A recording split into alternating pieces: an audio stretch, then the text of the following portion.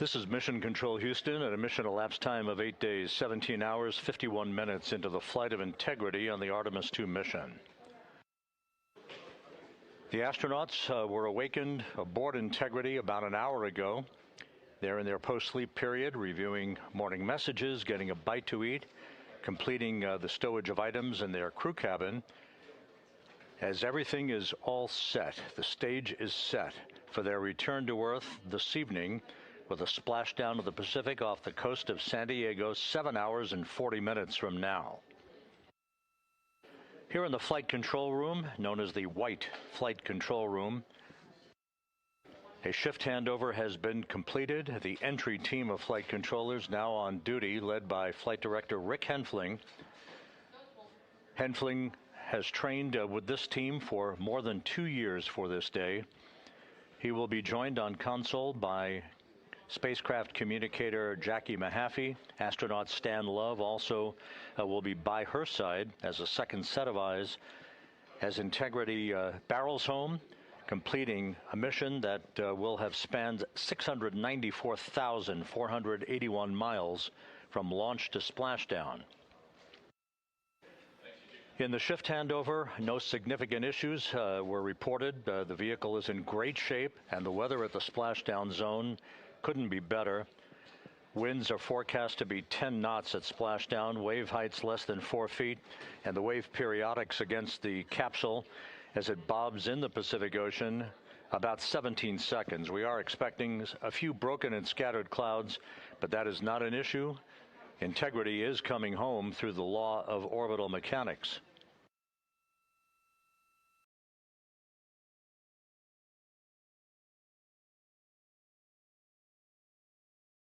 The next major milestone for Integrity's astronauts and the flight control team here in Houston will be the RTC-3 burn. That is the return trajectory correction number 3 burn. That is scheduled 2 hours and 25 minutes from now at 1:53 p.m. Central Time. It's an 8-second firing of the reaction control system jets to essentially fine-tune the path of Integrity down the corridor for its entry into the Earth's atmosphere. There will be a change in velocity of 4.2 feet per second. That is the last major maneuver of the mission. The crew will continue to configure the crew cabin. They'll climb into their launch and entry suits later today and move into their entry checklist.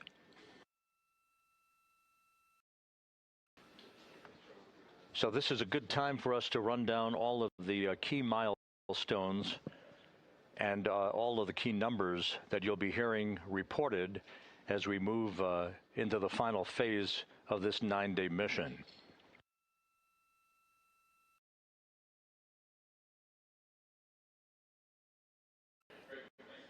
Following the RTC-3 burn and the crew climbing into their launch and entry suits, we will have NASA Plus coverage joining in a simulcast of our 24/7 YouTube coverage at 5:30 p.m. Central Time, 6:30 p.m. Eastern Time. At 6:15 p.m., Integrity will switch communications loops and the strings for communication from the Deep Space Network, which it has been on since the translunar injection burn the day after launch. We will transition from the Deep Space Network to the Tracking and Data Relay Satellite System. At 6:33 p.m., the crew module and its 4 astronauts will separate from the European Service Module. And at 6:37 p.m. Central Time, these are all Central Time, we will conduct about a 19-second raise burn. Now, if you think of yourself sitting in a recliner and tilting backward, this raise burn gently raises the aft end of the vehicle. It is our last opportunity to dial in a flight path angle before entry interface using the roll thrusters on the crew module. This will sweeten the angle of attack, if you will, the orientation of the vehicle as it enters the Earth's atmosphere, with the idea in mind of reducing any excessive heat stress on the heat shield in this deliberate opportunity that we have selected to try to mitigate any buildup of excessive heat on the aft end of the vehicle. Once the raise burn is complete, we will enter the first traces of Earth's atmosphere at 6:53 and 31 seconds p.m. Central Time. At that point, we'll be at an altitude of 400,000 feet, traveling 34,882 feet per second, with a range to splashdown of 1,701 nautical miles.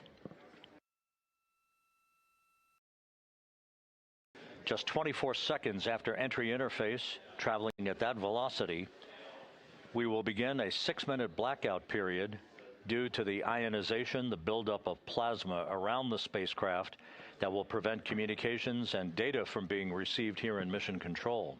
Again, that blackout scheduled to begin at 6:53 and 55 seconds p.m. Central Time, about a 6-minute blackout. We'll be carefully monitoring a call from Capcom to the crew as we exit the blackout. That will be our first communications with the crew following that 6-minute period. The blackout scheduled to end right around 7 p.m. straight up. That's Central Time. That'll be 6 minutes and 25 seconds after the start of entry interface. At that point, we will be at an altitude of 157,406 feet off the Earth, traveling at 13,342 feet per second. Range to splashdown at that point will be just 147 nautical miles. There will be a series of roll reversals, rolling, this is computer commanded, to roll the vehicle to the left and back to the right to bleed off excess energy, all part of the planned entry profile for Integrity and its 4 astronauts. We are expected to go subsonic, meaning we will break the sound barrier over the Pacific in this trajectory that will carry us from southwest and northeast across the Pacific Ocean. We will go subsonic at 7:02 and 25 seconds p.m. Central Time at an altitude of 59,000 feet, traveling just 971 feet per second. So you can see how much the velocity of Integrity will decelerate based on its speed and the interaction with the Earth's friction in the atmosphere. At that point, a series of parachutes will begin to deploy. The first deployment will be the forward bay cover chutes. These are a series of 3 parachutes, each parachute approximately 100 feet long.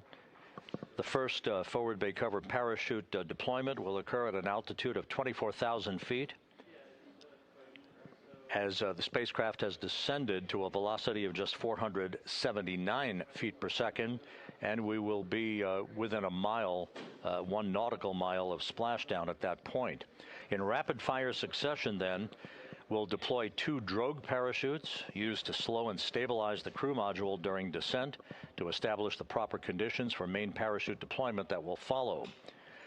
A trio of pilot parachutes then deploy.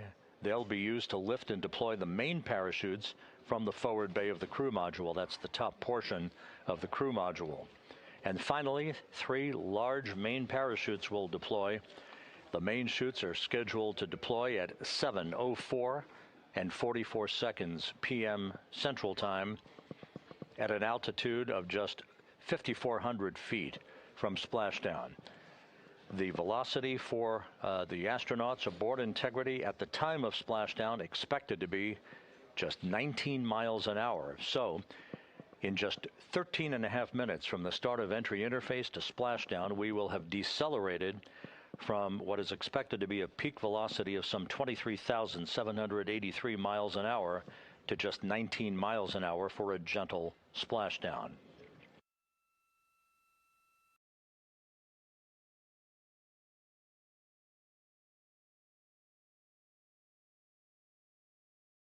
One of the important points that we've been explaining and that we'll be looking for later today is the comparison between the entry for Artemis I, which was uncrewed, and today's entry for the Artemis II astronauts.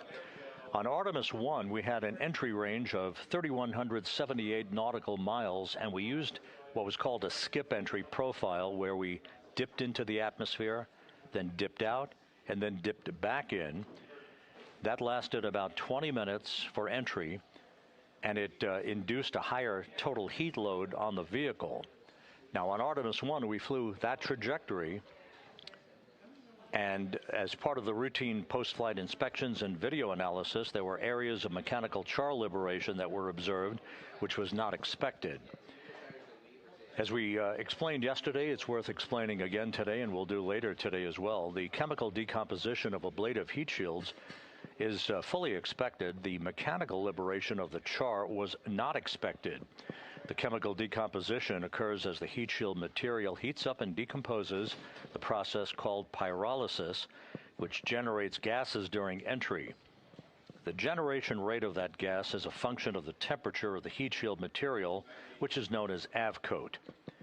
As the gases are being generated, a layer of char is forming on the surface of the heat shield. That char is porous.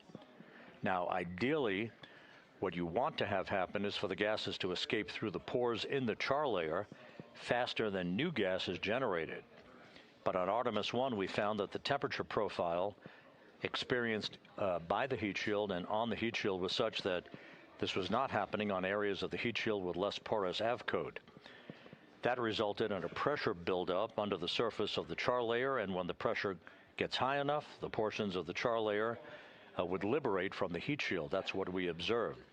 As a result of all of this, NASA gathered experts from across the agency and private industry, including establishing an independent review team to investigate this issue. And after extensive analysis, everyone agreed with the conclusion that we should plan to fly a shorter entry trajectory to avoid a temperature profile conducive to high rates of gas generation as that avcoat chemically decomposes. Now, for Artemis III and beyond, we're redesigning the heat shield, different heat shield, and redesigning the manufacturing process such that we will have material that starts out more porous and will allow a more efficient gas dissipation as that char layer forms, which will be a critical feature for a longer duration skip entry trajectories returning from the south pole of the moon.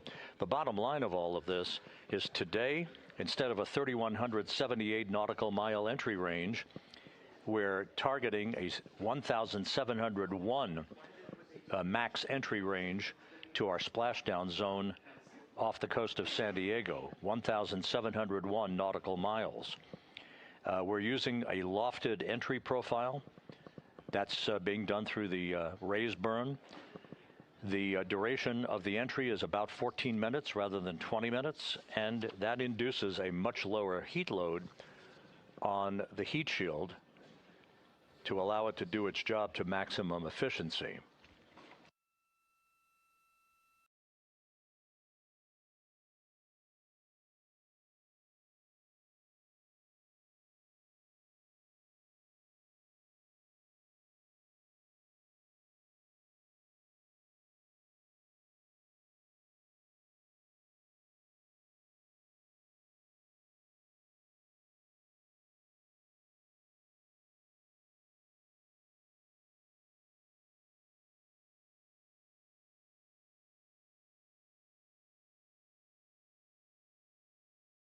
Following splashdown, which again is scheduled at 7:07:07 p.m.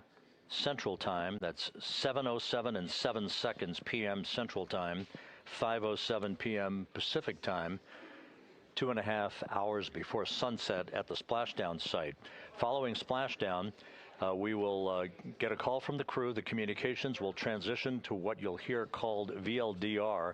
That's the acronym for Very Low Data Rate, because we no longer have the antennas pointing toward the Tracking and Data Relay satellite system at that point. Now, whether the vehicle is upright in the so-called Stable 1 configuration, or whether it's upside down in Stable 2, we will quickly activate the CMOOS system, the acronym for the Crew Module Uprighting System. The Crew Module Uprighting System consists of 5 large balloon-like airbags located under the capsule's forward bay cover. These airbags will be inflated with helium, providing additional buoyancy to flip the capsule upright if it's in Stable 2, or to maintain it in a Stable 1 configuration. Navy helicopters, Navy paradivers, a Navy flight surgeon and a NASA flight surgeon will all be on the scene and will be erecting a large raft called a front porch alongside the spacecraft. That is similar to what you've seen in the movies and in the past in historic footage from the Apollo missions. That will be utilized once the hatch is open to allow the crew members to be extracted one by one onto that front porch before they're hoisted onto a pair of hovering Navy helicopters in sequential fashion and alternating fashion as well for the short ride back to the deck of the recovery ship, the USS John Murtha. Now, before we get into all that, it will take about 15 minutes to power down the vehicle, and for flight controllers here in Houston and the Navy recovery team to ascertain that there are no toxic gases that are leaking from Integrity. We do not expect that to happen, but they'll put eyeballs on it to match the data that we will see here at Mission Control to ensure that the recovery team can make a safe approach to the spacecraft to begin the process of erecting the front porch.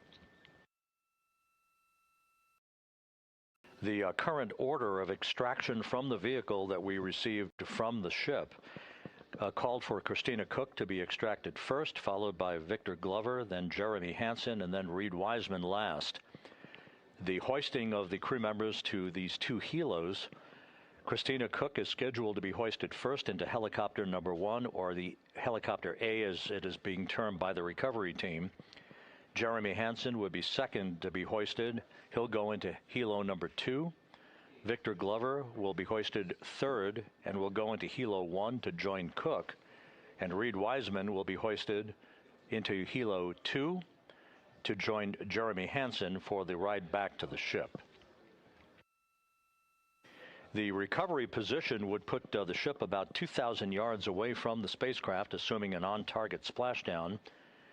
The small boats will be much closer so that they can be deployed in rapid fire succession to arrive at the side of Integrity to ensure that they begin the orderly process of erecting the front porch and beginning the process of opening the hatch.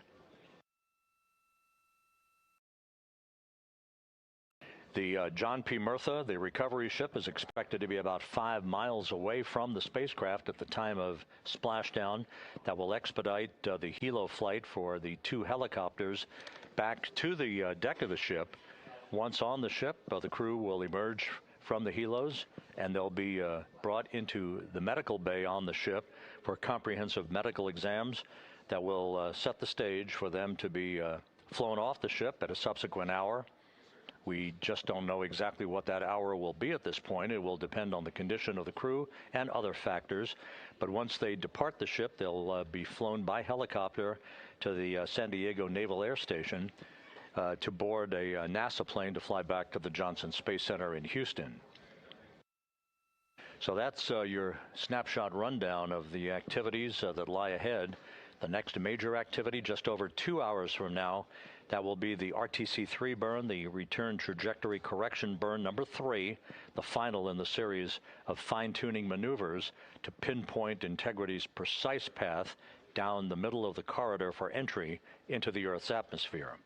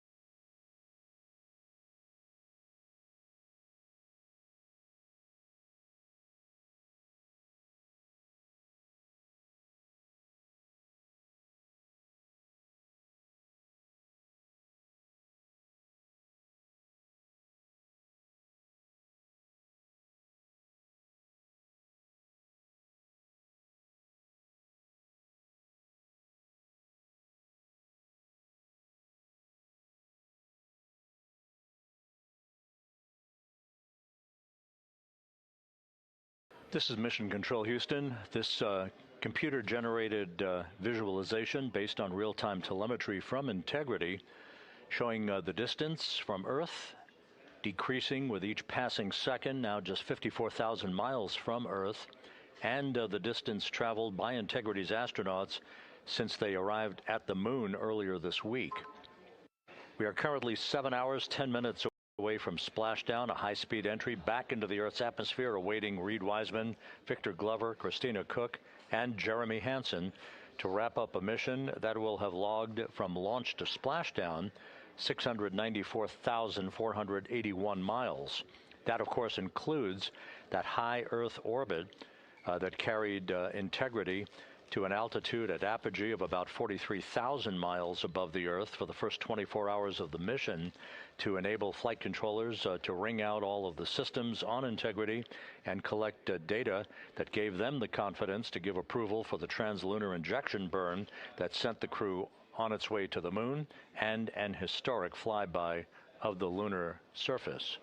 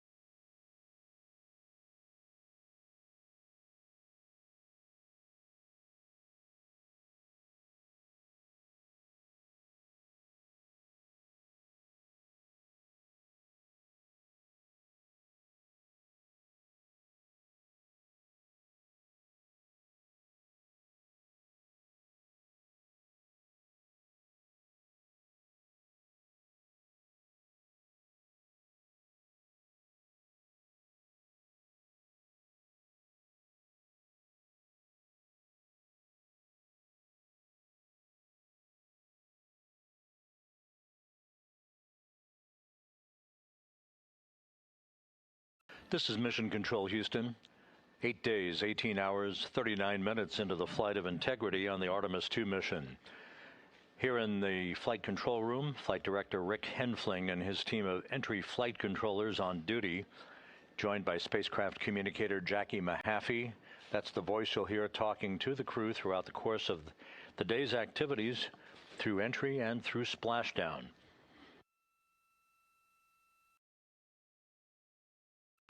Aboard Integrity, the astronauts, Commander Reed Wiseman, pilot Victor Glover, and mission specialists Christina Cook and Jeremy Hansen are wrapping up their post-sleep period, having an opportunity to review their morning mail, getting a bite to eat, and getting things set up for final cabin stowage of items no longer needed on this flight prior to the time they move into their entry checklist a few hours from now.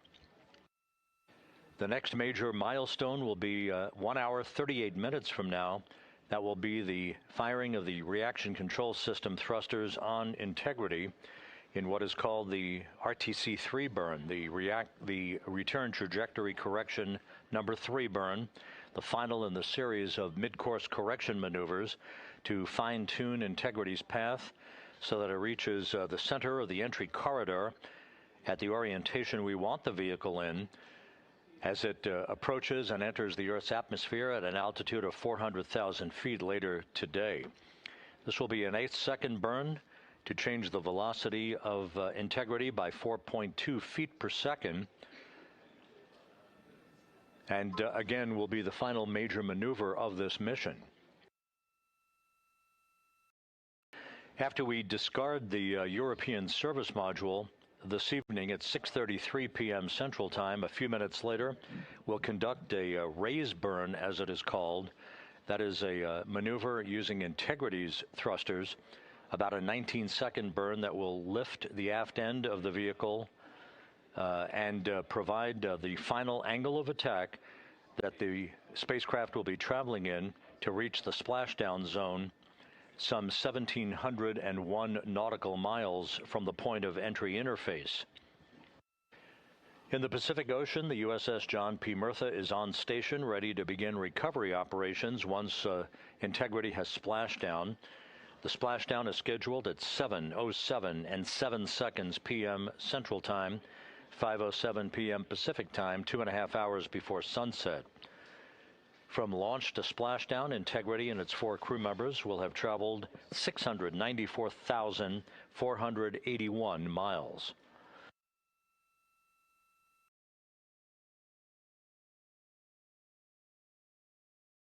Communication with the crew on the voice loops will pick up considerably in the next short period of time here, as we move out of the post-sleep period into the final hours of the cabin configuration, the preparations for the return trajectory correction burn, and then the crew moving into its entry checklist. All of Integrity's systems are in excellent shape. The latest weather forecast from the Spaceflight Meteorology Group here at the Johnson Space Center for the splashdown zone southwest of San Diego calls for winds at about 10 knots, wave heights less than 4 feet, wave periods, that's the periodic raise and subsidence of the waves against the spacecraft, that should be about 17 seconds in duration. Just some broken and scattered clouds expected in the splashdown area. The weather is go, the vehicle is go, and we are set for splashdown 6 hours, 48 minutes, and 50 seconds from now. This is Mission Control Houston.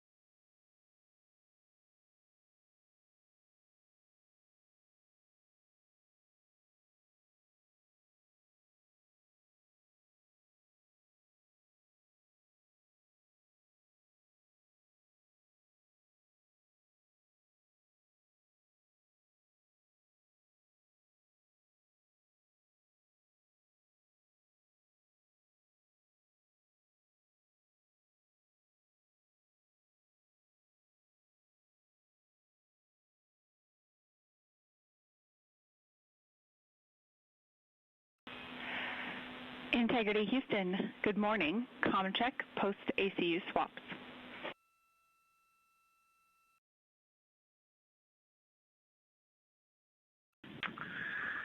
Good morning, Houston. We got you loud and clear. Hey, good morning, Jeremy. We want to let you know that OE2 is privatized, ready to start the conference early or on time at your preference. And afterwards, we've got a couple of cabin entry config items to sync with you. Give us a call.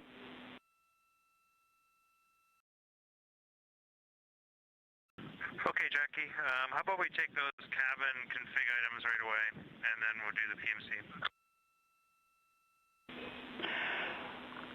We can do that. So looking at the cabin entry config procedure, step 5 for the AGAs is no perform. Based on your battery activities last night, AGA is in good shape through splashdown. And in step 10, we that tracks with our thinking. We would like you to get going early on step 10. In particular, for the post-landing LIO, we'd like you to perform the battery check. That is in step 1 of your post-landing LIO mounting and routing procedure. Okay, we can get started on the LIO.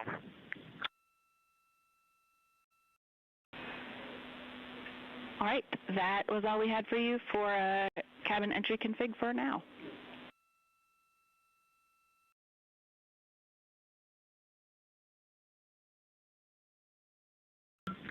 Houston, speaking of cabin config, one thing for you, the contingency urine CWC, that has, we had a plan so that we could actually complete that stowage as a get-ahead last night, and that's been done. We did not use a hefty bag, but it is empty, and it is sealed in 2 Ziplocs inside the JSB.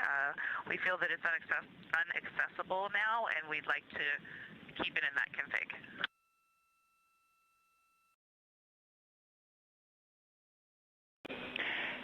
All right, Christina, thanks for the status. We will confirm that is a good config.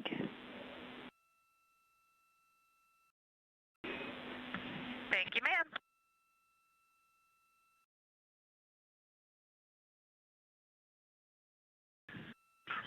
Okay, Jackie, we'll head over to private 2 for the PMC. Out in the Pacific Ocean, just west of San Diego. We are staged about 6.5 miles from where we expect Orion to splash down.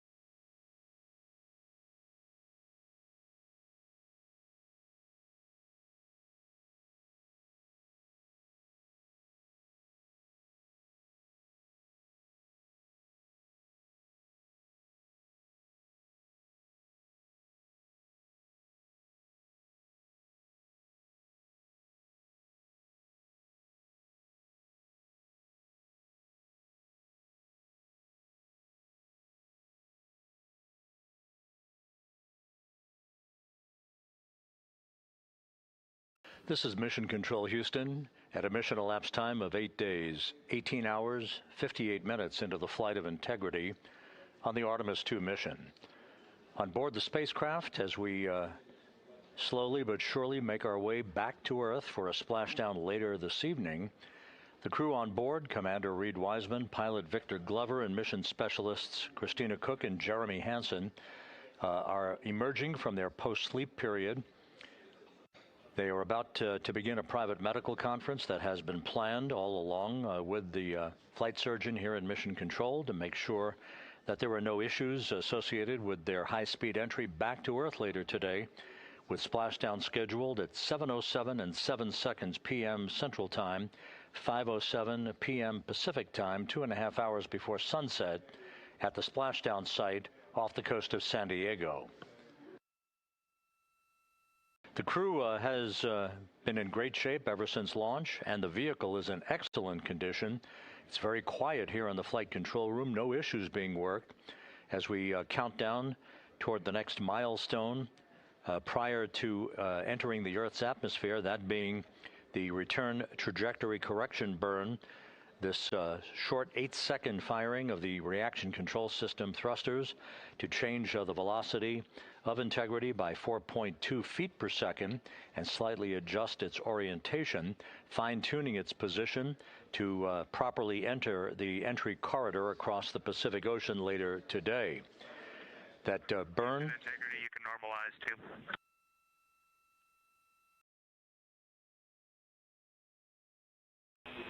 In work.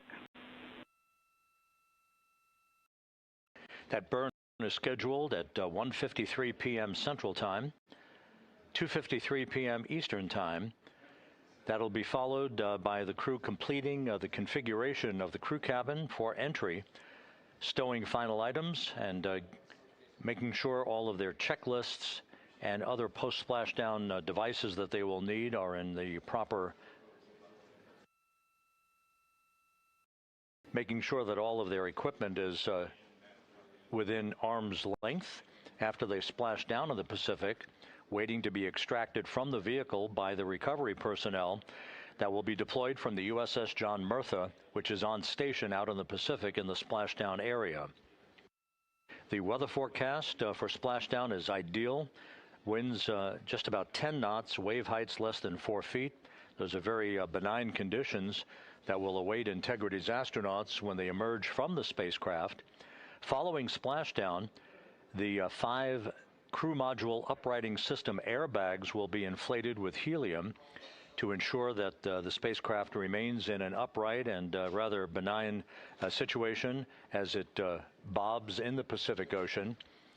This will expedite the ability of the recovery teams to erect a large raft called the front porch along the side of Integrity prior to the time that the hatches open and the crew is extracted from the vehicle that they have been aboard since April 1st for their launch for their lunar flyby.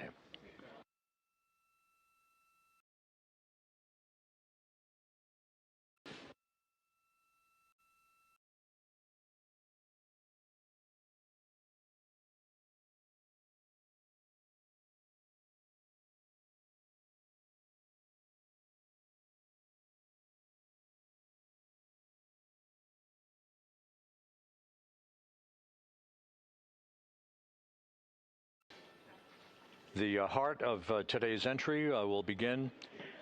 Integrity Houston, some pre-burn SA for you.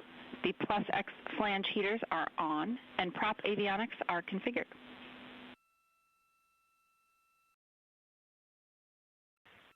Okay, we copy, Jackie. Jeremy Hansen from the Canadian Space Agency acknowledging the call from Capcom Jackie Mahaffey. It is her voice that you'll be hearing throughout entry and splashdown, calling all the major milestones and talking to the crew when required. The heart of today's activities will begin about 5.5 hours from now when we hand over the communications link from the Deep Space Network to the Tracking and Data Relay Satellite System. That will come at 6:15 p.m. Central Time, followed about 18 minutes later when the crew module separates from the service module. At that point, the crew module will conduct a raise burn, as it is called. That is about a 19-second burn. That will be the final opportunity to more specifically dial in the flight path angle, the angle of attack before entry interface. That will use the roll thrusters on the command module, on the crew module. That angle of attack is particularly critical for this mission, so that we are mitigating any excessive buildup of heat on Orion's heat shield as it enters the Earth's atmosphere. At the point of peak heating, we are expecting temperatures to rise to about 5,000 degrees Fahrenheit. That will induce an ionization around the spacecraft called a plasma wave. This is typical for all spacecraft that enter the Earth's atmosphere. A blackout period of 6 minutes will begin at about 6:53 and 55 seconds p.m. Central Time. We'll lose all communications with the crew. That will be expected, and we'll report that when we do have a loss of data and communications. When we emerge from that blackout, right around 7 p.m. Central Time, straight up, Jackie Mahaffey, the Capcom here in Mission Control, will be calling the crew, if they don't call us first, to make sure that we hear them and that we have a good communications link for the final 7 minutes of the high-speed entry that will culminate with the deployment of a series of parachutes and finally 3 main parachutes that will gently allow Integrity to splash down in the Pacific at a velocity of just 19 miles an hour. The crew is expected to pull about 3.9 Gs during maximum G loads on them during the point of entry. And it's interesting to keep in mind that from the point of the start of entry interface at an altitude of 400,000 feet, some 13.5 minutes before splashdown, the spacecraft will decelerate from a velocity of some 23,783 miles an hour to just 19 miles an hour at splashdown.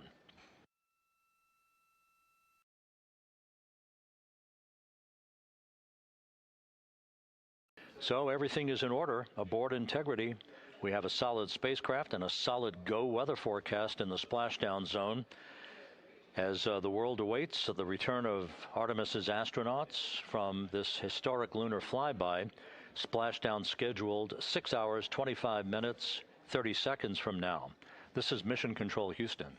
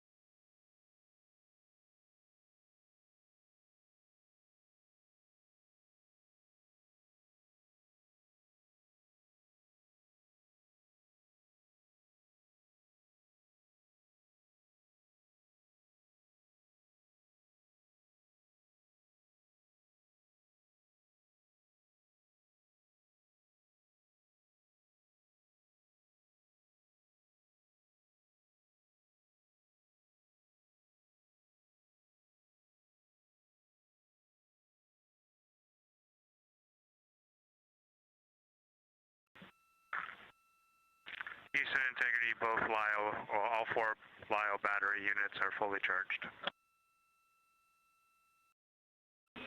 Houston copies. Good news. Thanks.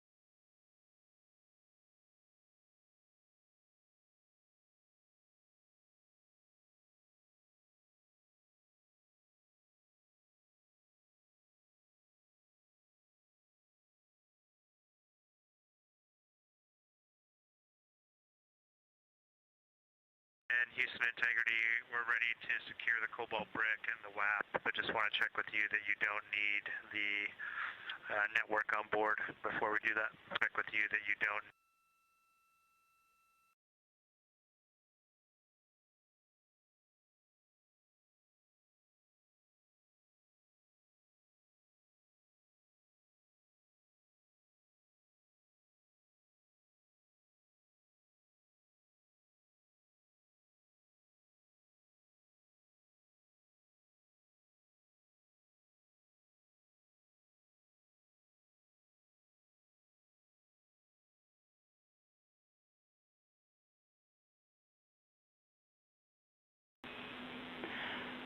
Integrity, for Jeremy, we copied your question. We were in a data rate handover, but we can confirm no further ground use for the WAP or cobalt brick, so go to tear those down. A follow-up for Christina, the empty CWC stowage config that you called earlier is a good config for entry, so no need to go find that. And finally, we can support a camera downlink if and when you are willing.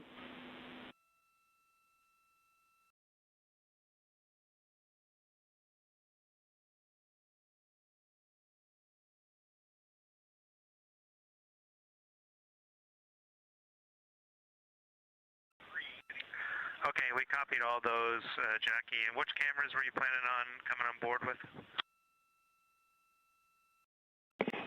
Yeah, good question. We just wanted to use cab 3.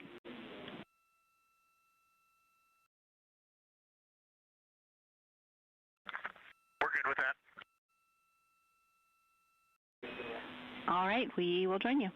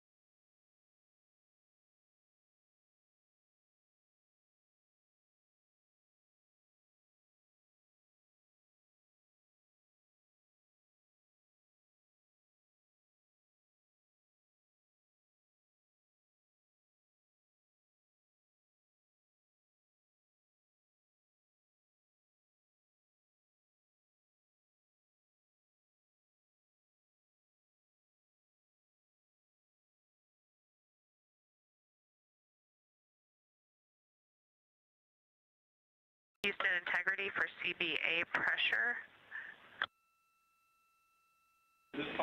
Go ahead. CBA pressure is 2,500 psi.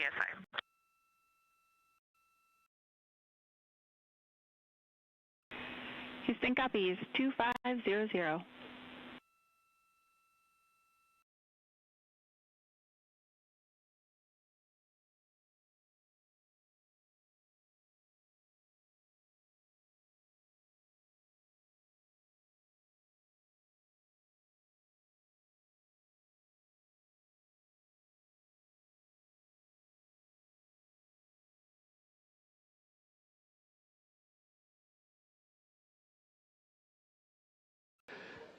This is Mission Control Houston. You just heard Mission Specialist Christina Cook aboard Integrity offering some parameters of cabin atmosphere readings.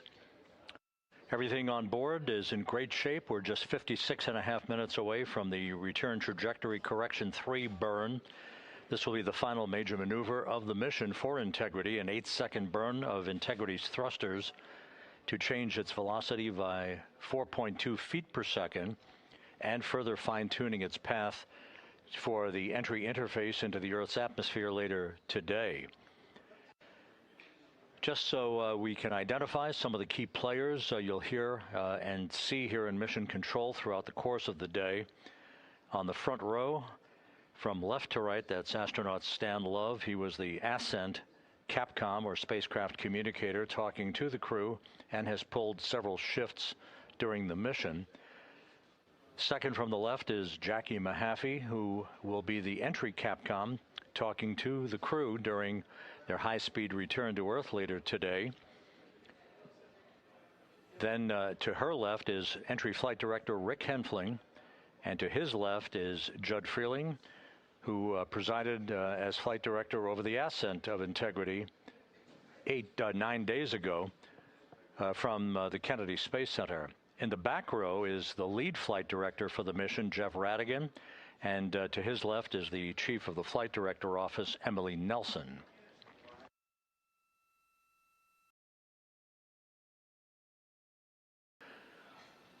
Once again, this view of the Earth, that is the port of call for Integrity's astronauts later today. Splashdown scheduled 6 hours, 8 minutes, and 22 seconds from now. Everything is in great shape on board the vehicle in the home stretch of what ultimately will be a 694,481-mile journey from launch to splashdown.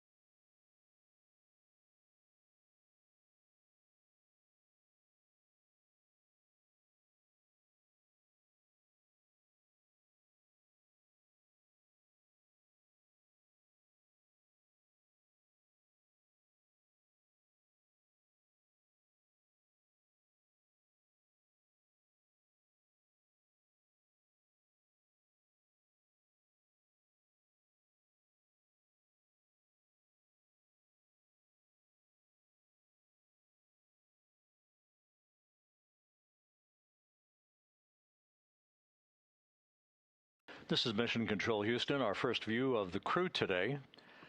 On the left, Commander Reed Wiseman. On the right, pilot Victor Glover. They are reviewing some of the timeline parameters and some of the systems status boards on their computers on the flight deck of Orion. Everything is in great shape system-wise, and the weather forecast is a go forecast at the splashdown zone as the crew approaches the 6-hour mark until they return to Earth to complete this historic mission.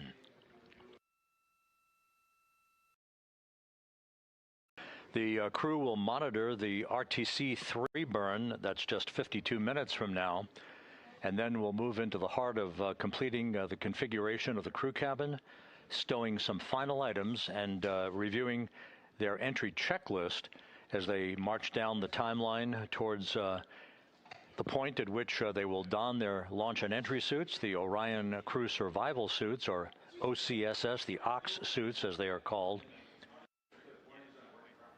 and prepare for the final key elements of this mission that will start with entry interface at 6:53 p.m. Central Time today, when they reach the first traces of the Earth's atmosphere at an altitude of 400,000 feet, with a range to splashdown of 1,701 nautical miles.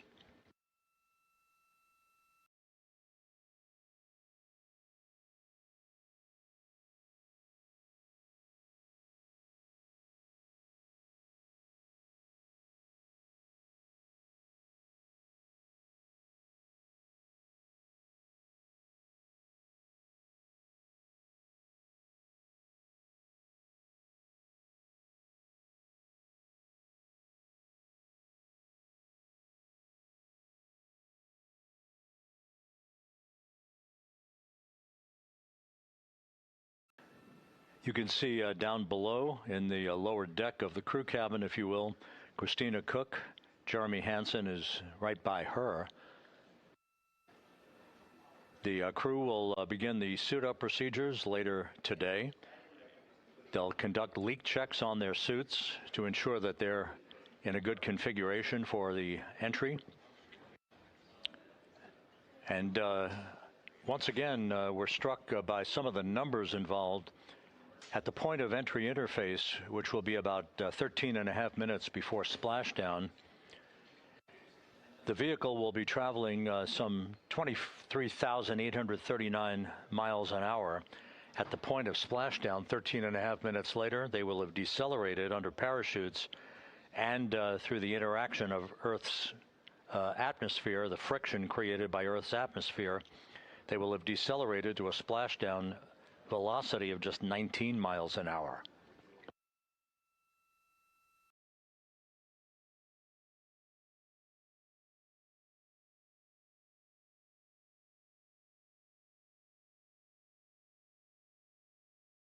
All preparations on the USS John P. Murtha, the recovery ship out in the Pacific, are complete. Everyone is at the ready. The Navy recovery teams, the flight surgeons who will greet the astronauts for their initial medical exams. There will be Navy helicopters and fast boats that will be deployed from the Murtha to move alongside the spacecraft. It will take about 15 minutes, perhaps a bit less, for the flight control team here in Mission Control to power down the vehicle. Once it splashes down and the airbags, the inflatable airbags, 5 of them at the forward bay cover at the top of the spacecraft, are inflated to ensure that the vehicle remains in an upright orientation in the Pacific. The airbags will be deployed. The vehicle will be powered down. That's not the end for Mission Control here in Houston. They will not hand over to the Exploration Ground Systems folks until the crew has been extracted from the vehicle onto a large raft that will be erected alongside the hatch to Integrity. That is called the front porch. Each of the crew members will leave the vehicle, Christina Cook first, followed by Victor Glover, then Jeremy Hansen, then Reed Wiseman.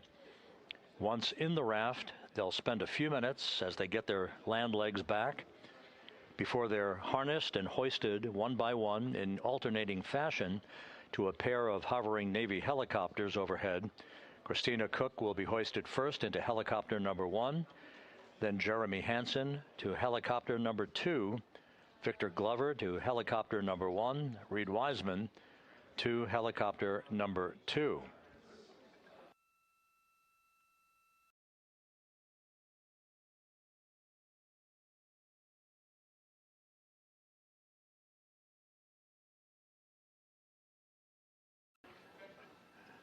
We're about to have a quick burn conference with the crew to review the parameters of the upcoming return trajectory correction burn. Again, a final opportunity to fine-tune Integrity's path towards its splashdown zone and to make sure the orientation of the spacecraft is correct for its angle of attack into the Earth's atmosphere.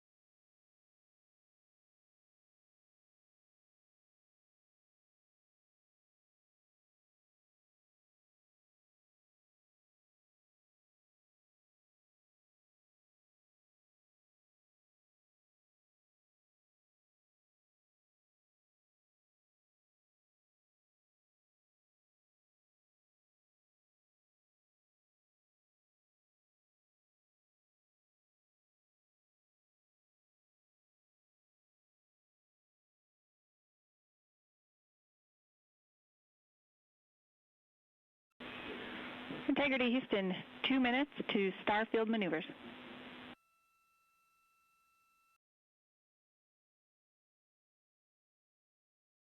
Copy that, Jackie.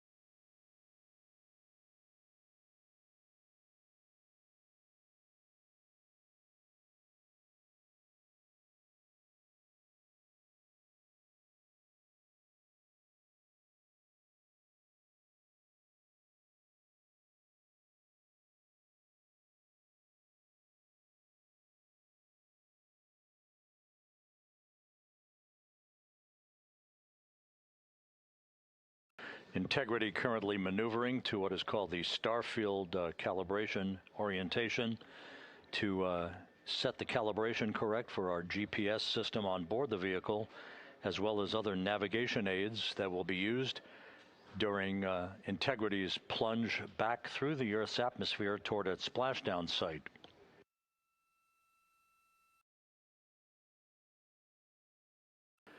Countdown clocks here in Mission Control ticking backward toward the arrival of Integrity at entry interface.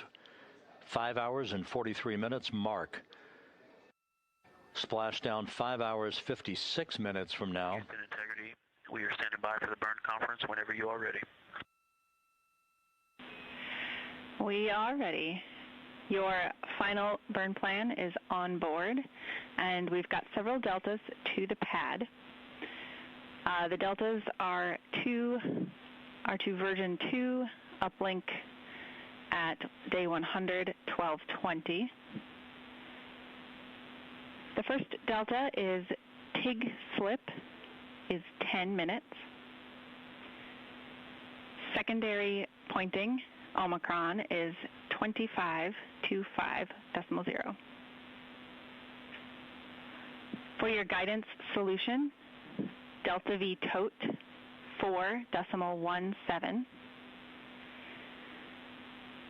For your attitude in Delta V, this remains frame inertial. Attitude, yaw pitch roll, is 4643.237. Delta V, X 2.1, Y 2.2, Z negative 2.9. How copy?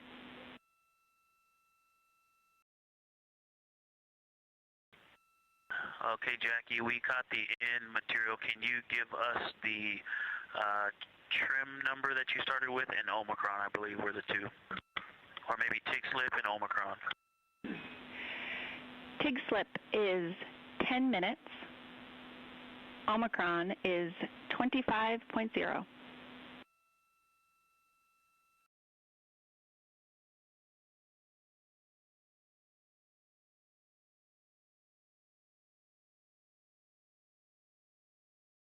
Okay, Jackie, we copied all the deltas, but we are not confident we started with the right file.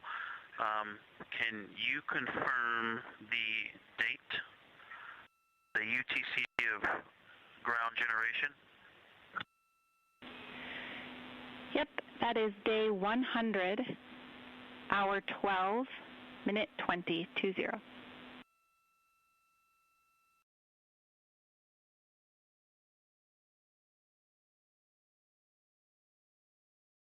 So Jackie, that ground generation date time is what we had as version 1, and you said version 2, so that's what's throwing us off. We were looking for a version 2, but we saved version 1 as version 2 to get ready for these deltas. Did you uplink a new burn pad, or were you just instructing us to save it as version 2? Yeah, sorry about that. These deltas we're reading you are called version 2, and the UTC we are expecting you to be referencing is the one I read off.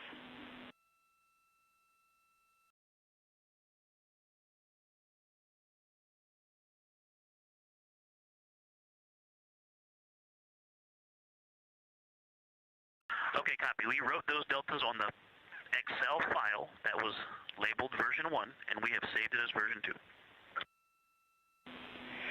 That's perfect. Couple of final notes for you.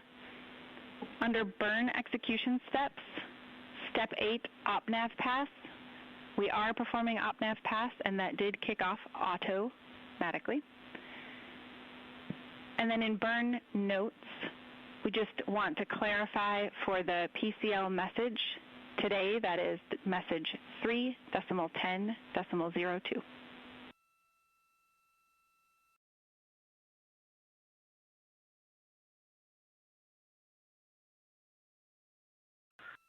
Okay, we copy step 8 auto and 3.10.02, which we all read. Thank you. Any other deltas to the steps, burn execution steps? No deltas. One final note, the cell in the burn notes that talks about if BFS engages does have about 2 rows worth of text, so you may need to expand it to see all of it.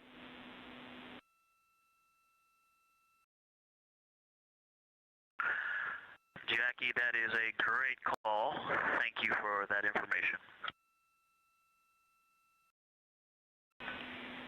And that is everything we had for the burn conference.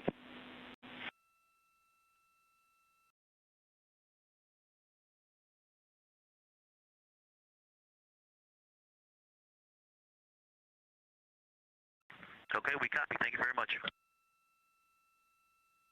This is Mission Control Houston. That exchange between Capcom Jackie Mahaffey here in Mission Control and pilot Victor Glover aboard Integrity, reading off all the critical numbers for the upcoming return trajectory correction 3 burn.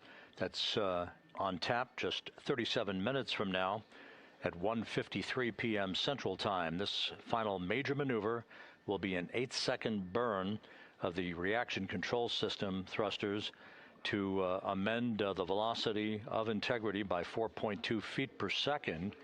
It also contains a number of angular adjustments to Integrity's orientation to fine-tune its precise orientation as it enters the Earth's atmosphere at the point of 400,000 feet above the Pacific Ocean, called entry interface. This is critical because we want Integrity to be in the right orientation to minimize heating on the heat shield of the vehicle. This needs to be extremely precise and will be fine-tuned one more time through what is called a crew module raise burn tonight at 6:37 p.m. Central Time, a 19-second burn that will fine-tune the angle of attack for one last time to make sure Integrity is entering the Earth's atmosphere in an orientation that will minimize the peak heating effects on the heat shield. As it is, the temperatures around the heat shield are expected to be somewhere between 4,000 and 5,000 degrees Fahrenheit.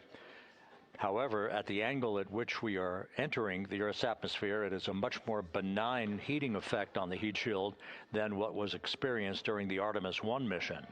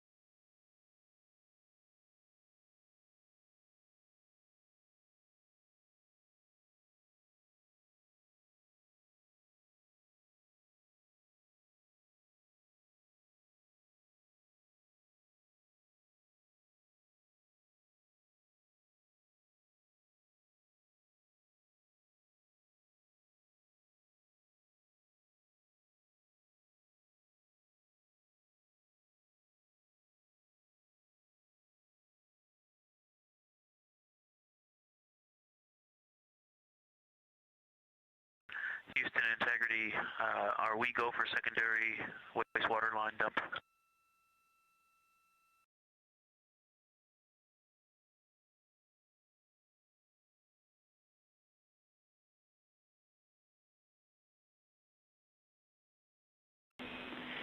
Integrity, you are go for secondary line dumps.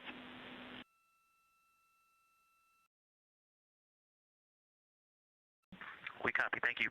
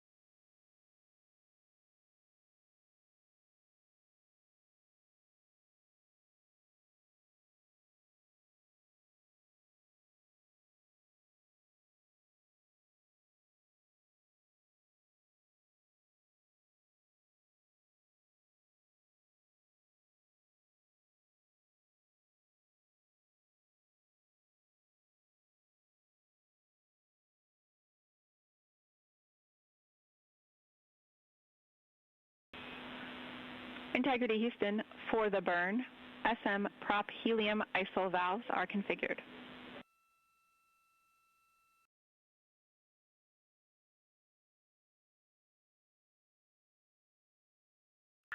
Okay, we see closed, open, open, open, and that's what we were expecting. Thanks for the confirmation.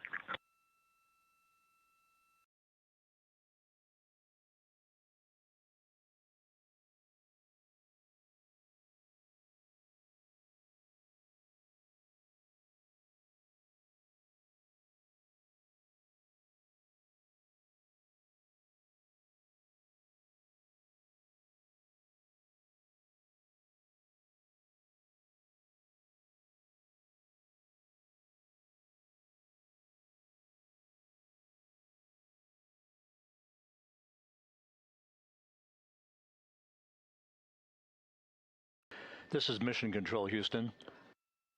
Flight Director Rick Henfling here in Mission Control. The entry flight director is going to be polling his team of flight controllers to get a go for the RTC-3 burn, which is coming up in just 31 minutes. We're back inside the cabin of Integrity, looking at Jeremy Hansen on the left, Christina Cook in the middle, Victor Glover on the right.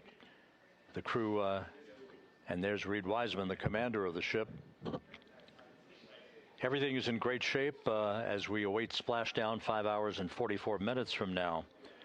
The entry profile for Integrity is a source of great interest because of some of the heat shield damage that was unexpected during Artemis I. We have deliberately created a trajectory which is essentially a lofted entry profile rather than a skip entry. If you recall, the skip entry on Artemis I was a trajectory in which we performed an initial dip into the atmosphere to dissipate some energy, then skipped out of the atmosphere, sort of like throwing a flat rock against a lake, and then dipped a second and final time into the atmosphere before splashing down in the Pacific. However, that profile induced a longer entry range of some 3,178 nautical miles in length that induced a 20-minute duration of a higher total heat load on the vehicle. So after a great analysis and the review of an independent review team, we decided to amend the entry profile to a maximum entry range of 1,775 nautical miles. In this case, we're going to be flying downrange from the point of entry interface to a splashdown zone just 1,701 nautical miles downrange, heading from southwest to northeast towards the coast of California. The 20-minute duration of the Artemis I entry has been reduced to just 13.5 minutes in duration for Artemis II, thus inducing a lower total heat load on the vehicle and mitigating any deleterious effects on the heat shield itself. The flight control team, the engineers, have tremendous confidence in this entry profile that will protect the heat shield from any excessive loads that may be imparted on it during this high-speed entry back into the Earth's atmosphere. Having said that, we still will be exposing the heat shield to temperatures some 4,000 to 5,000 degrees Fahrenheit as we enter peak heating at the point of entry interface and a communications blackout within a few minutes after that. Currently taking a poll in the room for a go for RTC 3. That'll be communicated to the crew momentarily. Integrity Houston, good final targeting, and we are go for the burn pending SAW positioning.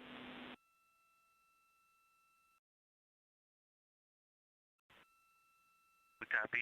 Houston, go for the burn. Thank you.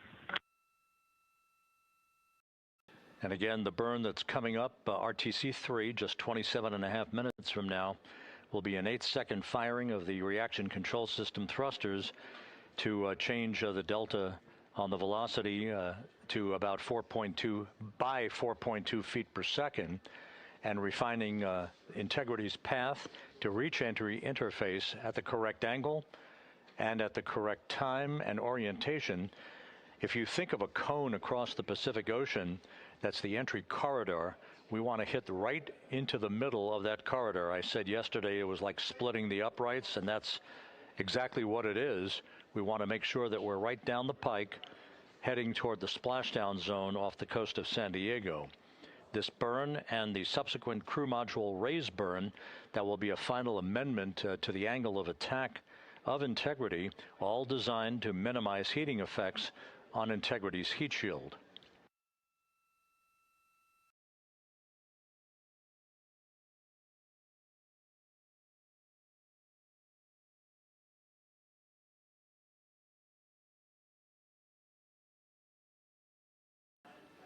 A short time ago, the Spaceflight Meteorology Group briefed the entry flight control team on the latest weather at the splashdown zone where the USS John P. Murtha is stationed, ready to begin recovery operations shortly after splashdown.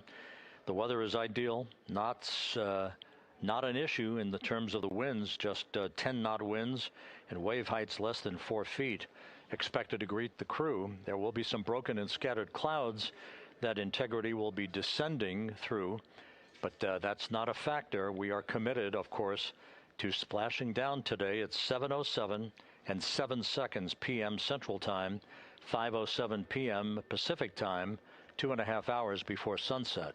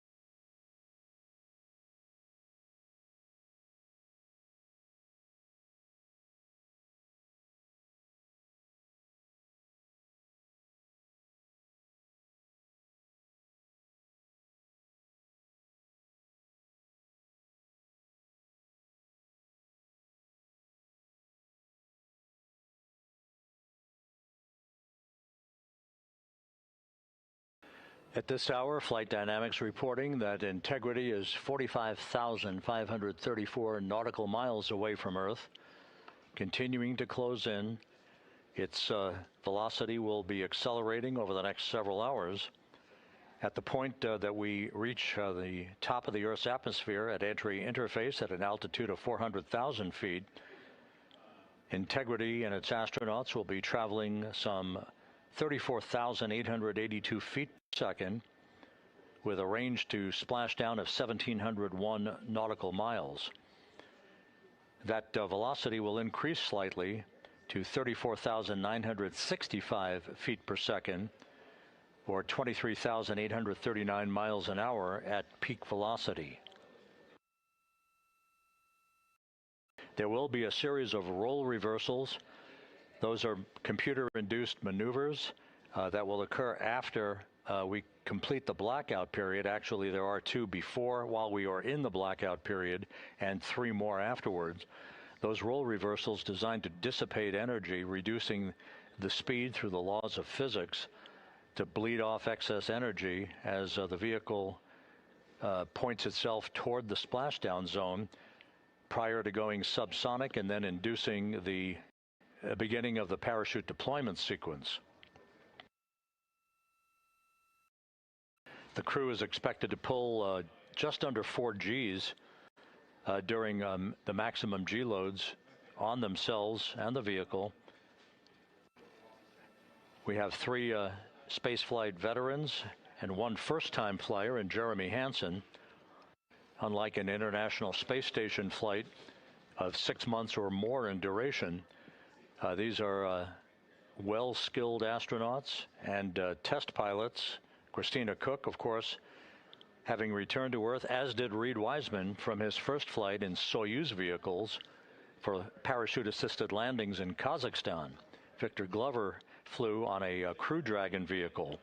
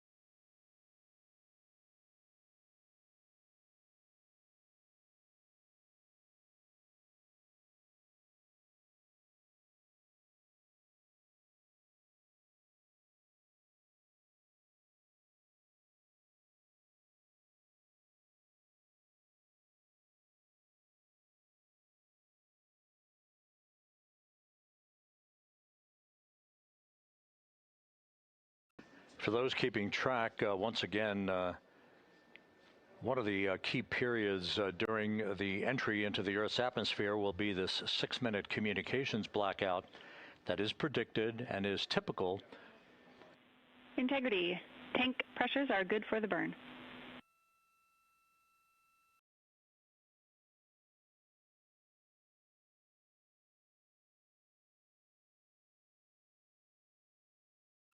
Copy that, Jackie. Thank you. Capcom Jackie Mahaffey saying that all of the systems, including the pressures in the propellant tanks, are in good shape, ready for the RTC-3 burn coming up just 18.5 minutes from now. Once again, the blackout period that will be of great interest to those listening and watching this evening is typical for any spacecraft re-entering the Earth's atmosphere because of the buildup of heat against a returning spacecraft, whether it's Integrity today or a Russian Soyuz vehicle or a SpaceX Dragon. These vehicles have heat shields that are designed to repel the heat. However, there is an ionization around the spacecraft, a buildup of plasma that is caused by the interaction of the velocity of the spacecraft entering the Earth's atmosphere and the friction of the Earth's atmosphere itself. This ionization period, or the blackout period, is expected to last 6 minutes tonight. It is expected to begin at 6:53 and 55 seconds p.m. Central Time, just 24 minutes or 24 seconds after the beginning of entry interface. That blackout of 6 minutes is the period of time where we will not be in communications with the crew or receiving data from Integrity itself as it barrels through the atmosphere. We will be communicating with the crew toward the end of that 6-minute period and reestablishing communications just as quickly as atmospheric physics will allow us to. The blackout period is expected to end at 6:59 and 56 seconds p.m. Central Time, which would be 6 minutes and 25 seconds from the start of entry interface. Now, after splashdown, several activities will be occurring. First will be to ensure that the vehicle is upright in what is known as a stable 1 configuration. Whether it's upright or in some other orientation, the CMOOS bags, the crew module uprighting system bags, 5 of them that are surrounding the vehicle at the forward bay cover in a circumferential orientation. Those 5 large airbags will be inflated with helium and be inflated. Integrity, Houston. Solar arrays are in position for the burn. See the same, Jackie. The CMOOS bags, again, 5 large inflatable airbags that are inflated with helium right after splashdown. Those bags designed to maintain an upright orientation for the spacecraft. Flight controllers here in Mission Control will begin to work to power down the vehicle, also check for any leakage of toxic gas. We are not expecting any issues. Integrity's in great shape as it prepares for its homecoming 5.5 hours from now. But to ensure that the approaching Navy recovery team does not encounter any toxic gases, we will make the first check of that here in Mission Control, power down the vehicle, and we will be reestablishing communications with the crew through what is known as VLDR. You'll hear that call. It is the very low data rate that takes over from the tracking and data relay satellite system communications that we'll be using during the descent towards splashdown. It may be a period of seconds or even minutes before we establish that very low data rate with the crew following splashdown, so we'll keep a sharp ear out and obviously carry that on the Orion to Earth loops that we provide for you and have been since the beginning of our coverage with launch back on April 1st.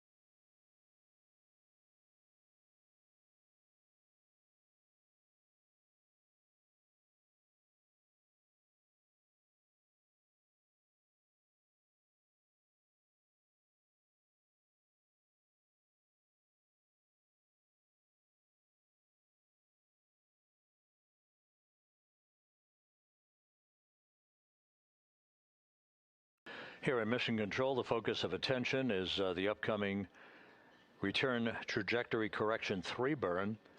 That's coming up less than 13 minutes from now. We're a couple of minutes out from maneuvering to that orientation.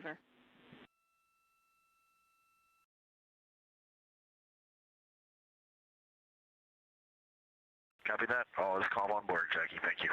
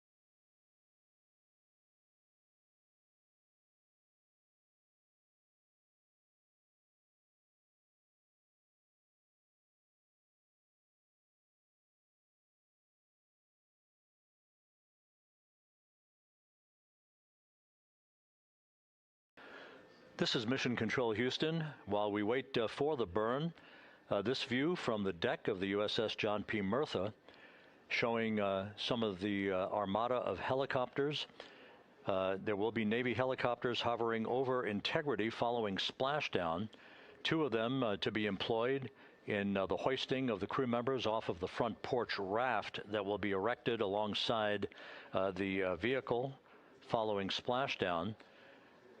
2 crew members, 2 astronauts for each of the 2 helicopters for the short ride back to the deck of the Murtha, where they will be brought into the medical bay for comprehensive post-flight medical exams.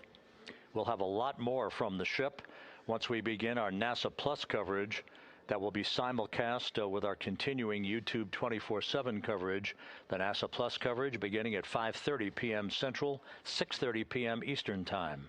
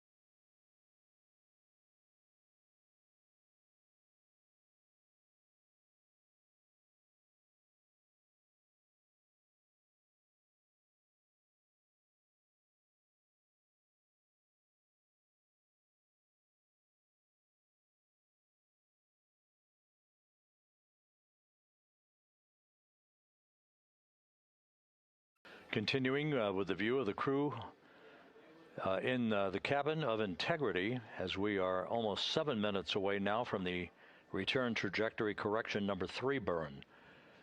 Integrity systems are functioning in excellent shape. The weather at the splashdown zone out in the Pacific is go and is forecast to be go. We are committed, of course, to a splashdown, that return trajectory that will enable Integrity's astronauts to splash down at 7:07 p.m. Central tonight. That was guaranteed with the translunar injection burn back on April 2nd that took the vehicle and its 4 crew members out of low Earth orbit following a 24-hour period of a high Earth orbit elliptical trajectory. At the low point of that trajectory, which was some 43,000 by 0 miles, at the low point, that's when Integrity's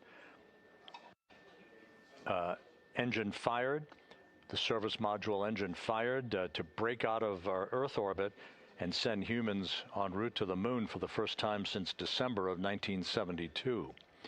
It also guaranteed what was known as a free return trajectory that the laws of orbital mechanics dictated would carry Integrity on a loop around the moon and its historic lunar flyby the other day, and then on the trip back to Earth, which will culminate with a splashdown this evening, 5 hours and 19 minutes from now.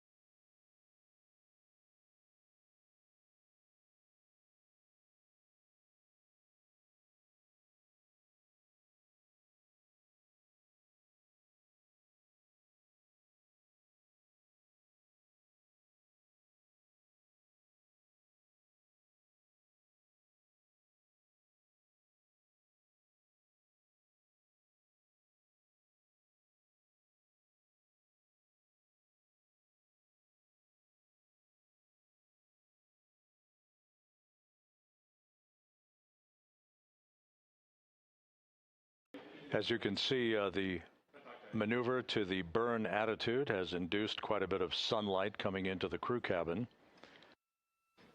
We're now under 5 minutes until the burn.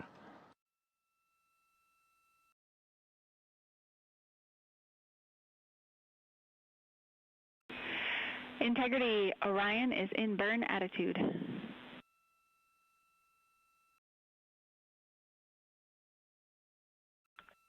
And it is an unbelievably spectacular view. Thanks, Jackie.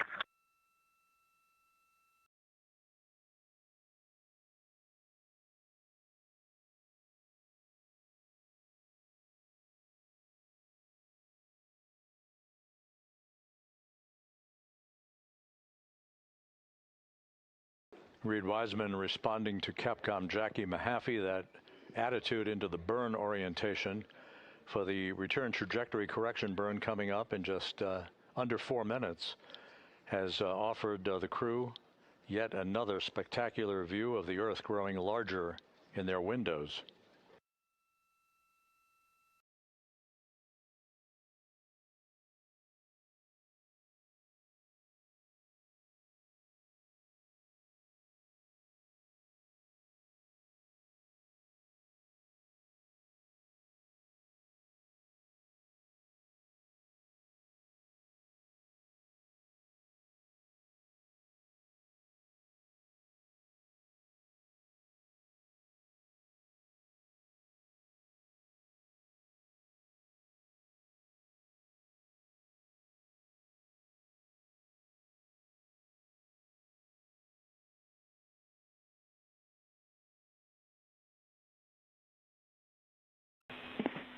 Integrity Houston in 22.3 critical Q card. We're looking for the BFS burn ATP to no go. To go, excuse me, to go.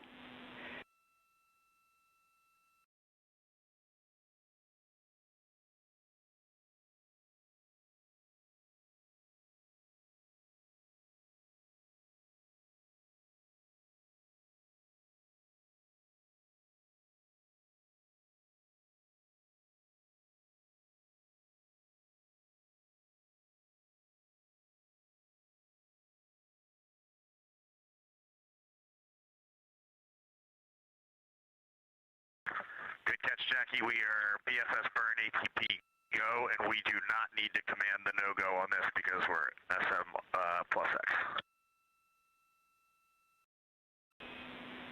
Good words. Sorry about the confusion, and we see a good config.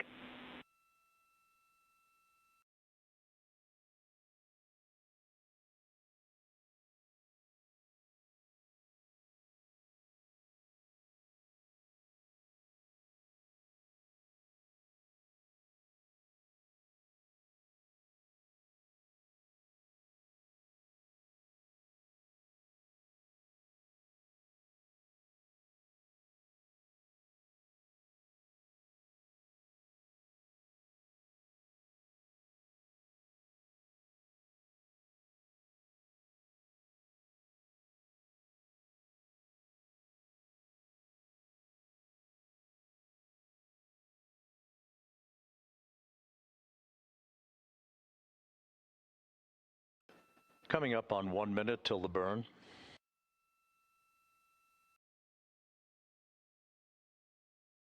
Mark, 1 minute.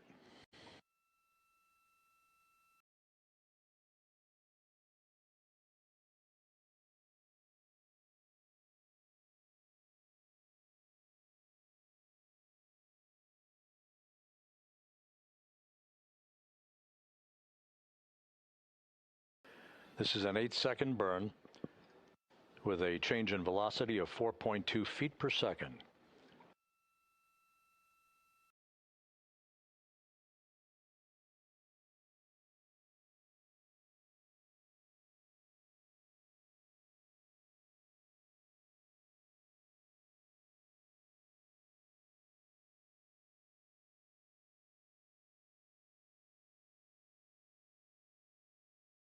Ten seconds.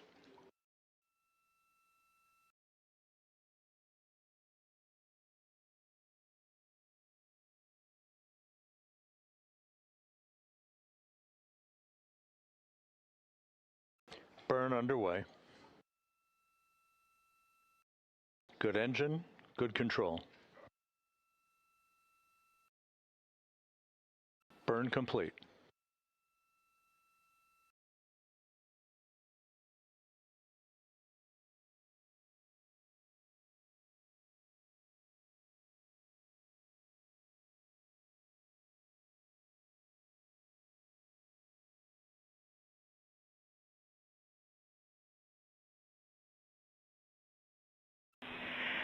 Integrity looks like a good RTC-3 burn, and we are assessing details.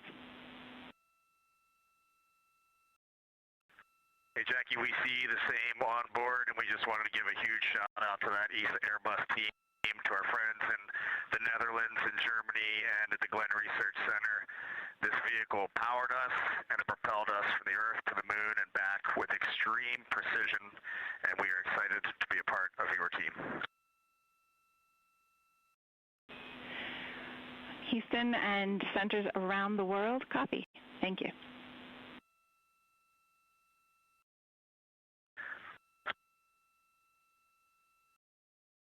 Commander Reed Wiseman with a shout out. Jackie, we are ready to reconfigure our F7 SIP switches for entry, if you can give us that go.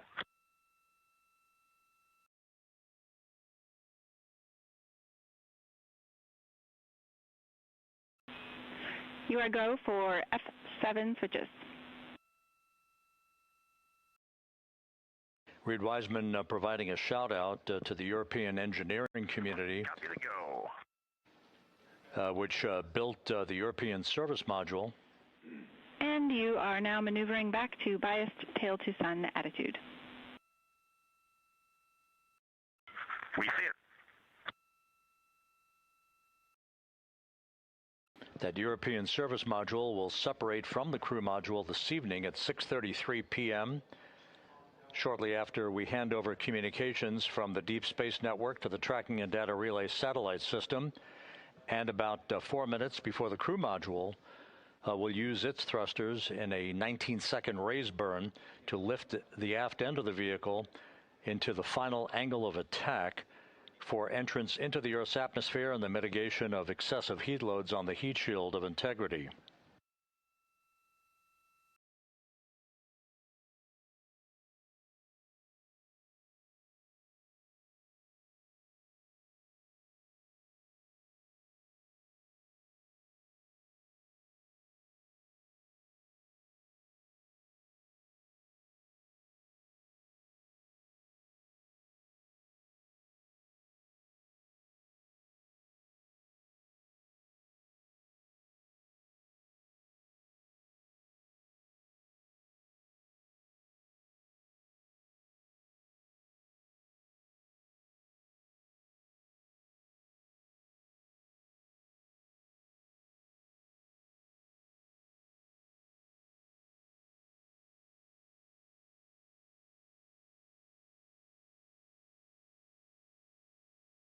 So with the final major burn having been successfully completed, the crew is now preparing to complete the configuration of the crew cabin, a final stowage capability, and an opportunity to put other items away that they will not need during the entry phase.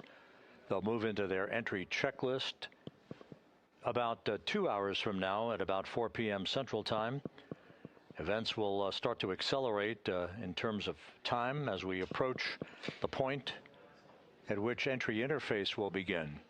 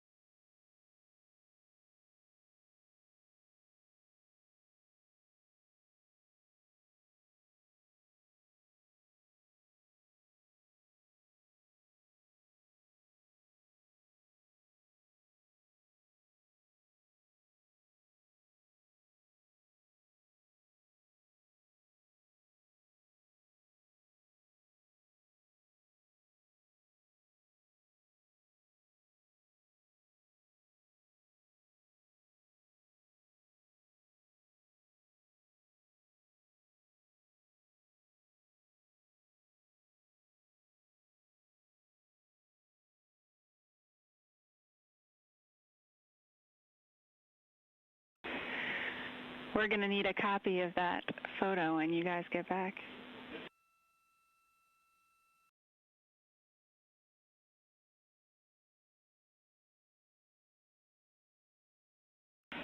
Copy them.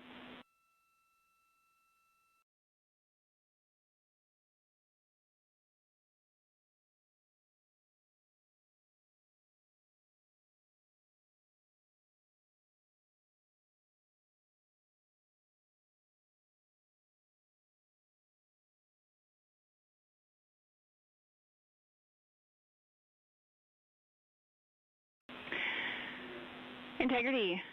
FIDO confirmed that that was a great RTC-3.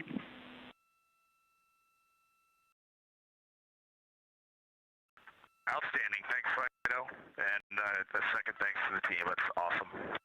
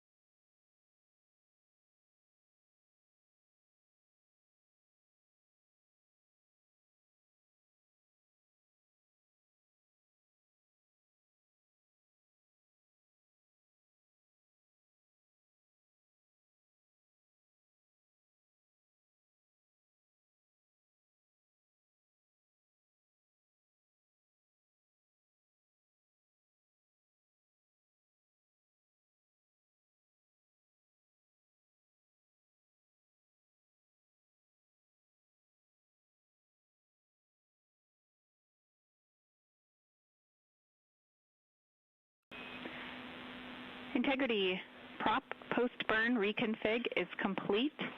And if you were hanging out in step 23.4, you can skip it. We are in a good config.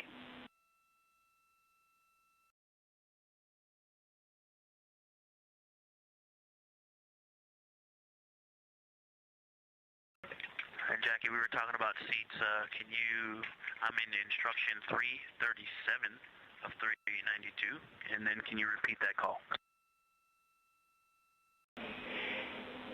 Yep, the prop post-burn reconfig is complete, and there is no need for the remainder of 23.4. You can consider that closed out.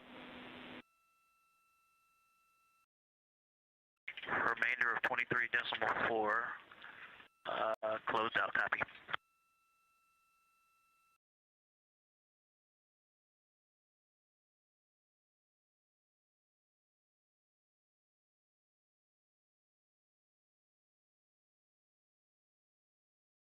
And Jackie, just confirm, I know you said the rest of 23.4. I'm not looking at this in steps, just instructions. Confirm that's the BFS configured for the burn subsequent steps as well.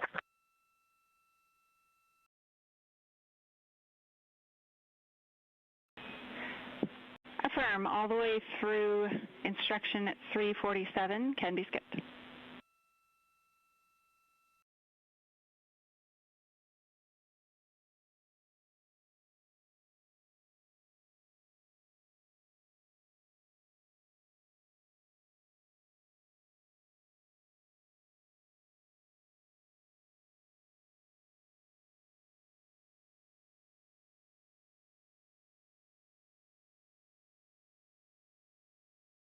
Okay, I see that takes us to step 24. I did not do any of the remaining steps in step 23, and that is over to you, MCC. We're moving back to cabin config. Houston copies and concurs.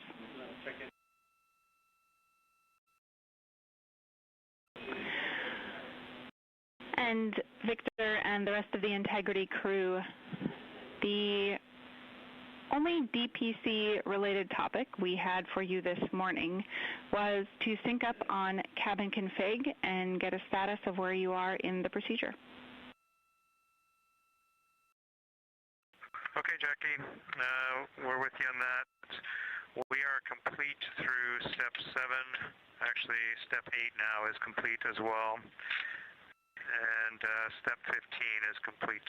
And we'll update you on the rest as we go along. We copy all.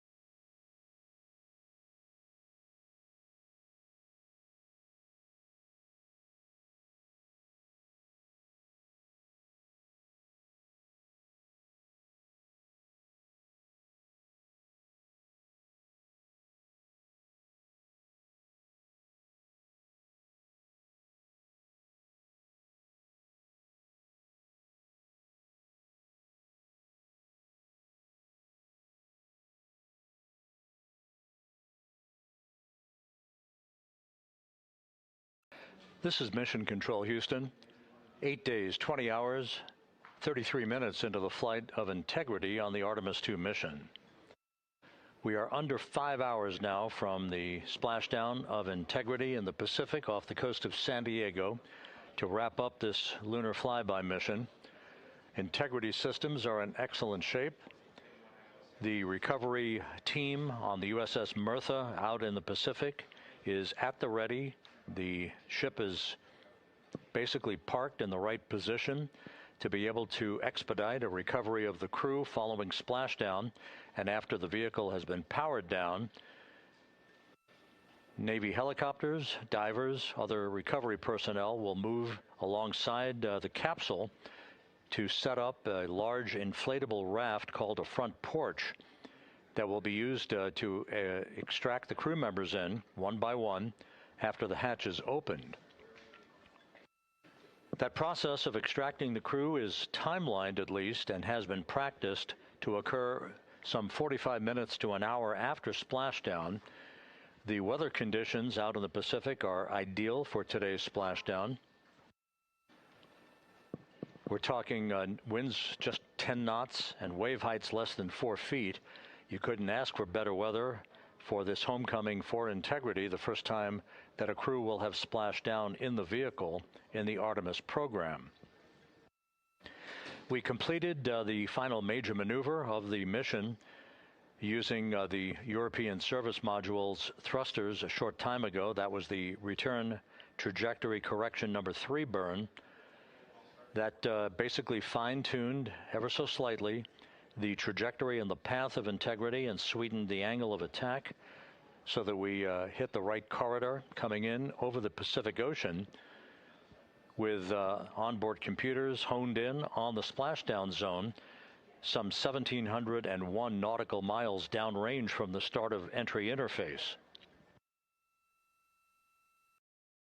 Splashdown is scheduled at 7:07 and 7 seconds p.m. Central Time, 5:07 p.m. Pacific Time, 2.5 hours before sunset at the splashdown site.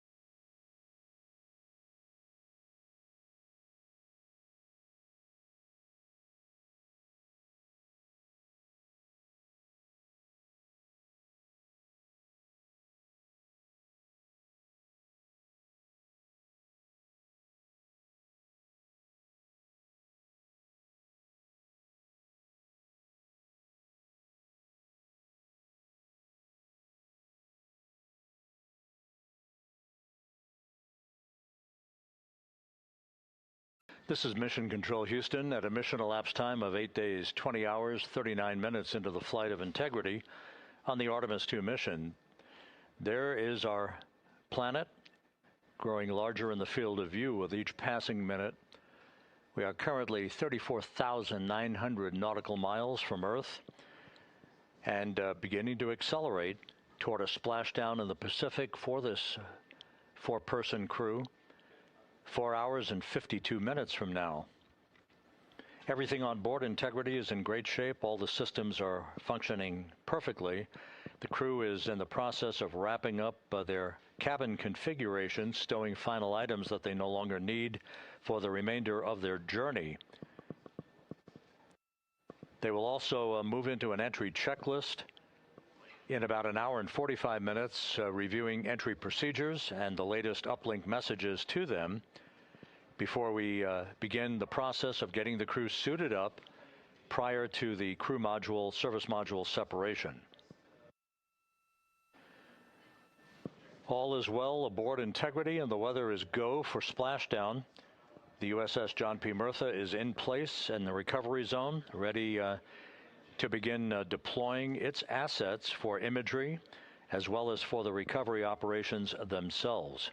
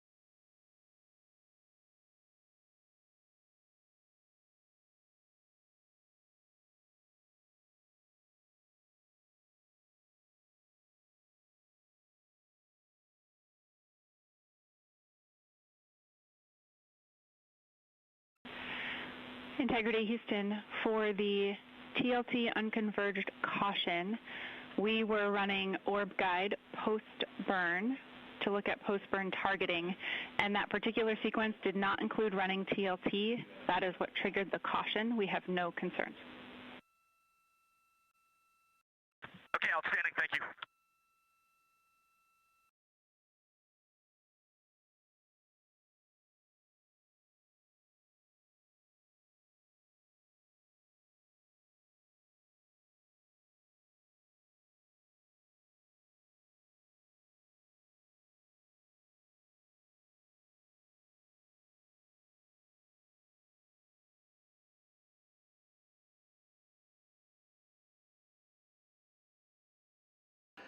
That call from Capcom Jackie Mahaffey to the crew, indicating TLT, which is a targeted landing trajectory.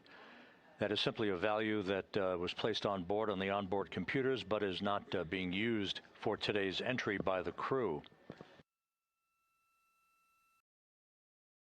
The last maneuver that will be conducted by Integrity will occur at 6:37 p.m. Central Time tonight. That is the crew module raise burn. That occurs about 4 minutes after the crew module will have separated from the service module. This will be about a 19-second burn with a velocity change of about 9.9 feet per second. As the precursor to entry interface, the raise burn designed as a final opportunity to sweeten the flight path angle, the angle of attack, if you will, of the vehicle as it enters the Earth's atmosphere, placing the vehicle in the proper orientation perfectly with precision to mitigate any excessive heat loads on the heat shield of the spacecraft. Entry interface will begin at 6:53 and 31 seconds p.m. Central Time at an altitude of 400,000 feet, while Integrity is traveling 34,882 feet per second with a range to splashdown of 1,701 nautical miles. Within 24 seconds after entry interface, which is essentially the top of the Earth's atmosphere where the crew will begin to feel the tug of gravity, we'll start a 6-minute blackout period, that is expected, in which we'll lose communications with the crew and data here in the flight control room. The blackout is induced by the buildup of ionization from the interaction of the velocity of the vehicle with the friction of Earth's atmosphere. It creates a plasma shield around the vehicle, preventing communications from occurring. That 6-minute blackout is scheduled to end right around 7 p.m. straight up. And at that point, the vehicle will have descended to an altitude of 157,000 feet above the Earth, traveling at 13,300 feet per second.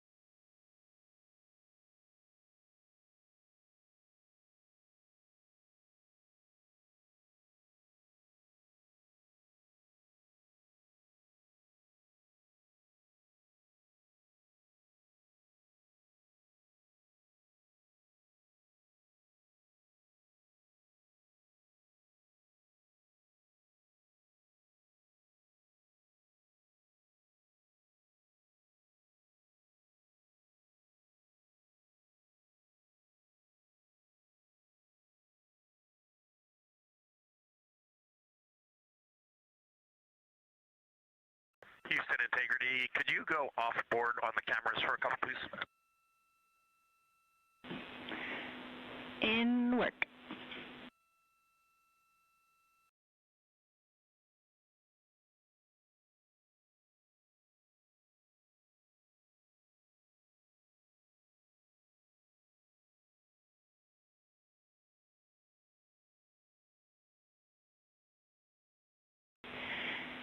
And Integrity, Cab 3 is not streaming.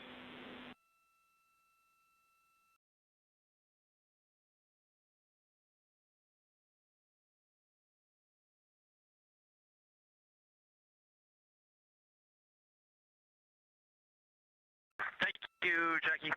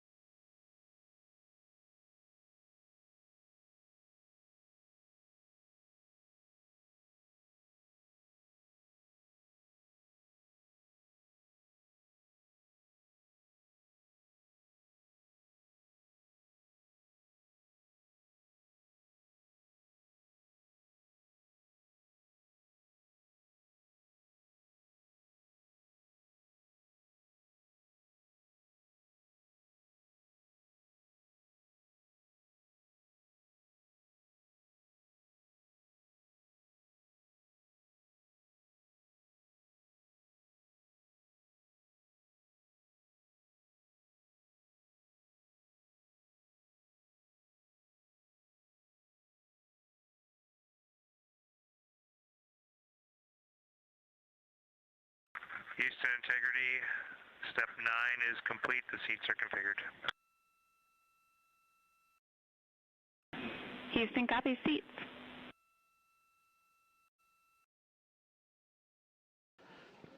This is Mission Control Houston at a mission elapsed time of 8 days, 21 hours, 5 minutes into the flight of Integrity on the Artemis II mission.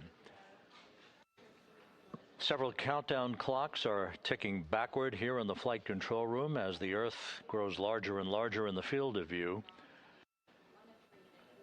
In order, the next major milestone will be a raise burn of the crew module. That raise burn will follow the separation of the crew module from the service module this evening. The separation of the crew module is scheduled at 6:33 p.m. Central Time. 4 minutes later, at 6:37 p.m. Central Time, we'll conduct about a 19-second raise burn. This is a slight maneuver to tilt up the aft end of Integrity in a final opportunity to fine-tune the angle of attack that Integrity will incur as it enters the Earth's atmosphere over the Pacific Ocean.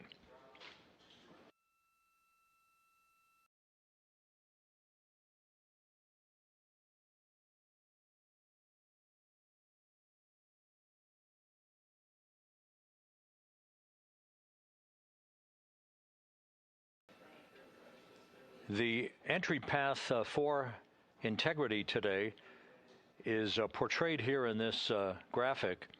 Basically, entry interface is 1,701 nautical miles uprange, if you will, from the expected splashdown point near the USS John Murtha, the recovery ship, and off the coast of San Diego.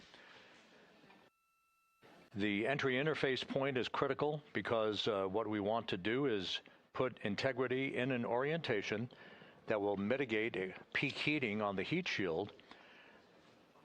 For a point of comparison, during Artemis I, we had an entry range of 3,178 nautical miles from the point of entry interface and a 20-minute entry profile. That was the so-called skip entry, in which the Artemis I vehicle dipped into the atmosphere to dissipate some energy, then lofted or skipped out of the atmosphere, then dipped a second and final time back into the atmosphere before splashing down. What that resulted in was a higher heat load on the heat shield, which caused unexpected char liberation.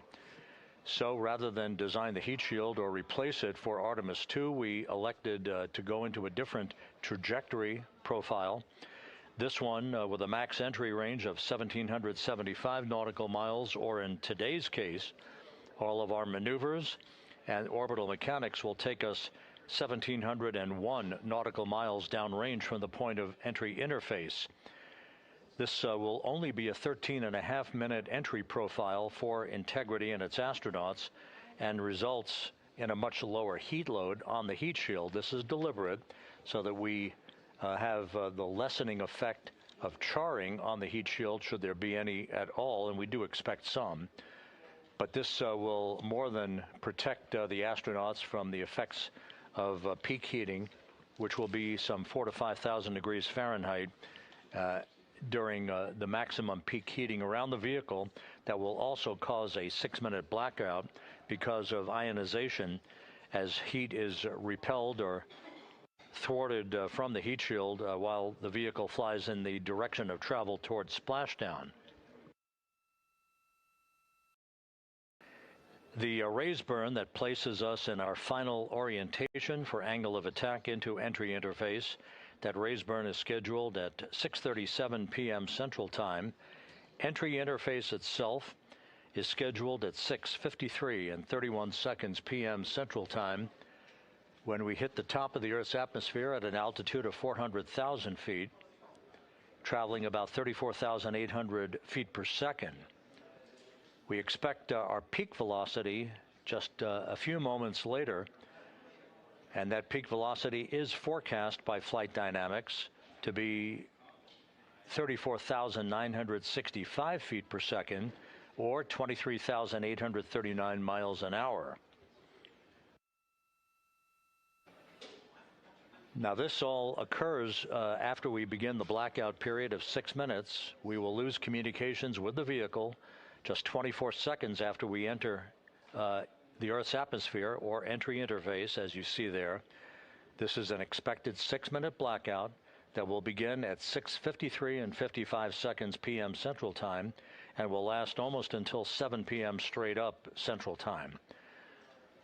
Once we regain communications with the crew following the blackout, we will continue a series of role reversals. These are gentle rolls to the left and back to the right, essentially bleeding off excess energy and excess heat on the vehicle as we approach the splashdown site.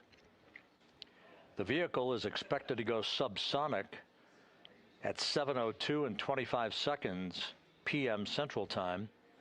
That's about 8.5 or almost 9 minutes after the beginning of entry interface. And at that point, we will be at an altitude of 59,000 feet above the Pacific Ocean. A series of parachute deployments will begin. The first of that will be the forward bay cover parachutes that will basically pull the top forward bay cover off the very top of the vehicle, allowing other parachute deployment activities to occur. The forward bay cover chute deployment is scheduled at 7:03 and 22 seconds p.m. Central Time at an altitude of 23,946 feet. The forward bay cover parachutes are used in conjunction with pyrotechnic thrusters to ensure the separation of that forward bay cover, protecting Orion and its parachutes during the heat of reentry. Following that, there'll be the deployment of drogue chutes. These are 2 drogue parachutes, 23 feet in diameter. These drogue chutes will be deployed at an altitude of 23,483 feet.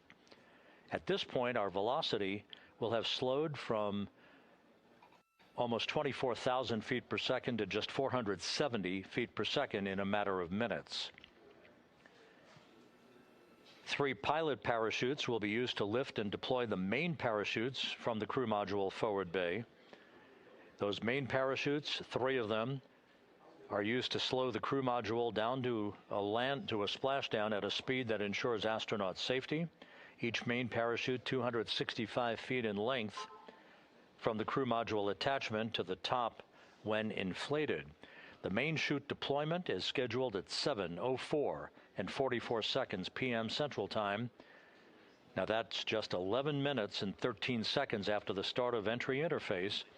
At this point, we'll be at an altitude of 5,445 feet above the Pacific.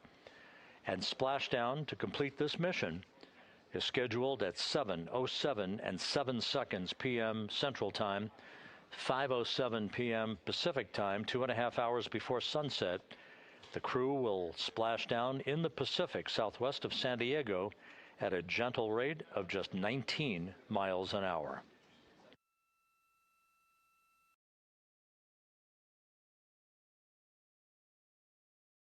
Following splashdown, the flight control team here in Houston is not done. Our work is just beginning at that point as we begin the process of powering down the vehicle. This is after we have established communications with the crew through a very low data rate system. The communications link will no longer be active through the tracking and data relay satellite system, so we're going to be going to a very low data rate system. We hope to establish communications with the crew fairly rapidly. That's not guaranteed. It depends on the orientation of the vehicle. The likelihood is the vehicle will splash down upright in what's known as stable 1.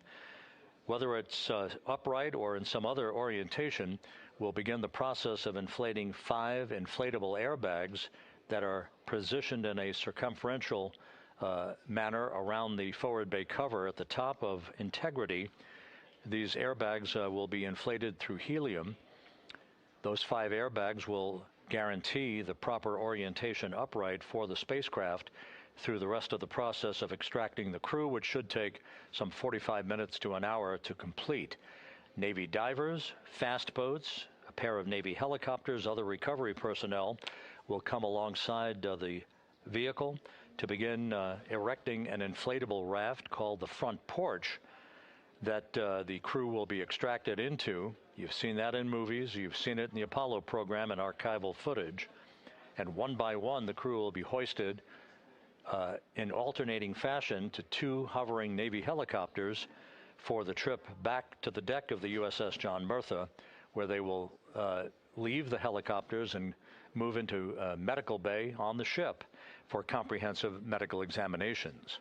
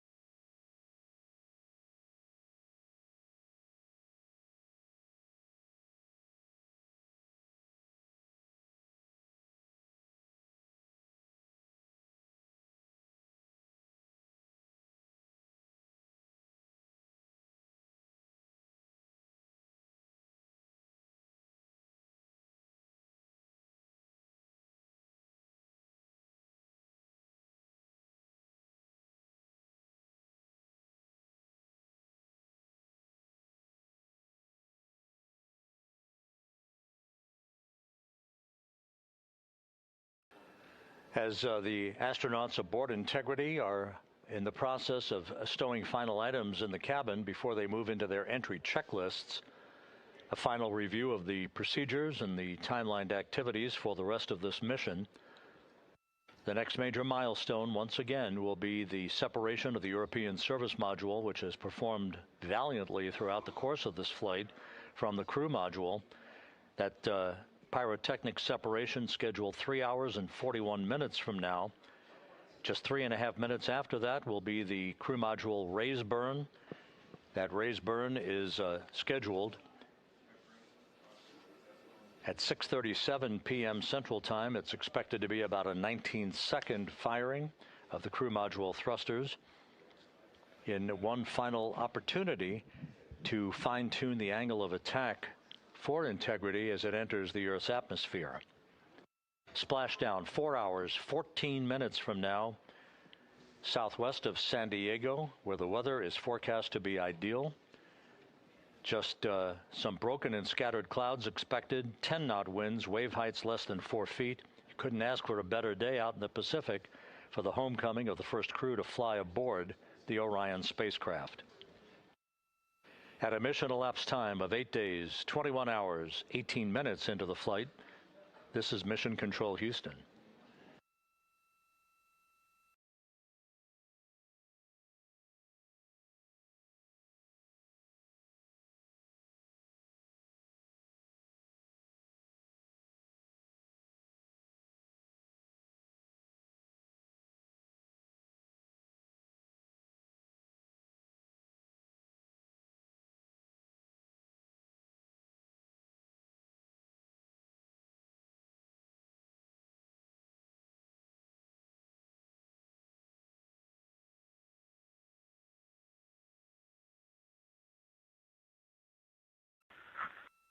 Houston Integrity, Jackie, steps 10 and 11 are complete.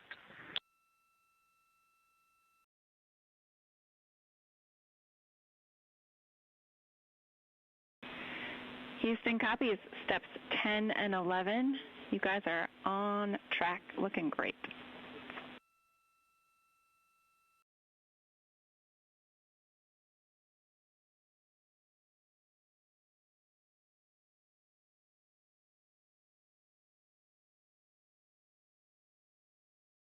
For those just joining this view of the key players here in Mission Control, part of the flight control team, Rick Henfling, second from the right, is the entry flight director for this mission.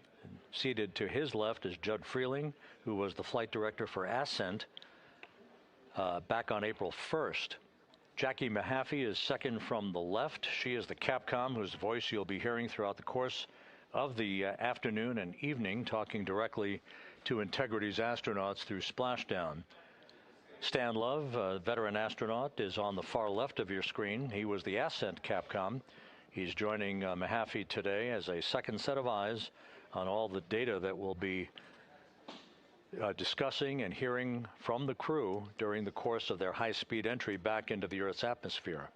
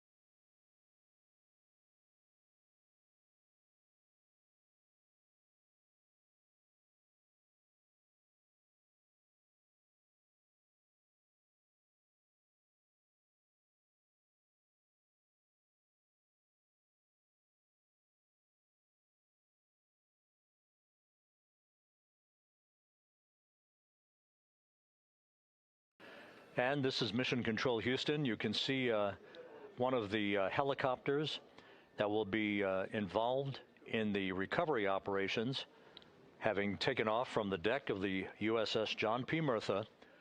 Recovery operations underway. Several helicopters will be employed not just for recovery but for imagery activities.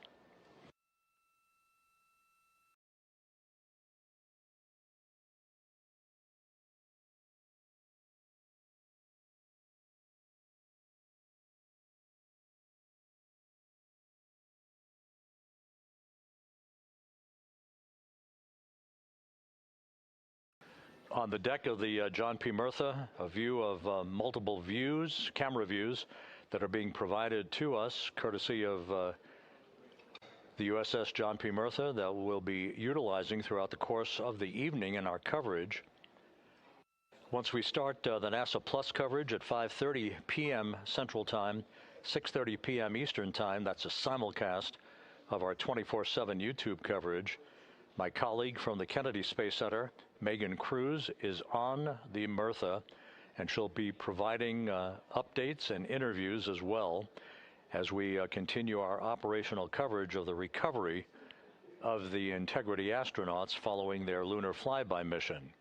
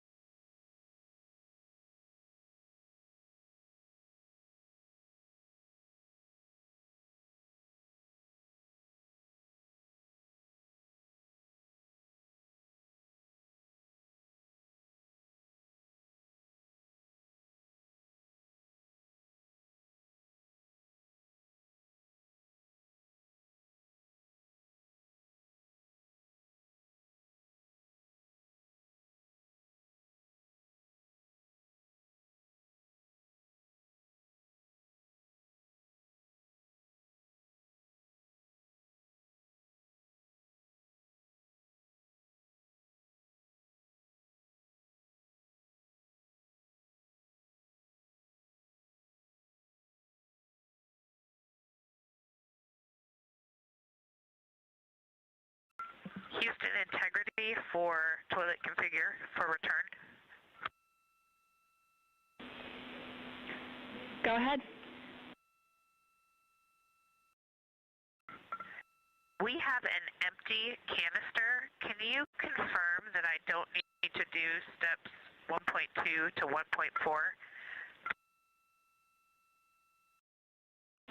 Checking.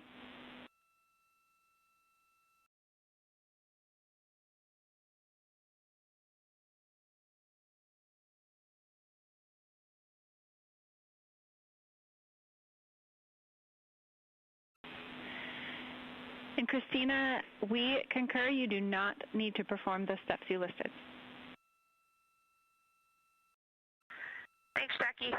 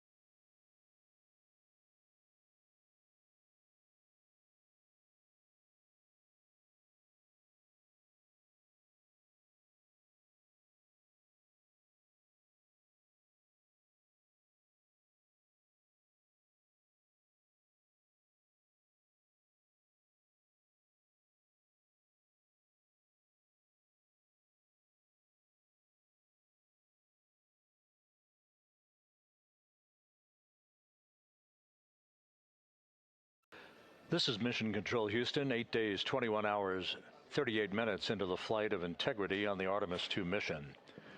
On board, all is quiet, as it is here in Mission Control, with everything moving along in trip hammer fashion, in good shape, all of Integrity's systems in great shape, and the weather at the splashdown zone off the coast of San Diego couldn't be better.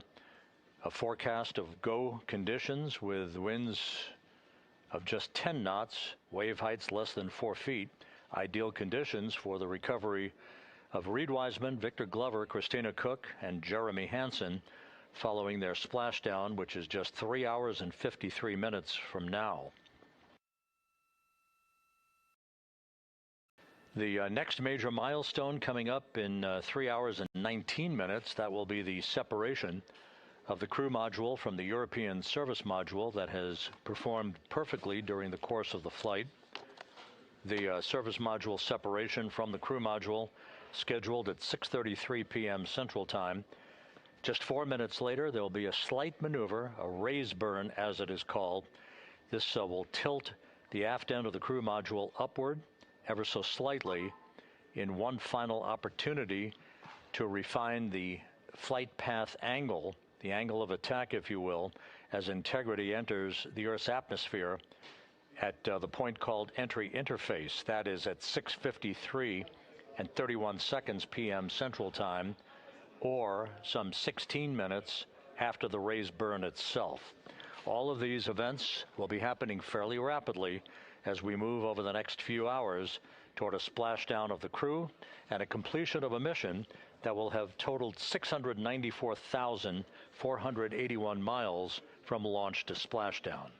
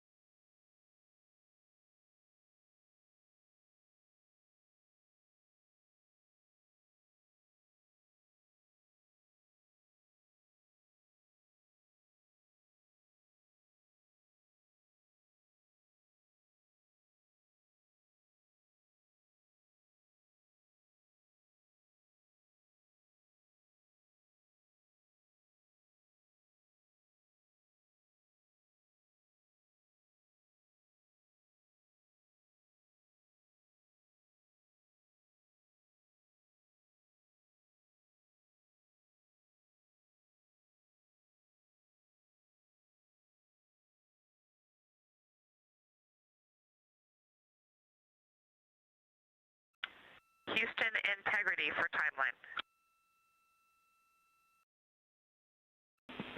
Christina, we're with you. Hey, Jackie. You guys okay if we start entry checklist 30 minutes early?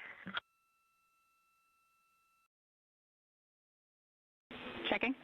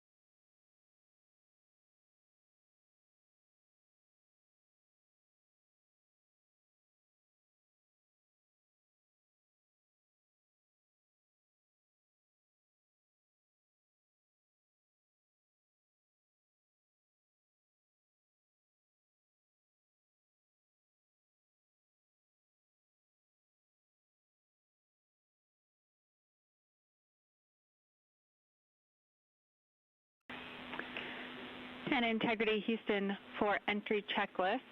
We are ready for you to begin 18.0.1 entry checklist, steps 1 through 6.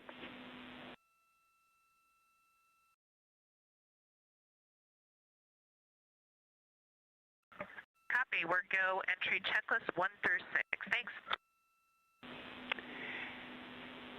And step 3 for GPS can be skipped. GPS has been powered and it still looks good.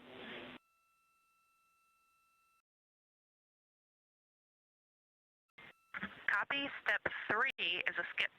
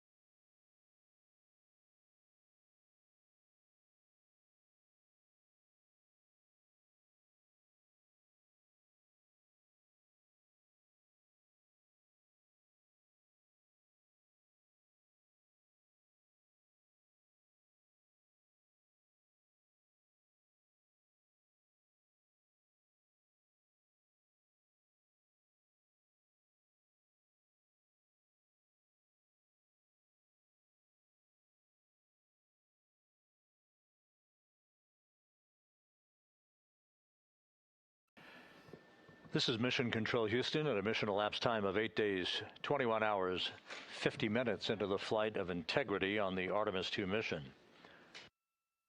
The crew is completing the configuration of the crew cabin. Soon they'll be breaking out their launch and entry suits in preparation for donning those suits and conducting leak checks as we get a bit further along in the entry preparation time frame. Meanwhile, we're looking forward to the next major milestone. That will be the separation of the crew module from the European service module 3 hours and 7 minutes from now. That's scheduled to occur at 6:33 p.m. Central Time, 7:33 p.m. Eastern Time. 4 minutes after that, we'll conduct a raise burn. This will be about a 19-second firing of Integrity's thrusters with a change in velocity of 9.9 feet per second. That will adjust the angle of attack of the vehicle by gently tipping the aft end of Integrity higher, if you will, like sitting in a reclining chair and basically leaning back a bit. This angle of attack adjustment is specifically designed and pre-planned to enter the Earth's atmosphere at entry interface later this evening at the proper angle to minimize heating effects on Integrity's heat shield.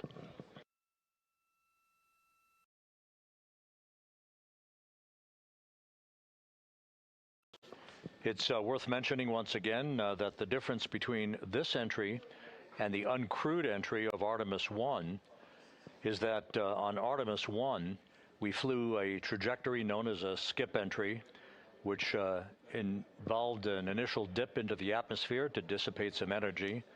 And then we lofted back out of the atmosphere briefly, then dipped back in a second time before splashing down in the Pacific.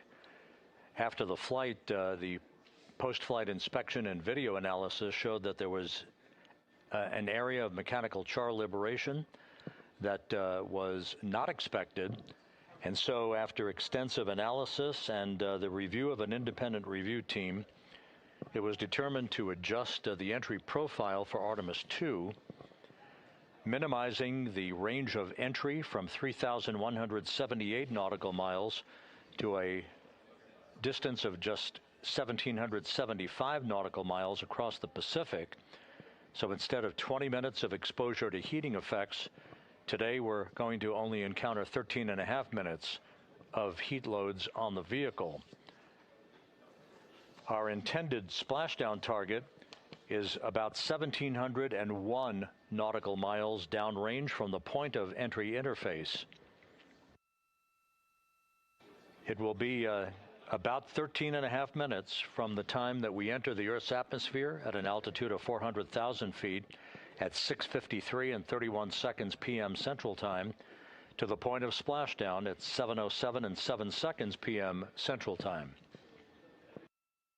In that brief 13.5 minute period, peak heating on the vehicle should be about 4,000 to 5,000 degrees Fahrenheit, the heat to be repelled by Integrity's heat shield, as it is for any vehicle entering the Earth's atmosphere that has a crew on board. The crew should be experiencing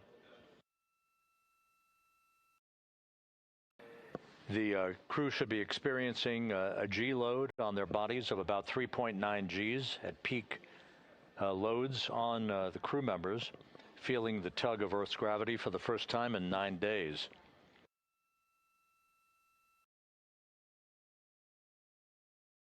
We will decelerate from a speed of 23,839 miles an hour just after we begin the blackout period of 6 minutes in duration to a splashdown velocity of just 19 miles an hour, all that happening in rapid fire succession.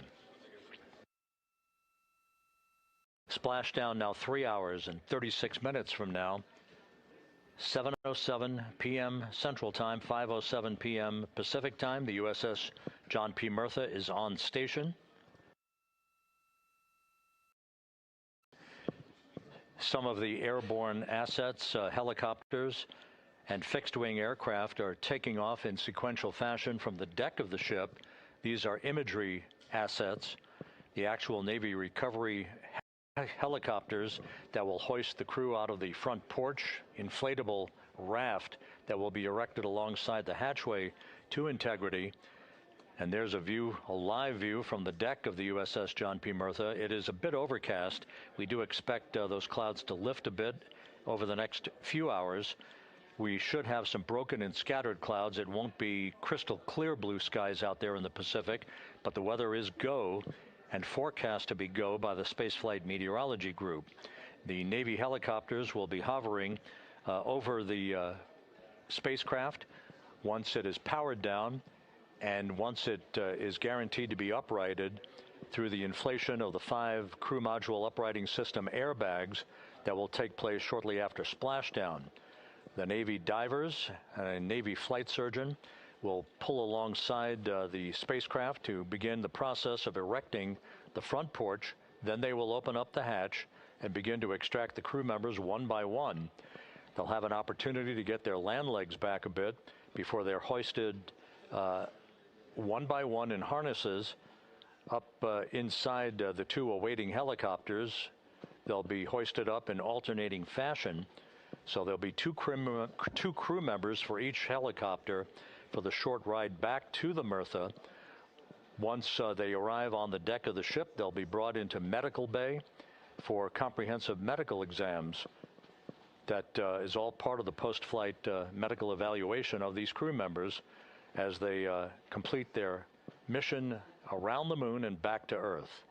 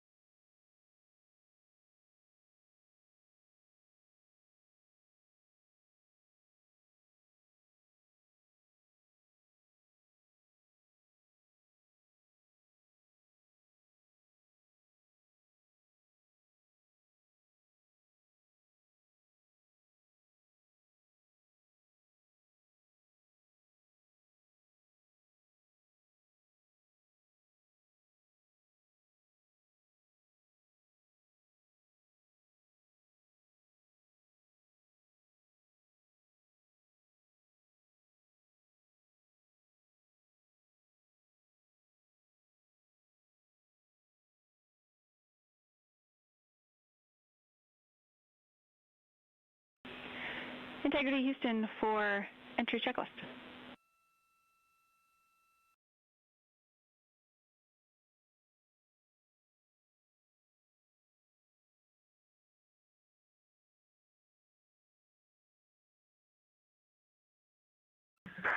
Go ahead, Jackie. Hey, Reed, a couple of questions for you. We realized we didn't give you an explicit thumbs up to perform step 1.2 for the flight path angle hash mark update, so we wanted to confirm that you did in fact perform the set EI FPA limits procedure. And secondly, we want your opinion on the in and out CMIS caution. Is that something that will be distracting such that we should inhibit it.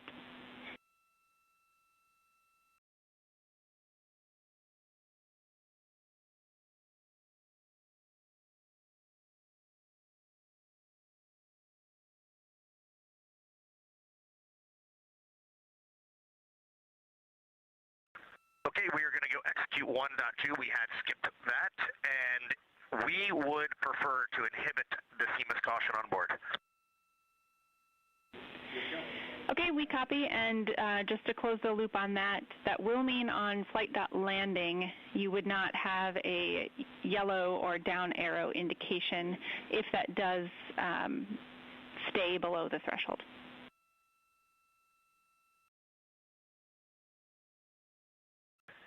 And that is totally fine.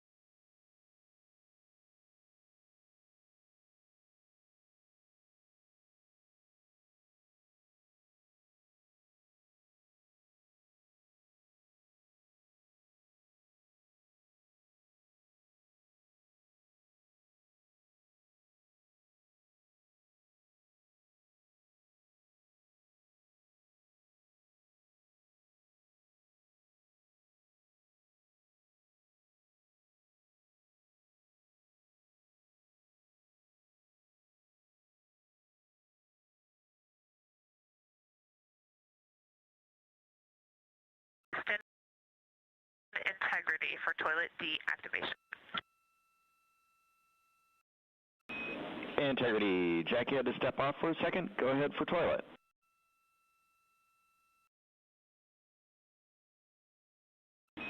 Integrity, Jackie had to step off for a second. Go ahead for toilet.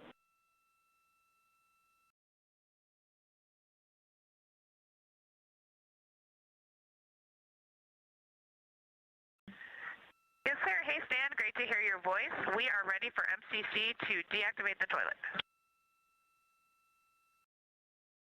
Houston copies. Putting that in work.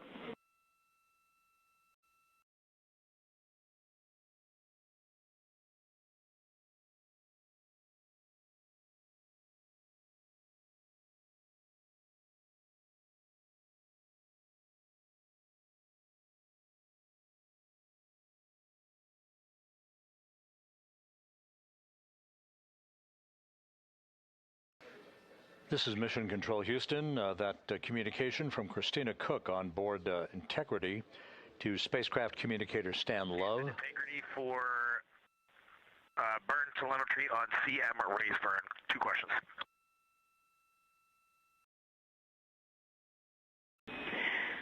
Go for CM raise questions. Hey, Jackie, we see a Delta V tote on our display of 9.9, which is fairly close to the 8.5 on the entry pad, but our TGO on the display is 44 seconds, and the entry pad estimated 19 seconds. Can you all take a look at that for us?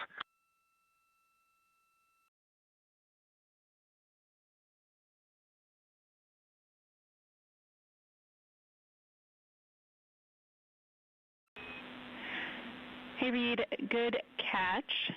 The explanation there is that Delta V is about what we expect update-wise, but the TGO calculation is not understanding that you will not have the SM when you burn CM raise. So it's doing a different mass calculation there. I remember that class in November of 2023 in Building 5 on the 3rd floor. Thank you very much.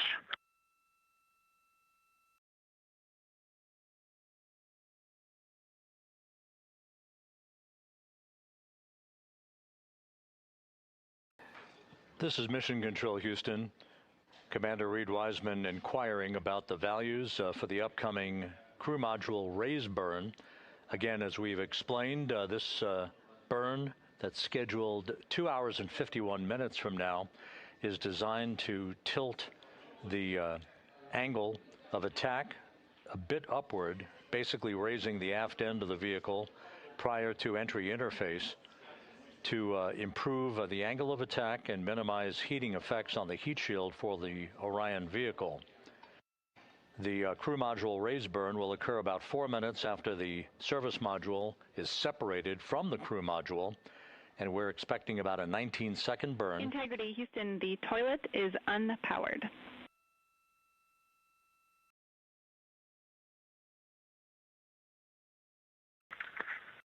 Christina Rogers, thank you. The crew module raise burn is expected to be 19 seconds in duration, with a change in velocity of about 9.9 feet per second. Once again, that's designed to fine-tune the angle of attack for Integrity as it enters the Earth's atmosphere, which will occur about 16.5 minutes after the raise burn itself.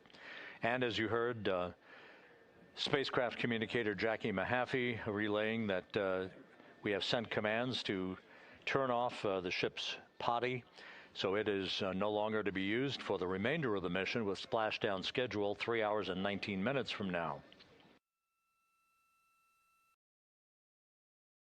The 4 crew members on board Integrity, Reed Wiseman, Victor Glover, Christina Cook, and Jeremy Hansen, are in the process of completing the stowage of items in the crew cabin before they move into their entry checklist, basically looking through all of the chronological procedures that lie ahead for the rapid-fire succession of all of the events that will unfold over the course of the next 3 hours.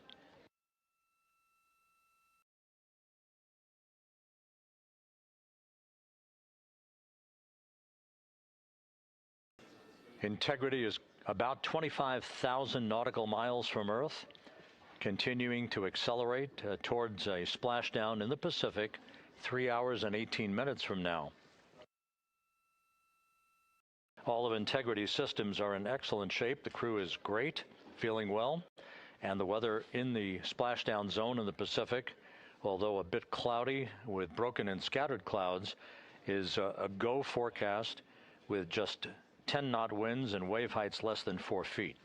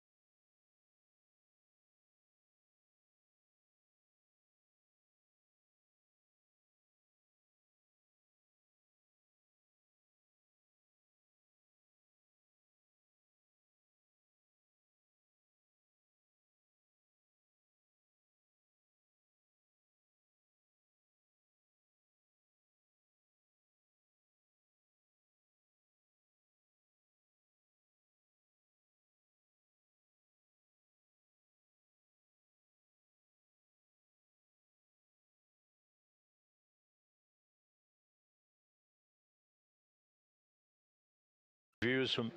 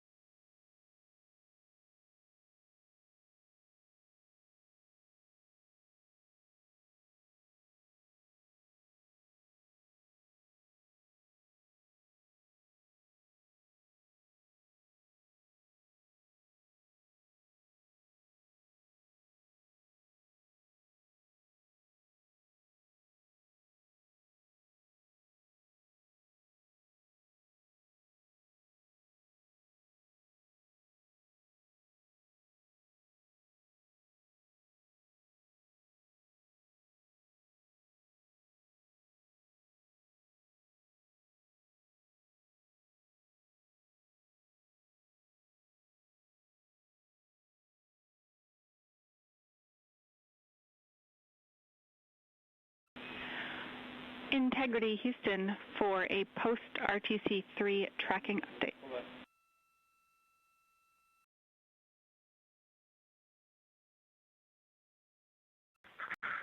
Go ahead, Houston.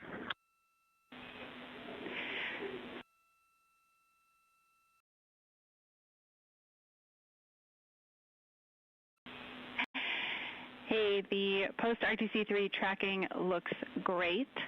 So good, in fact, that if we got to CM rays and did not yet have GPS acquisition, we would still be go for CM rays from that perspective.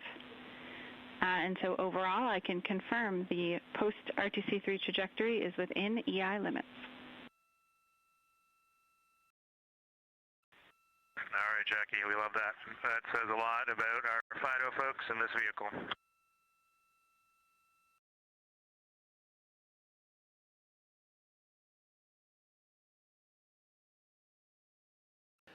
This is Mission Control Houston. A tip of the hat from Canadian Space Agency astronaut Jeremy Hansen to the flight dynamics folks and the guidance, navigation, and control officer. The RTC-3 burn that was conducted just over 2 hours ago, which was basically a final fine-tuning of the trajectory of Integrity to hit the sweet spot in the corridor over the Pacific Ocean for entry interface, was so perfect that we are dead on the center line down the corridor. And the crew module raise burn that is scheduled at 6:37 p.m. Central Time and which will be conducted is only required to lift the aft end of the vehicle ever so slightly by a degree or two to improve the angle of attack of the spacecraft as it enters the atmosphere, mitigating peak heating effects on the heat shield for Integrity.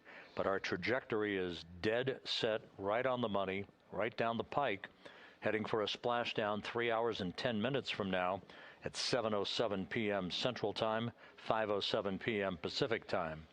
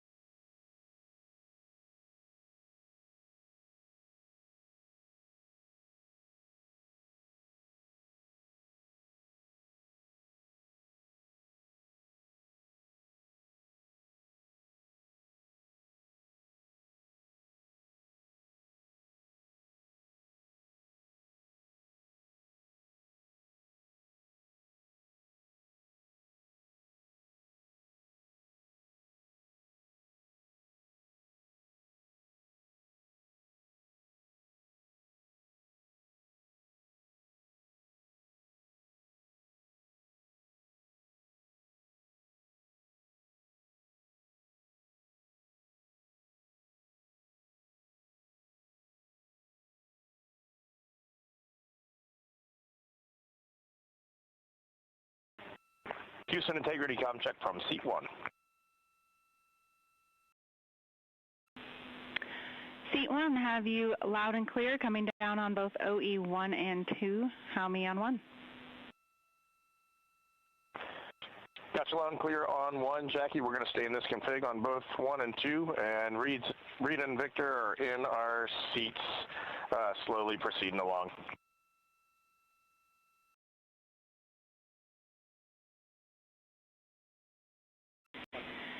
Okay, we copy, and just to confirm, that means that you've got the bulk of your suits donned, is that correct?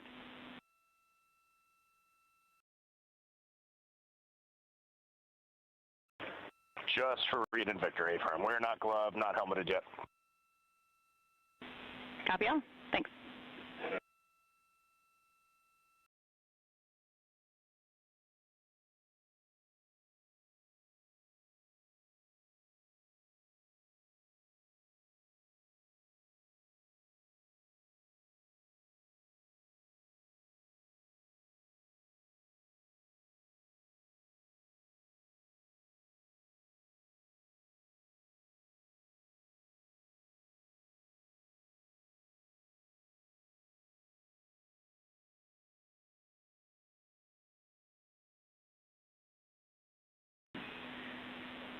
Integrity BFS is configured for entry with outputs inhibited. And a reminder, when you get to step 9.3, use your separate instance of 18.3.101 to save off the time. 100%, thanks.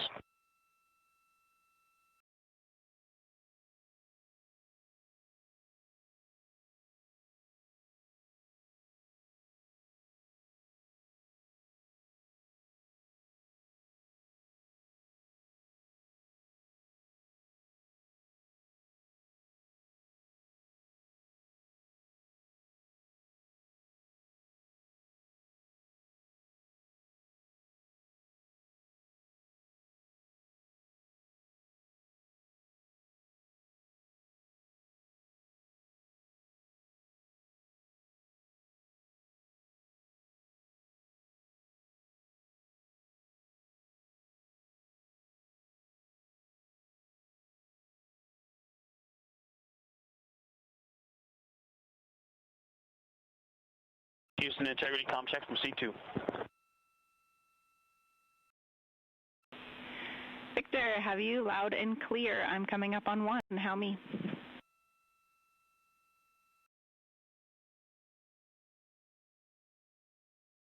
Jackie, I have you loud and clear on 1.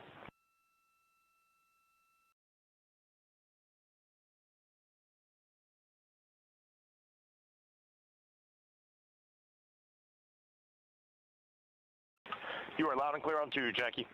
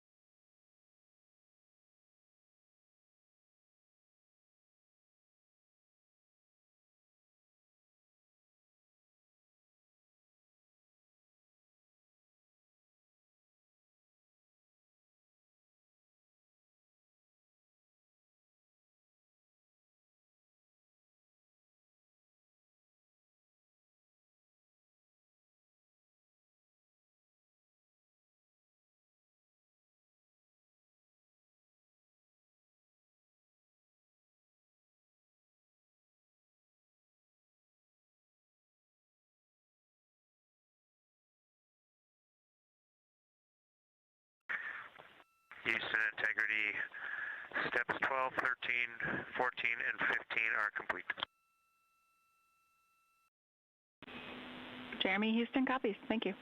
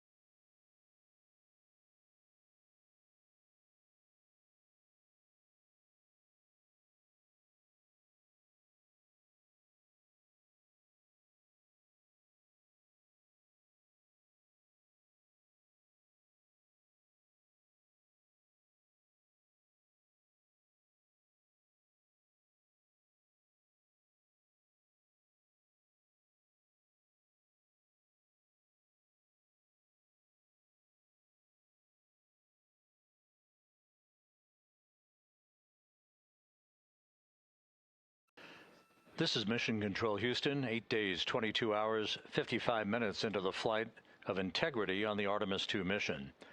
On board the vehicle, the four crew members, Commander Reed Wiseman, pilot Victor Glover, and mission specialists Jeremy Hansen and Christina Cook are suiting up in their Orion crew survival suits, the launch and entry suits that they also wore during their launch from the Kennedy Space Center back on April 1st. Once the crew is all suited up, they'll conduct a series of leak checks to make sure that they have good suit integrity, aboard integrity, before they strap themselves into their seats for the final phase of this mission that will culminate with a splashdown in the Pacific 2 hours and 35 minutes from now at 7:07 p.m. Central Time, 5:07 p.m. Pacific Time, about 2.5 hours before sunset southwest of San Diego. And the suits are in the process of being leak checked at the present time. We'll relay all that to you in just a few moments.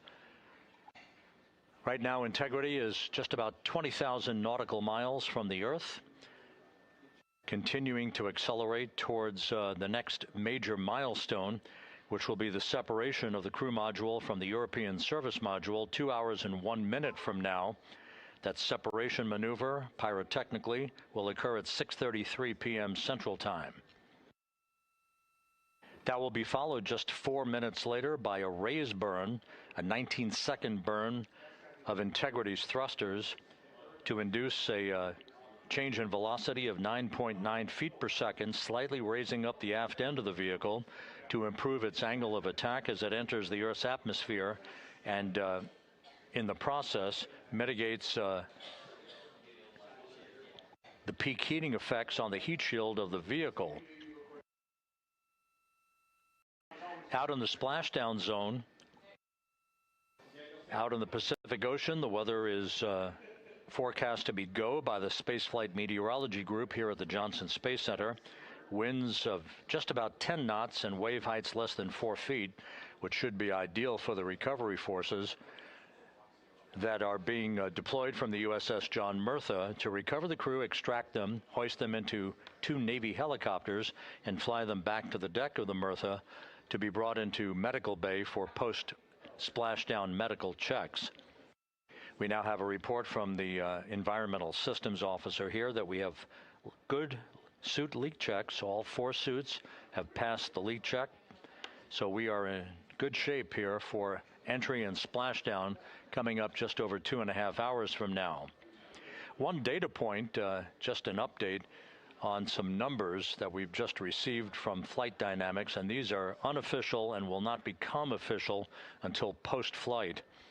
We now anticipate that the maximum speed that Integrity will encounter as it enters the Earth's atmosphere will be right around the same time as we enter a communications blackout of 6 minutes in duration. We're expecting Integrity's peak speed at 6:54 and 4 seconds p.m. Central Time, and at that point the vehicle should be traveling at 24,661.21 miles per hour, which will be just 130 miles short in velocity of the record that was set back in 1969 by the Apollo 10 crew, Tom Stafford, Gene Cernan, and John Young, on their return from orbiting the moon. Once again, that peak speed expected to be reached just a few seconds after the start of entry interface, as the vehicle plummets back into the Earth's atmosphere. The peak speed expected to be reached at 6:54 and 4 seconds p.m. Central Time, and that peak speed now estimated by Flight Dynamics to be 24,661.21 miles per hour, which equates to about Mach 33. Houston Integrity, seat 1 and 2, leak check complete. Also, we powered up the AGA, and it's giving us a CO2 alarm at 4.4.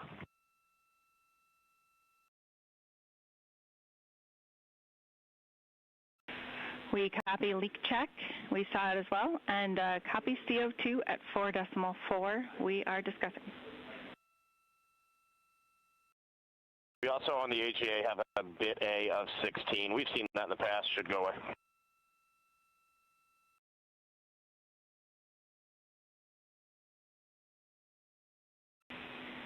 And Reed, is the AGA been powered for 5 minutes yet, or are we still in that wait period?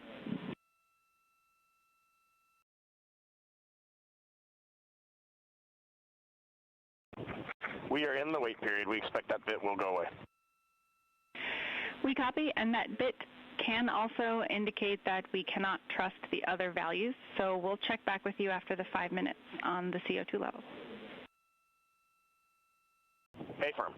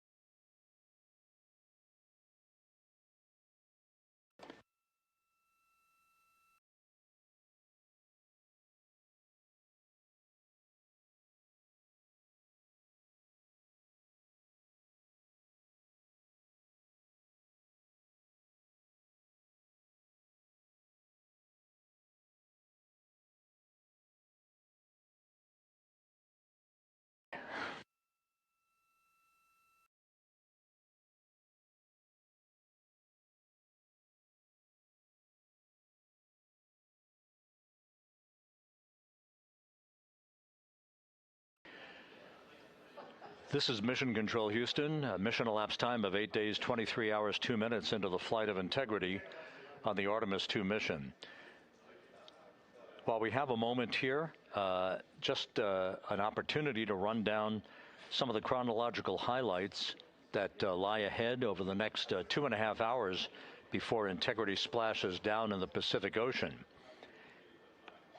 Coming up at 5:30 p.m. Central Time, 6:30 p.m. Eastern Time, we will begin a simulcast of NASA Plus coverage that will accompany our 24/7 YouTube coverage that we have been providing ever since we began the mission with the tanking of the Space Launch System at the Kennedy Space Center for launch back on April 1st. Houston, Integrity, we are complete through steps 18. Seats 3 and 4 are yet to suit, obviously.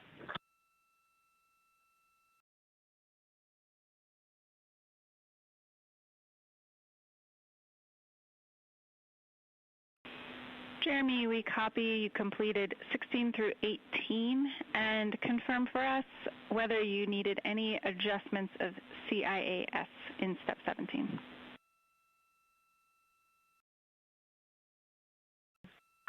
Negative. All the settings were still in their launch config. Houston copies.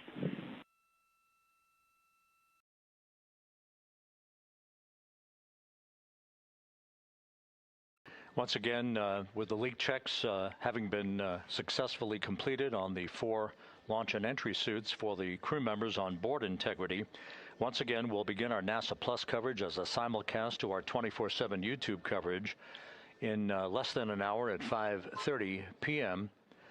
Central Time, 6:30 p.m. Eastern Time.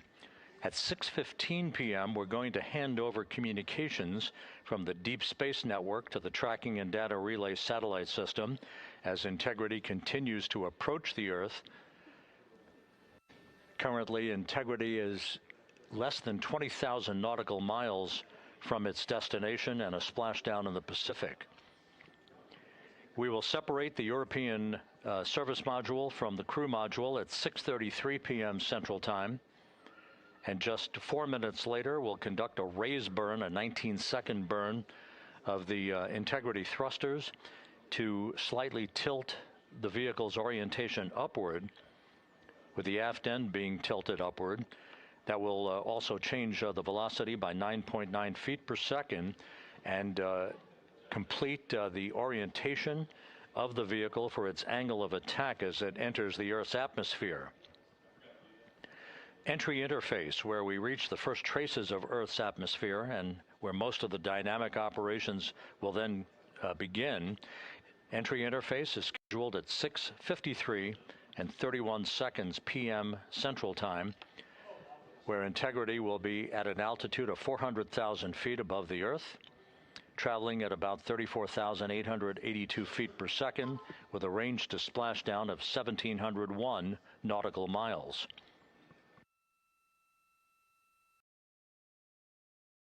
Just 10 seconds, just a few seconds later, about 24 seconds later, we'll enter a 6-minute communications blackout at 6:53 and 55 seconds p.m.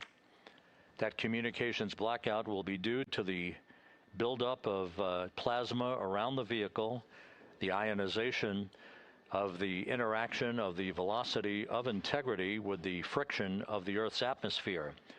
So the communications blackout, to last about 6 minutes in duration, will start 24 seconds after entry interface.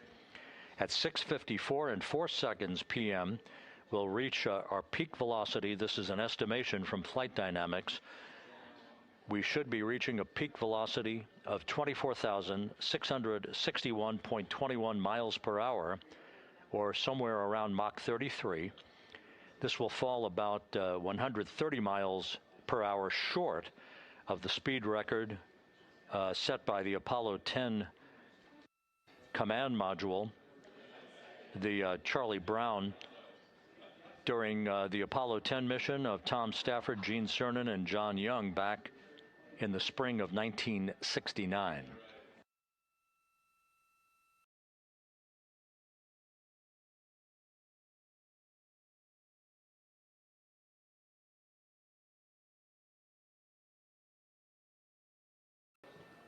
Once the communications blackout ends, which is expected just a few seconds before 7 p.m. Central Time, 6:59 and 56 seconds p.m. Central Time, we will be at an altitude of 157,000 feet over the Pacific Ocean. And at that point, we should be traveling at about 13,300 feet per second with a range to splashdown of just 147 nautical miles.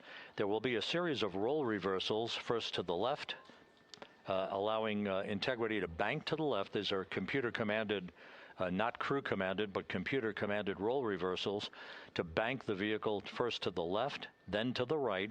That bleeds off excess energy and helps to reduce the speed and the heating effects on the vehicle during the final phase of flight. Starting at 7:03 and 22 seconds p.m. Central Time, we'll begin the series of chute deployments. In all, there are 11 parachutes associated with this mission. The first 3 will pull off the forward bay cover from the top of the vehicle. The forward bay cover chutes are 3.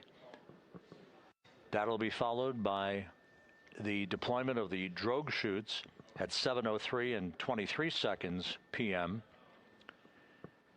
Then 3 pilot parachutes will pull the main parachutes, 3 of them, from the forward bay cover. The forward bay housing all of the parachutes at the very top of Orion. The main chute deploy is scheduled at 7:04 and 44 seconds p.m. The vehicle will have slowed to just a very glacial speed of 198 miles per hour, feet per second, I should say, at that point, at an altitude of 5,400 feet above the Pacific Ocean. The splashdown velocity, of course, will be 0. 19 miles an hour is the velocity that the crew will feel under the 3 main parachutes as they splash down in the Pacific, southwest of San Diego. So a number of major milestones lie ahead. Splashdown time is currently estimated at 7:07 and 7 seconds p.m. Central Time, 5:07 and 7 seconds p.m. Pacific Time. That will conclude a total traveling distance from launch to splashdown of 694,481 statute miles.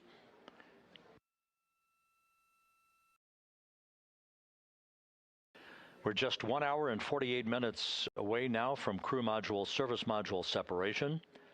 The crew has donned their launch and entry suits. They've conducted leak checks. Everything is in order, and the weather is go at the splashdown site. Some of the flying assets that will collect imagery of the descent of Integrity towards splashdown have already been deployed from the deck of the USS John Murtha. The actual recovery team members will be deployed in helicopters and fast boats a bit later on as we approach splashdown, and of course after splashdown itself. Once the vehicle splashes down, we'll be deploying the 5 inflatable airbags at the top of the vehicle with helium. That will ensure that the vehicle is upright throughout the course of the recovery operations. The team here in Mission Control will check all of the systems on Integrity, make sure that we are not leaking any toxic gases from the spacecraft, and that will be the signal for the start of the power down of Integrity systems and the ability of the first members of the recovery team to approach the vehicle to set up the inflatable life raft called the front porch, which will be used to bring the crew members out of the vehicle into that front porch one by one after the hatch is open to Integrity. We expect the extraction of the crew to be some 45 minutes to an hour after splashdown, which would be about 30 to 45 minutes after the vehicle is powered down.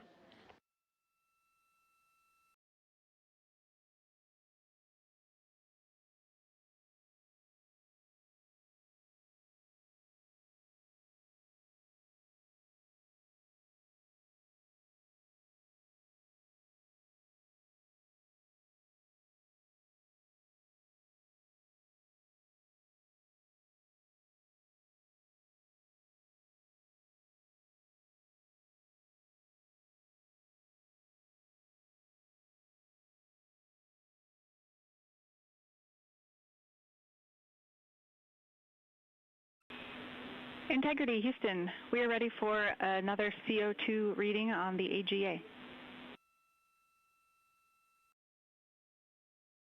It is 5.1.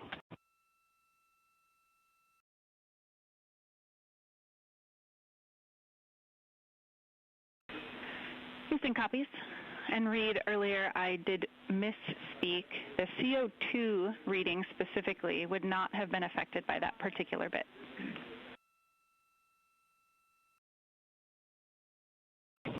Okay, sounds good. We just know we're in an ARS suit, and that's very likely contributing to that.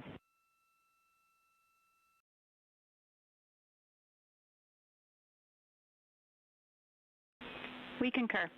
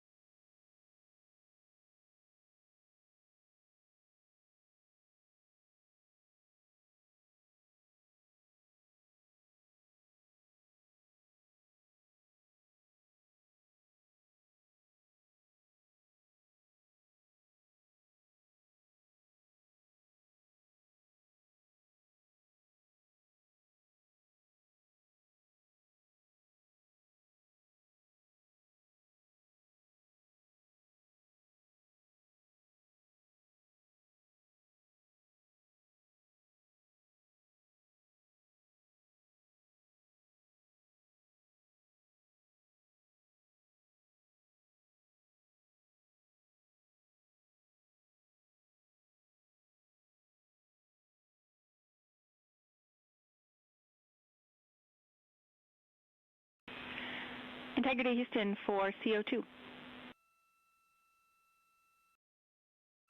Go ahead, Jackie. Hey Reed, what we'd like to do is open the ARS ISO valve to mix the cabin and suit loop air for the time being, and we would just need a call from you all when Christina and Jeremy are getting in their seats and are a few minutes out from leak checks, and we'll get that back into a good config for you to start the next leak checks.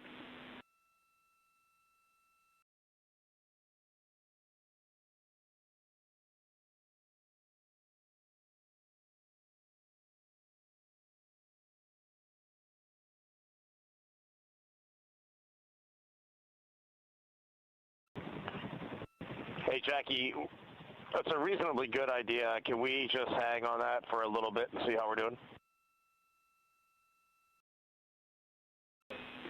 Yep, up to you. We will wait. Let us know if you'd like that cabin air mixing.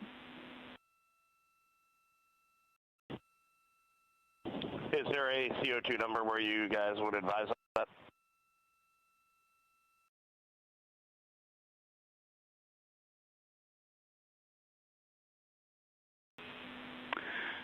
Reed, we would not want to go above 7. That's perfect. Let us monitor it for just a couple minutes here.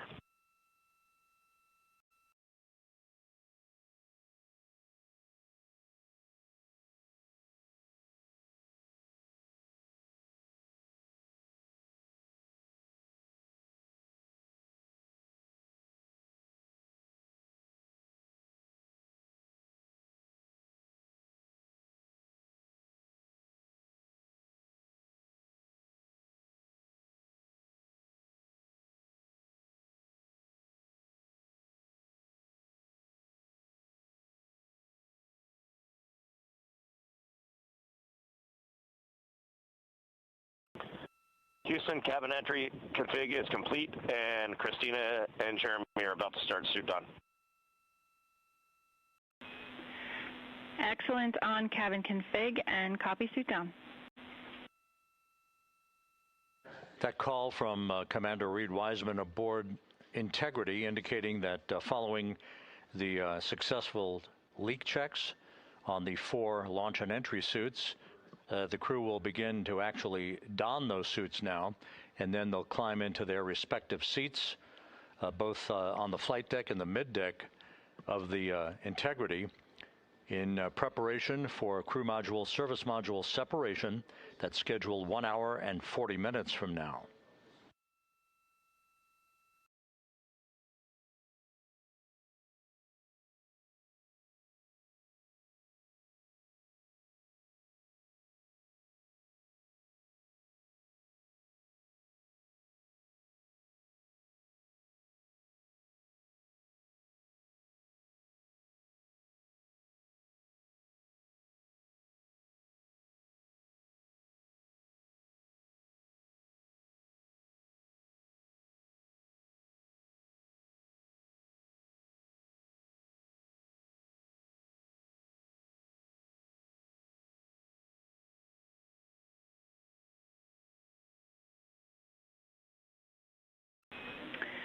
Integrity, Houston, for entry checklist. Your CMSM SEP ATP is set to go. We see that on the PFD, Jackie. And the call from Capcom Jackie Mahaffey here in Mission Control to Reed Wiseman, indicating that the pyros are armed for crew module service module separation coming up 1 hour 38 minutes 52 seconds from now.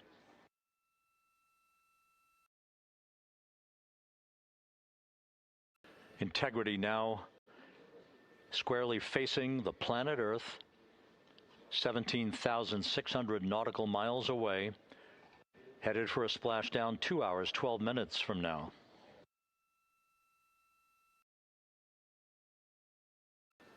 All of the recovery assets, the helicopters, the Navy P-3s, the para-rescued divers, they're all in place, ready to recover this crew following splashdown. And again, the chronology after splashdown will call for the flight control team here in Houston to assess integrity systems, make sure no toxic gases are leaking from the spacecraft.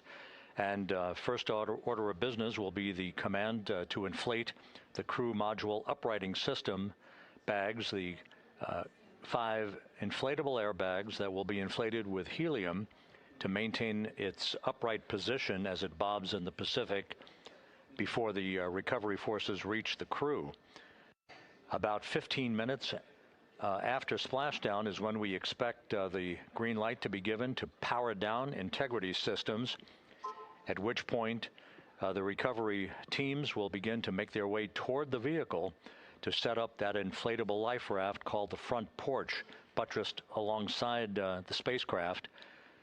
That will be the precursor to the opening of the hatch and the extraction of the crew members, one by one, into that raft, giving them a chance to get their land legs back as they feel the first sensations of Earth's gravity in 9 days and their high-speed return to Earth, with their peak speed reaching some 24,661 miles an hour.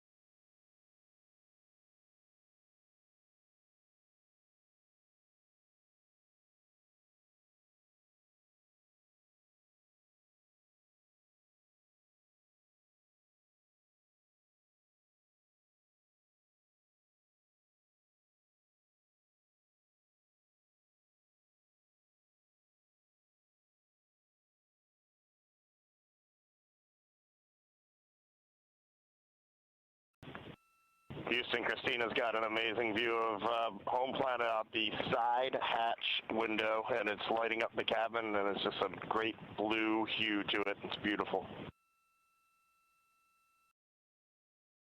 That is amazing. When you kicked us out of the cabin, we turned on one of the SAW cameras and also had the Earth's reflection on one of the arrays. It was very cool. Oh, man, that is amazing.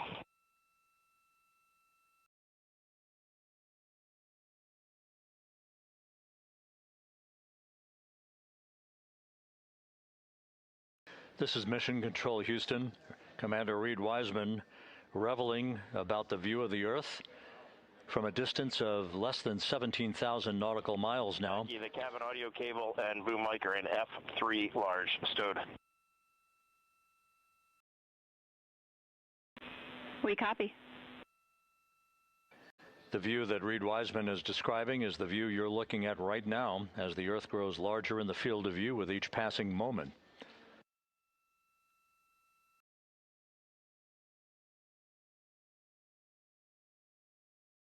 We're about 29 minutes away from the start of the NASA Plus coverage, joining our 24/7 YouTube coverage as a simulcast for the remainder of the evening through the time the crew is on the deck of the USS Mertha and in medical bay. So we'll be looking forward to additional reports and other video coverage from the deck of the USS John Mertha and other assets in the splashdown zone as we continue toward splashdown and the return of Integrity's astronauts just 2 hours and 5 minutes from now.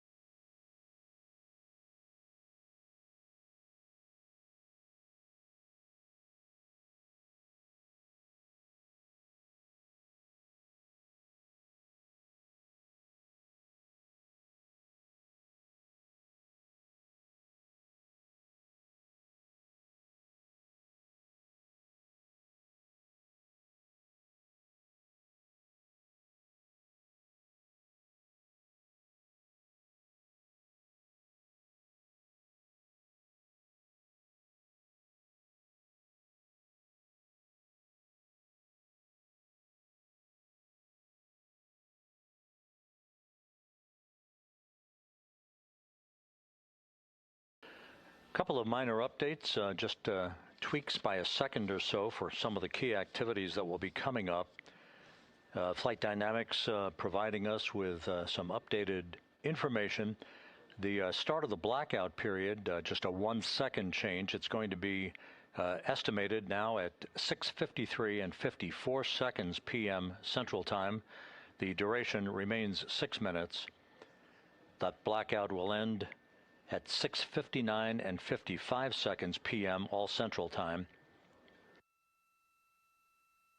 We expect to begin entering the Earth's atmosphere at an altitude of 400,000 feet at 6:53 and 30 seconds p.m. And 1 second difference now in our splashdown time, if everything unfolds the way we believe it will. Splashdown now scheduled at 7:07 and 8 seconds p.m. Central Time, 7:07 and 8 seconds p.m. Central Time, 5:07 and 8 seconds p.m. Pacific Time at the splashdown zone off the coast of San Diego.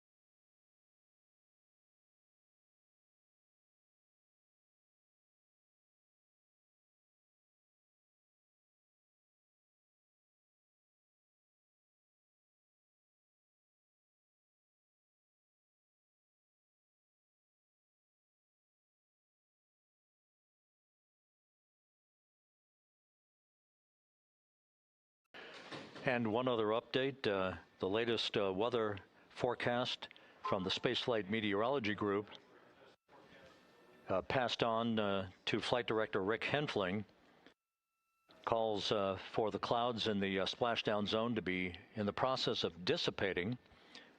The winds are somewhat reduced, now just 6 knots. The wave height's still less than 4 feet. All go forecast.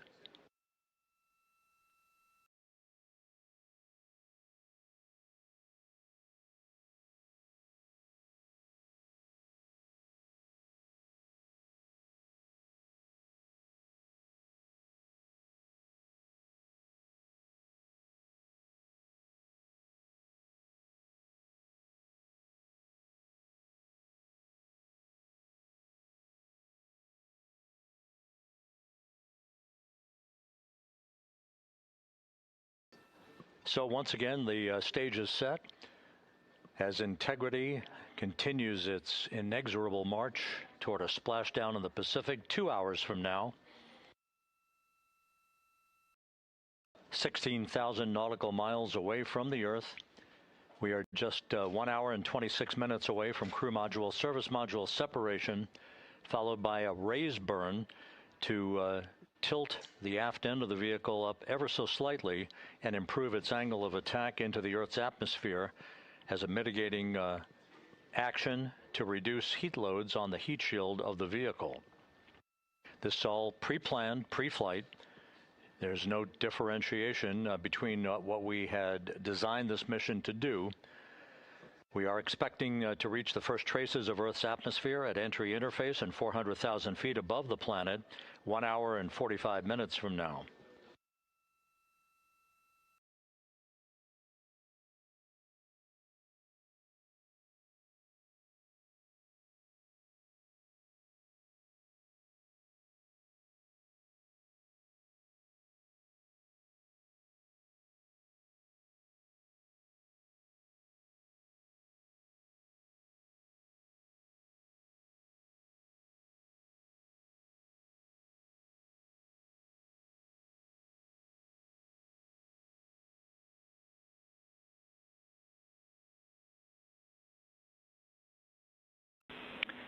Integrity, Houston.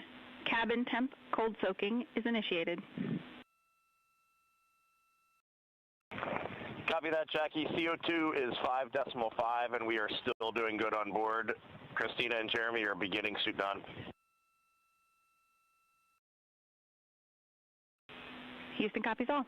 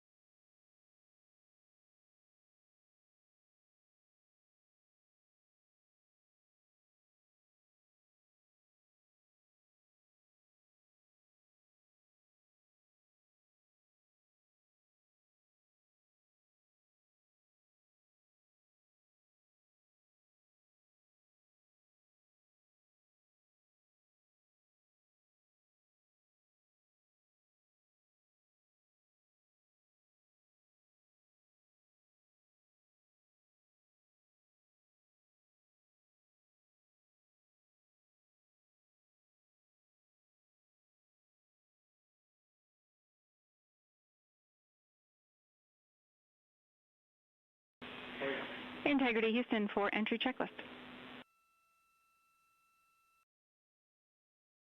All right, Jackie. Reed, with this time to EI, we expect you're about to be stepping into steps 9 and 10 in the entry checklist. In step 10 for the SIP switch config, there are no deltas. No deltas to step 10. Copy all.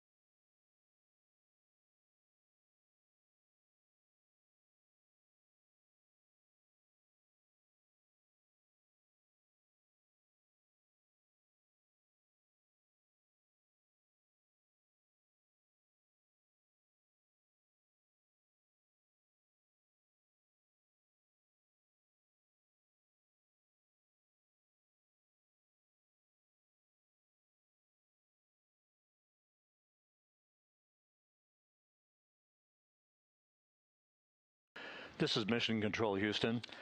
Once again, a great view of the planet Earth from Integrity from one of the solar array wing cameras. Now just 14,000 nautical miles from splashdown. Splashdown schedule for 7:07 and 8 seconds p.m. Central Time, 5:07 and 8 seconds p.m. Pacific Time. At a point to the southwest of San Diego in the Pacific Ocean, where the USS John Murtha is on station and where recovery team assets are being deployed to the predicted splashdown site to complete the mission of Integrity's astronauts and their lunar flyby. With the Earth growing larger in the field of view, the next major milestone, just 1 hour and 13 minutes from now, will be the separation of the crew module from the European service module. Houston copies. The separation of the crew module will set the stage just 3.5 minutes later. One question. Go ahead. When I was looking at the BFS-SM SEP, it was the exact same time as our predicted SM SEP. Can you just confirm we don't need that to be a touch later?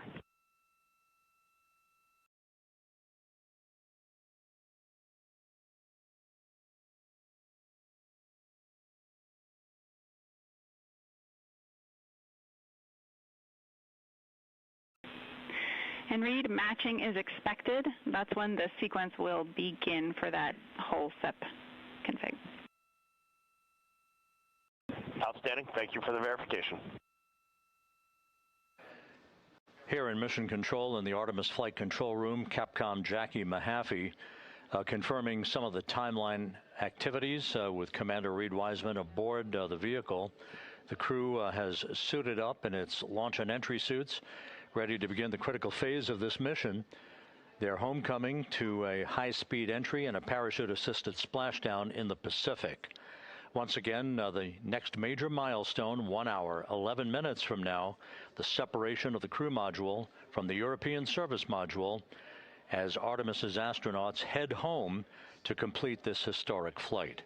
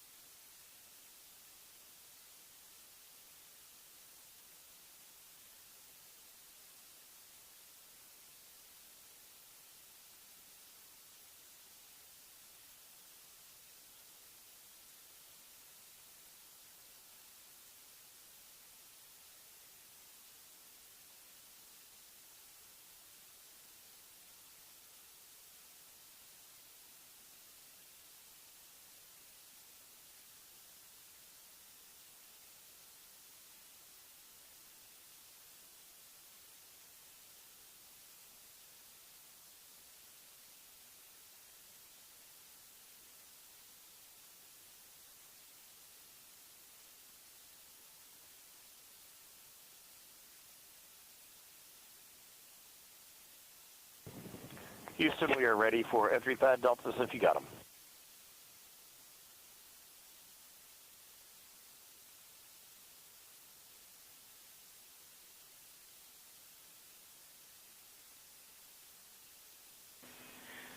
Reed, we are taking a quick scan of those deltas, and we'll have them up to you in just a minute. Copy that.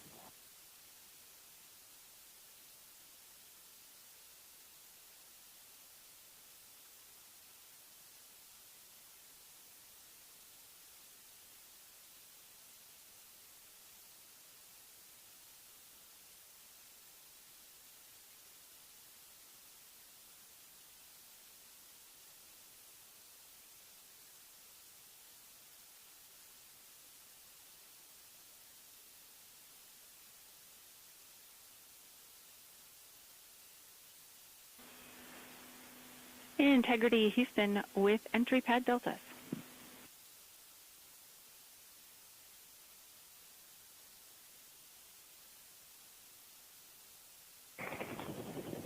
Reed and Ike are ready. Go ahead. All right, these are deltas compared to the version you copied onto your knee boards on flight day 8. For burn guidance, delta V tote will be 9.1.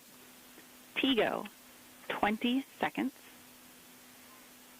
Body delta V in the Z direction, 9.1. How copy?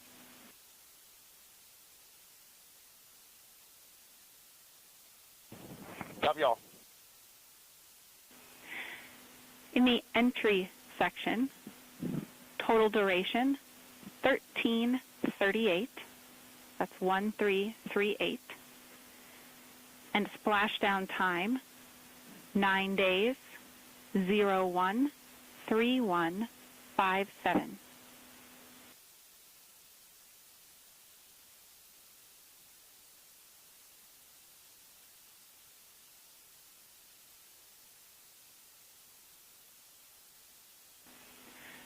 For descent and landing section, your backup heading direction will be 095.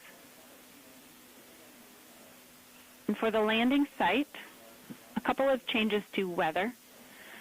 First of all, in pressure, inches mercury, 29.95. That's 14.71 psi.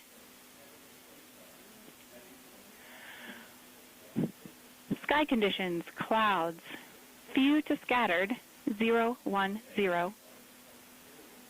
Surface winds, 275 at 6 knots. How copy?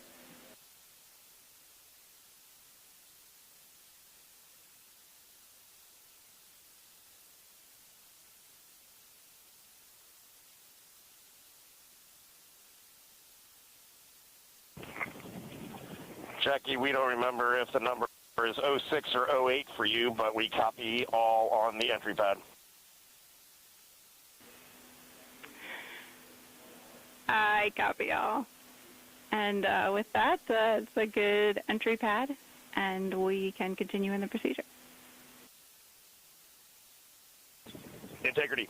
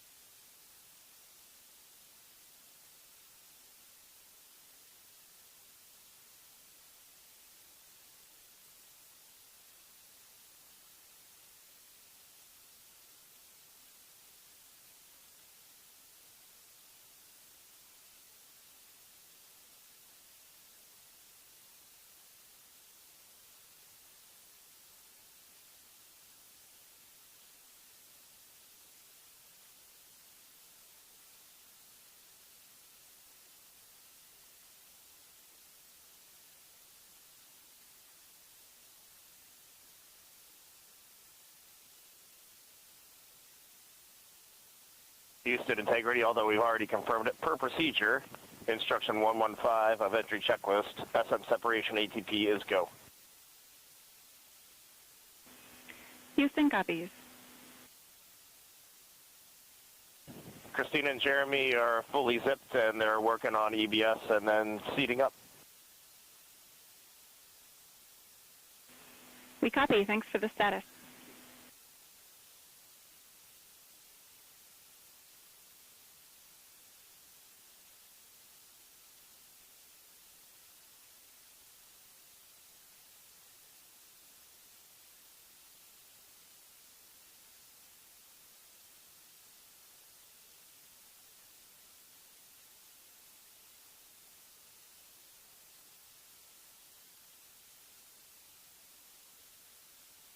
Network to the tracking and data relay satellite system.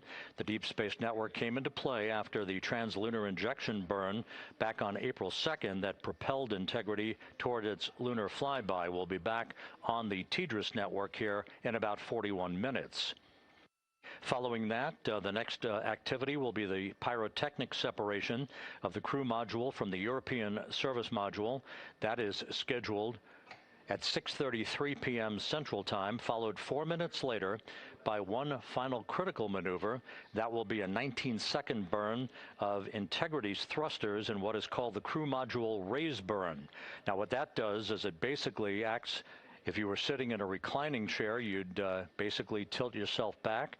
It raises the aft end of Integrity ever so slightly, and that is the final opportunity for us to fine-tune the angle of attack of Integrity through the area of peak heating at entry interface. That will come a bit later on, about an hour and 18 minutes from now.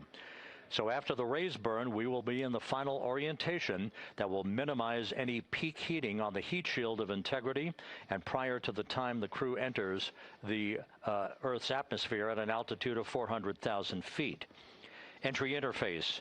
This is the critical time where the crew will reach the first traces of Earth's atmosphere at an altitude of 400,000 feet, traveling 34,882 feet per second. Just 24 seconds after entering the Earth's atmosphere, we will experience a communications blackout expected to last 6 minutes in duration. This is planned, and it is caused by the interaction of the velocity of Integrity with the friction of Earth's atmosphere. There will be a buildup of plasma around the vehicle, and that ionization will prevent any communications with the crew and any receipt of data by flight controllers here in Mission Control.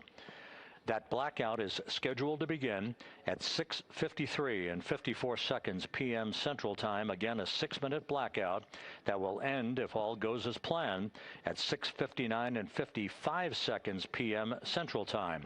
At that point, we expect to regain communications with the crew and a reacquisition of data through the tracking and data relay satellite system.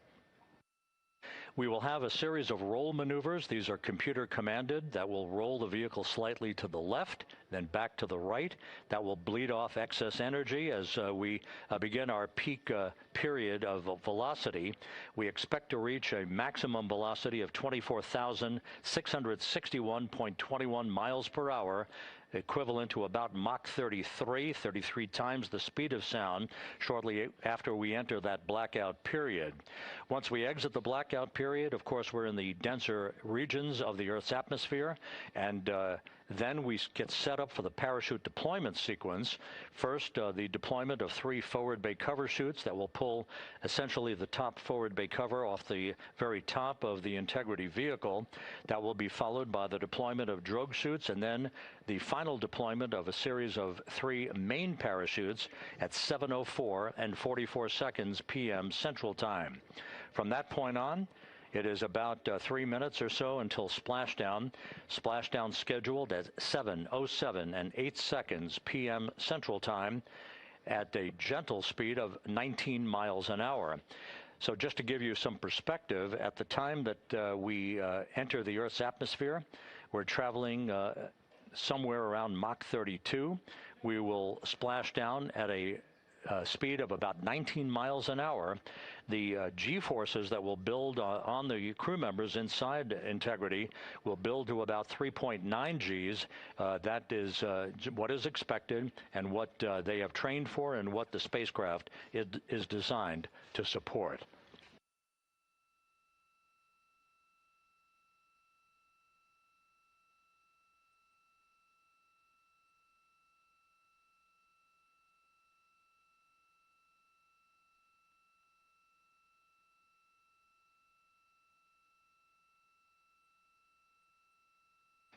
The latest weather forecast out in the recovery zone off the coast of San Diego is a go forecast from our meteorologists here at the Spaceflight Meteorology Group at the Johnson Space Center.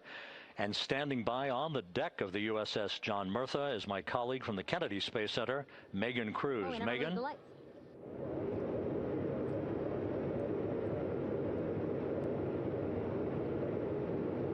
Hey there, Rob. Yeah, welcome to the bow of the USS John Murtha. This is where we will report out live updates from the ship as NASA and the U.S. military work to recover our Artemis II astronauts in just about an hour and a half. How exciting. Now, right now, as you can see, we are out in the Pacific Ocean. We are just west of San Diego. We're actually staged about 6.5 miles away from where we expect Orion to splash down. And then we will incrementally move closer. So at the time of splashdown, we'll be about 5 miles away, and then we will move to 3.2 miles away. At that point, we'll pause, make sure that all the debris that might be coming down with Orion, because basically some parts of like the parachute system, they're jettisoned off Orion during descent. So we'll just want to make sure that those all land in the water and that we are safe to move even closer. So we will make sure that we can move a little closer, and at that point we will move to a mile away from Orion. And at that point the ship will circle the capsule while NASA and Navy recovery forces work to get our astronauts out, and we should have great views of the bow from here. But also we have a ton of cameras all around the ship. For example, we actually have some cameras right to the left of me here on the bow. These are very strong, stabilized cameras. We can really get up close to make sure that we are sharing all the images we have available to you. We also will have some views from above. We actually have 5 planes providing live views of splashdown today. In fact, some of those aerial assets just took off from San Diego minutes ago. And then actually here on the flight deck, you see 4 helicopters, the 2 in the back.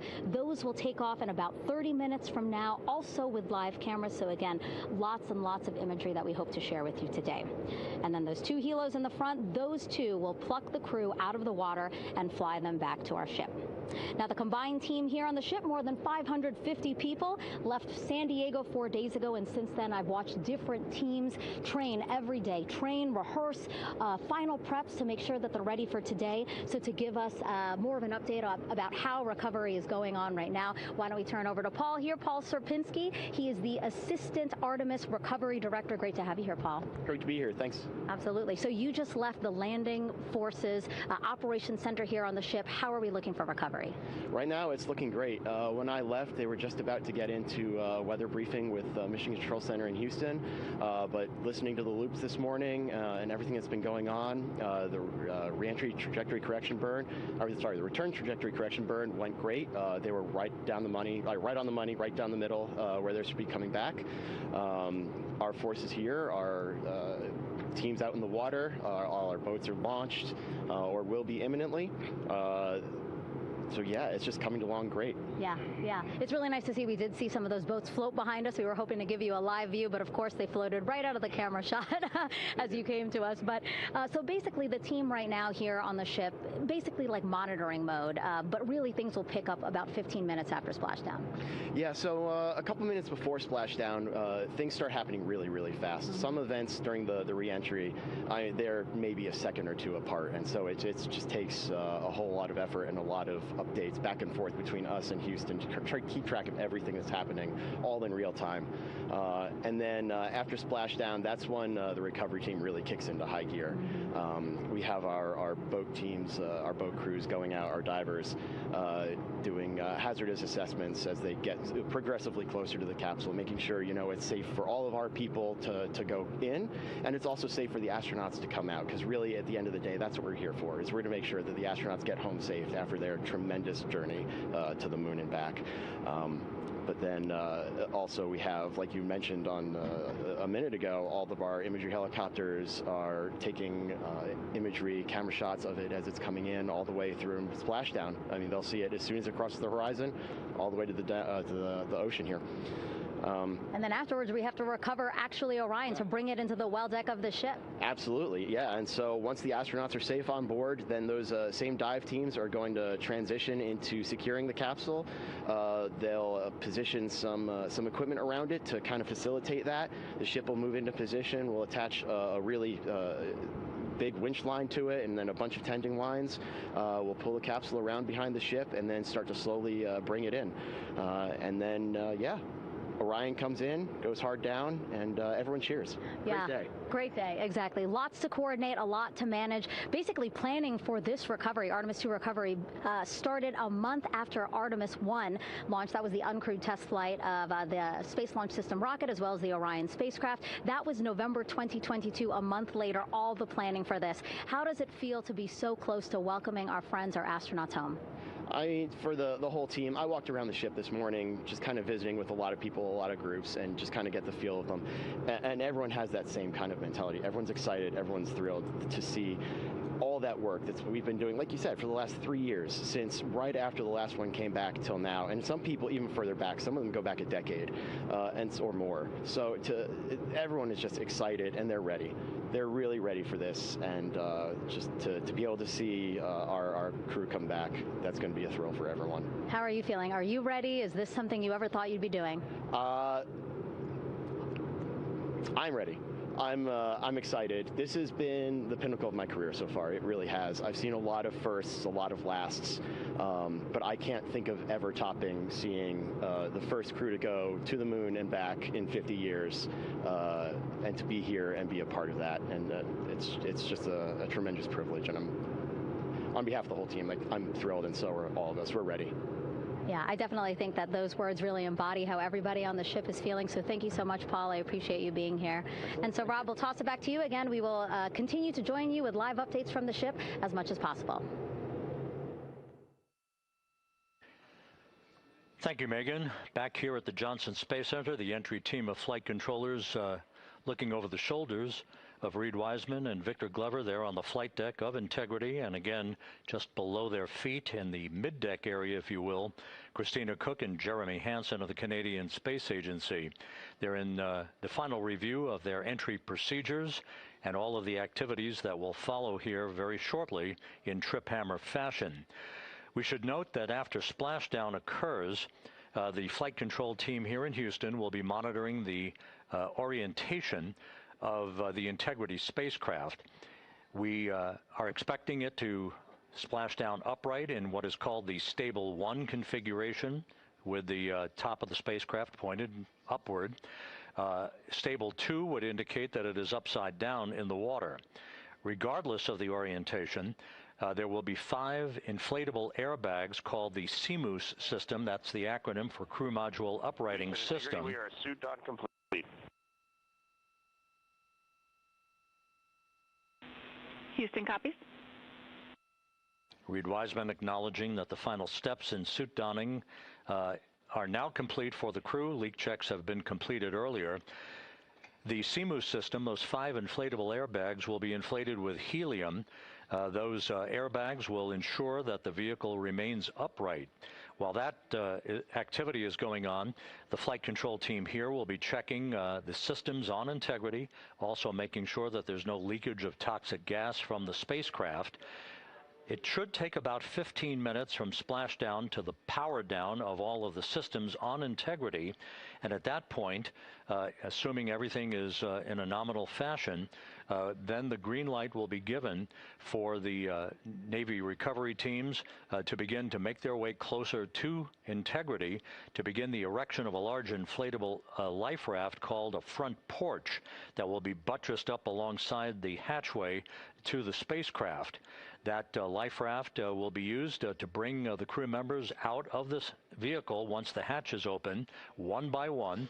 They'll get their land legs back after 9 days of weightlessness before they're put in harnesses to be hoisted one by one in sequential fashion, in an alternating fashion, to the two hovering Navy helicopters overhead. Houston, Integrity for a status. Go ahead. Seats 3 and 4 are connecting umbilicals. We're going to be stepping into leak check soon. 1 and 2 will be seated. 3 and 4 will be free float, and we'll configure EPROC accordingly. Houston, copies all. Reed Wiseman talking about the current procedures with the suiting of the crew members and subsequent leak checks, a final leak check for all 4 crew members. Everything is actually running a few minutes ahead of schedule. So once the life raft is inflated next to the Integrity spacecraft and the recovery teams have arrived alongside of the vehicle, the hatch will be open and the crew members will be brought outside into that front porch, as it is called, one by one. They then will be hoisted into the hovering helos overhead, and those helos then will turn around once the 4 crew members are on board, 2 for each helicopter, and will head back to the ship. That should be about a 10 to 15 minute transit. Once the helicopters land on the deck of the USS John Murtha, the crew members will be exiting those helicopters and brought into medical bay on the deck on the ship itself for comprehensive medical exams. They will spend a period of time yet to be determined on board the USS John Murtha before they are flown by helicopter to the shore in San Diego, to the San Diego Naval Air Station, and ultimately will board a NASA jet for the flight back to the Johnson Space Center here in Houston. Just to recap some of the key times that are coming up, we are expecting the separation of the crew module from the service module just 43 minutes from now. That is expected to occur at 6:33 p.m. Central Time, 7:33 p.m. Eastern Time. That will be followed just 4 minutes later by the crew module raise burn, the use of Integrity's thrusters one final time in a 19-second burn to slightly tilt the vehicle up into the correct orientation or angle of attack to ensure that it enters the Earth's atmosphere at the right angle, if you will. That will help deflect the buildup of heat against Integrity's heat shield. This was a deliberate move, a change in the procedures from the Artemis I mission that resulted in unexpected char loss on the Avcoat heat shield that had not been intended based on the entry trajectory for the Artemis I mission. What we're doing is we deliberately changed the trajectory of the entry from a skip entry that was about a 3,000-mile transit across the Pacific Ocean. We are expecting now from entry interface to the point of splashdown to have a range of just 1,701 nautical miles, and that in of itself will reduce the exposure time of heating on the heat shield of the spacecraft. Once the raise burn is complete, then the stage is set for entry interface at 6:53 and 31 seconds p.m. Central Time. That means that Integrity will be entering the Earth's atmosphere at an altitude of 400,000 feet, traveling at about 34,882 feet per second, heading for its splashdown site off the coast of San Diego, as you just heard from Megan Cruz on the deck of the USS John Murtha. Splashdown once again under those 3 main parachutes is expected at 7:07 and 8 seconds p.m. Central Time, 5:07 p.m. Pacific Time, 2.5 hours before sunset. The actual total distance traveled for Integrity from launch to splashdown is estimated at 694,481 statute miles. Now that includes the first high elliptical Earth orbit following launch. that enabled Integrity to move to 43,000 miles above the Earth at its apogee, and enabling a 24-hour period of systems checkouts before the flight control team here and the mission management team gave approval for Integrity to conduct its translunar injection that propelled it on its way to the moon and its historic lunar flyby. So the total distance we expect this vehicle to have traveled at splashdown, 694,481 statute miles.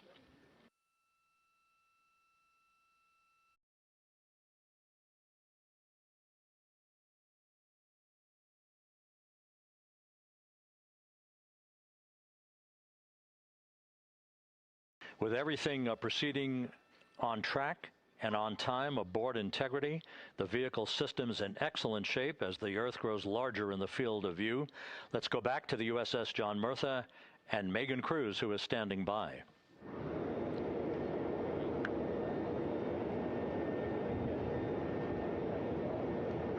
Hey, yeah, Rob, welcome back. Again, we are out in the Pacific Ocean, staged just about 6.5 miles from where we expect Orion to splash down now in just over an hour. How exciting. And the weather, awesome conditions here. I know you see some wind blowing around my hair, but really nothing to speak of when it comes to having to recover our astronauts, as well as no waves here, really. So yeah, we're expecting a really great day. Also, hopefully, some really great views. You can see behind me that some of the clouds are starting to break up, so that's really exciting. And now, of course, this ship has a lot of people ready and excited to welcome our crew back home, including Dr. Rick Schuring here. He is a NASA flight surgeon. Great to have you here, Rick. You too, Megan. It is a blessing to be out here this day with our teams. We've trained 3 years for this nonstop with the U.S. Navy and along with EGS, and we've so looked forward to this day. And you know, just by God's grace, everything's parting, the skies and everything. The crew's doing great. Looking forward to coming back, and our teams are ready. So this is one of those days you've dreamt about, and now it's finally here, and we're ready, and just thankful to be a part of it. Yeah, and you play a really integral role. When was the last time you spoke to the crew, and how are they feeling in this last hour before splashdown? Sure. Yeah, so the crew woke up. When they splashed down, they will have woken up about 8.5 hours ago. Me and my fellow crew surgeons, Doctors Chris Haas and Rafi Kumjian from this Canadian Space Agency, spoke with them about 6.5 hours ago, just to double check on how they were doing, if there's any medical issues, you know, how they slept, and then kind of go over their landing day protocol for their medications, for what we call a fluid load, to try to replace some of the fluid and electrolytes that they've lost with just a normal space adaptation. Once they got to space, they kind of have to replace some of that fluid to help them with the whole landing kind of readaptation to 1G, which they haven't done for the last 10 days. And then just kind of let them know how things are going to play out, you know, out with the open water teams all the way until we finally get to the med deck. So they were very pumped up, very hurried though. They had a lot of cabin configuration, a lot of things to get ready. So they're excited, but also very focused on the job that they had to do. So like again, we've trained a long time for this, and we're ready. And you said some medications. I mean, those are kind of just to mitigate the effects of, obviously, their more than 695,000 mile journey back to Earth. It's just like anti-nausea medication, right? Yeah, exactly, Megan. The you know, astronauts are very healthy, fortunately, and even when they come back in reentry, you know, the human system is very kind of dynamic. It has to readapt very quickly, and one of the most common responses they get is just some stomach awareness, to some nausea, even to some vomiting. And you know, with our crews that land out in Karagana, the Soyuz crews or our SpaceX crews, you know, they all kind of experience the same thing. This will be the first time we're landing in water since December 1972, and I worked with all the Apollo astronauts years ago, and they all told me that, you know, landing in the water, especially in the Pacific, can be very provocative. So we take steps to give them medicines to really mitigate some of that nausea, vomiting, help them feel a little bit better, and also sometimes just use a little anti-inflammatory medicine just to help with coming back to 1 Earth, or 1G. The effects of microgravity, especially as you age and you have a little arthritis, you feel great in microgravity, and everyone kind of curses coming back to the ground like, oh dang, 1G, but so that helps a little bit. But for the most part, the main thing is just replacing that fluid and then trying to help them with that transition back to 1G.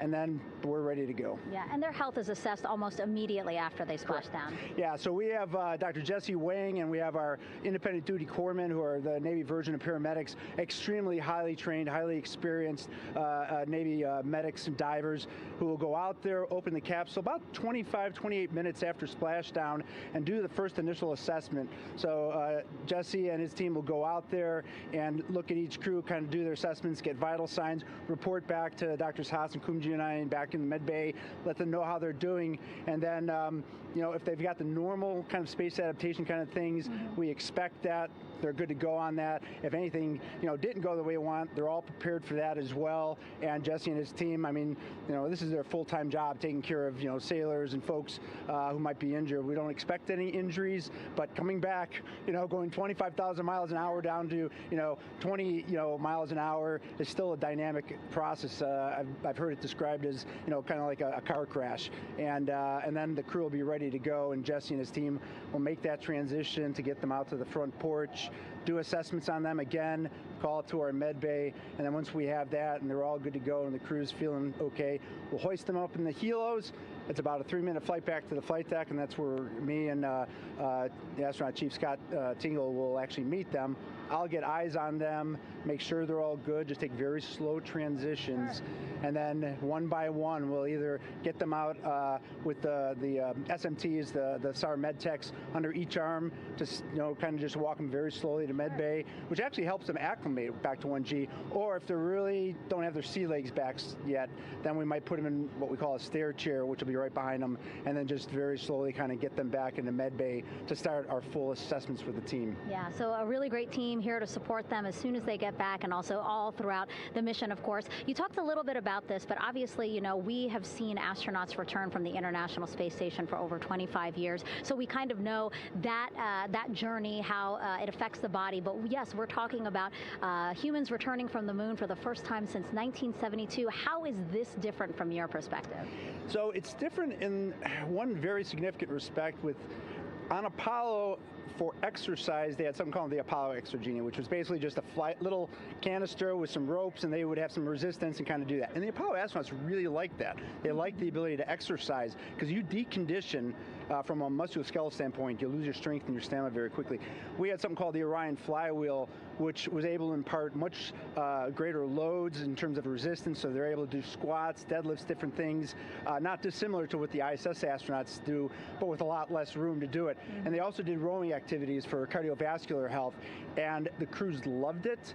But for the lunar crews, the future lunar crews, maintaining that physical conditioning, which our astronaut strength conditioning rehabilitation specialists, affectionately known as the ACERs, back in Houston, really work hard to get them in the best shape they're going to have to be in to get to the moon.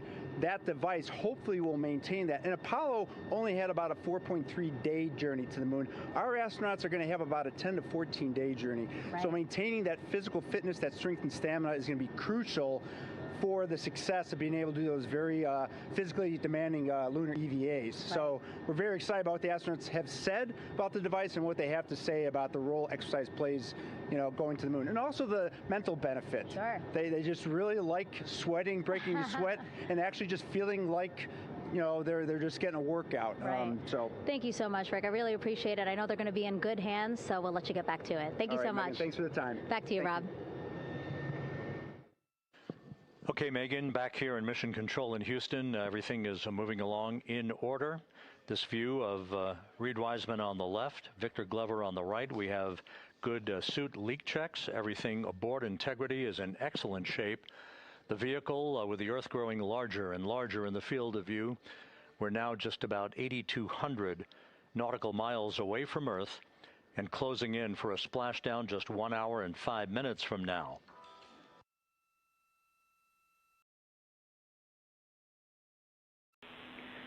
Integrity, just under a minute till your GPS maneuver initiates, and both GPS units look eager to acquire.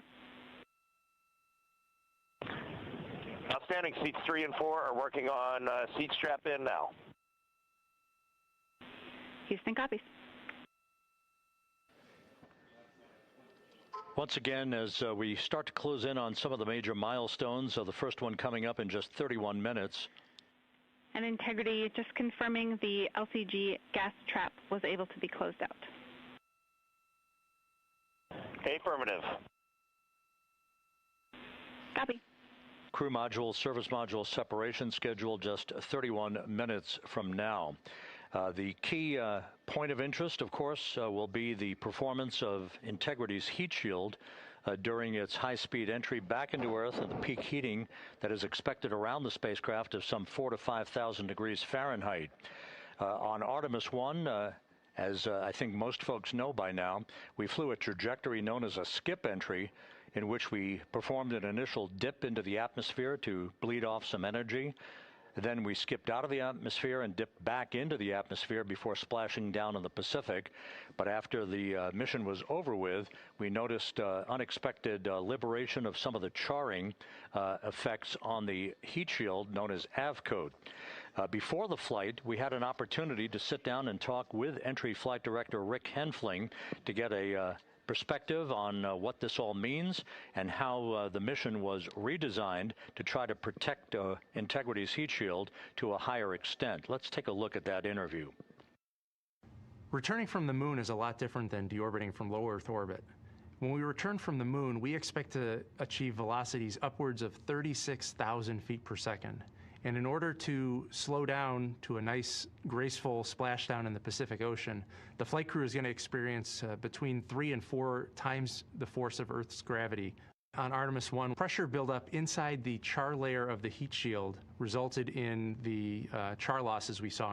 NASA established a Tiger team whose job was to investigate the cause of the problem and then make recommendations on how to fly the Artemis II mission safely and successfully. And so for Artemis II, we are going to fly a profile that ensures the spacecraft will not see that same type of pressure profile. And so the char losses seen on Artemis II will not be like the ones that we saw on Artemis I. Rick Henfling indicated that the orientation of the spacecraft and the shortening of the distance of transit to the splashdown zone from the point of entry interface when we reach the top of the Earth's atmosphere, which will be coming up at 6:53 and 30 seconds p.m. Central Time, should do the trick in minimizing the deleterious forces against that heat shield that were noticed on the Artemis I mission. We think we see a beautiful sunrise over the west coast of Australia.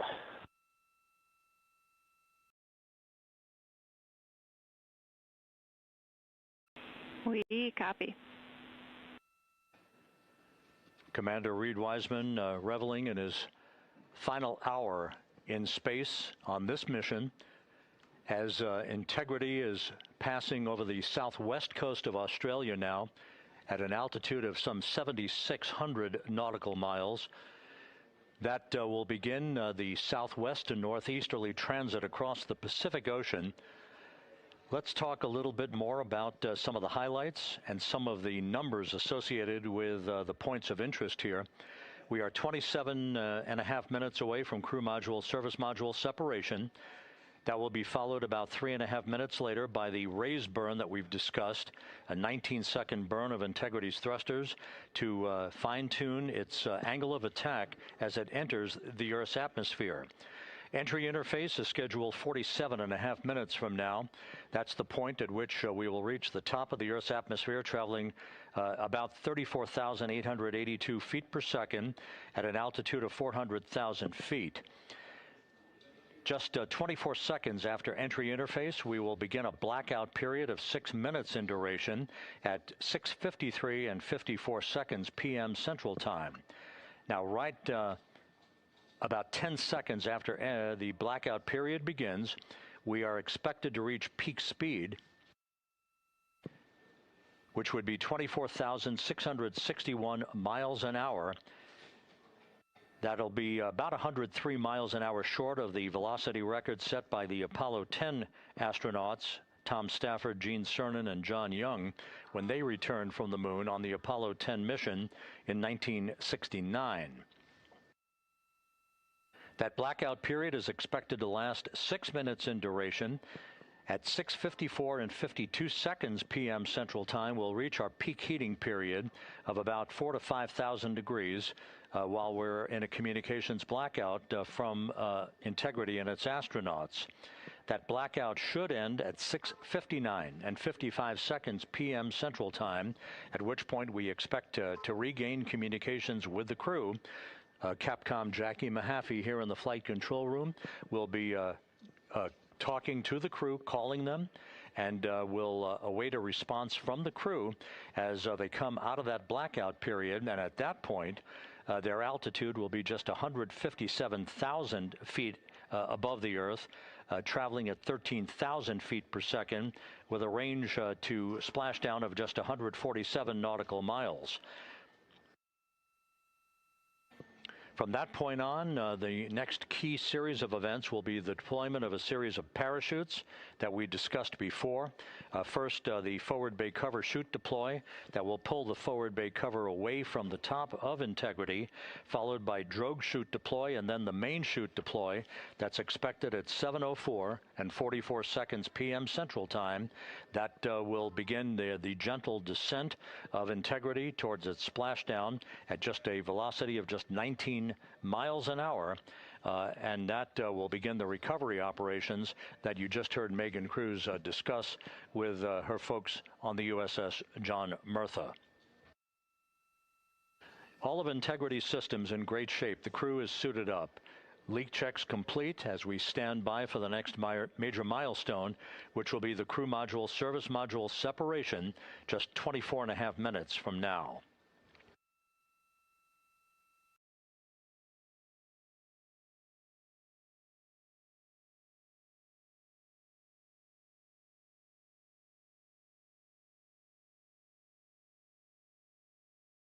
All of the activities from the start of entry interface to the point of splashdown will be quite rapid fire, just 13.5 minutes from the point at which we begin descent into the Earth's atmosphere till splashdown.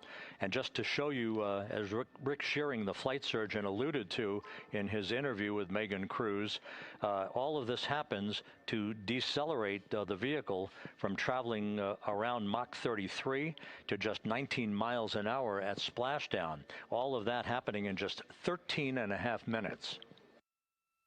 But the vehicle and the parachutes are all designed to support all of that, so we'll be standing by to report all that to you in sequential fashion as these milestones are ticked off and as we hear from the crew during its entry back into the Earth's atmosphere and ultimately when they emerge from the blackout period, and at that point we'll be just minutes away from splashdown.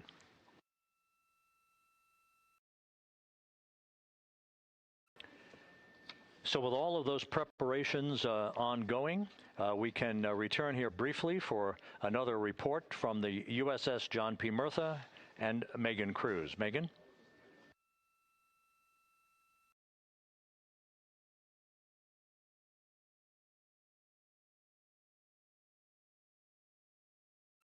And we'll regain that communication with the USS John P. Murtha just momentarily. In the meantime, everything is on track aboard Integrity, the flight control team here in Houston, led by Entry Flight Director Rick Henfling. The voice you will hear talking to the crew is that of Jackie Mahaffey. She will be reporting everything to the crew and receiving their reports as they enter the Earth's atmosphere for their 13.5-minute plunge back into the atmosphere for splashdown off the coast of San Diego. Now we have the ship back with us and Megan Cruz aboard the USS John P. Murtha. Megan? 11 balloon, right?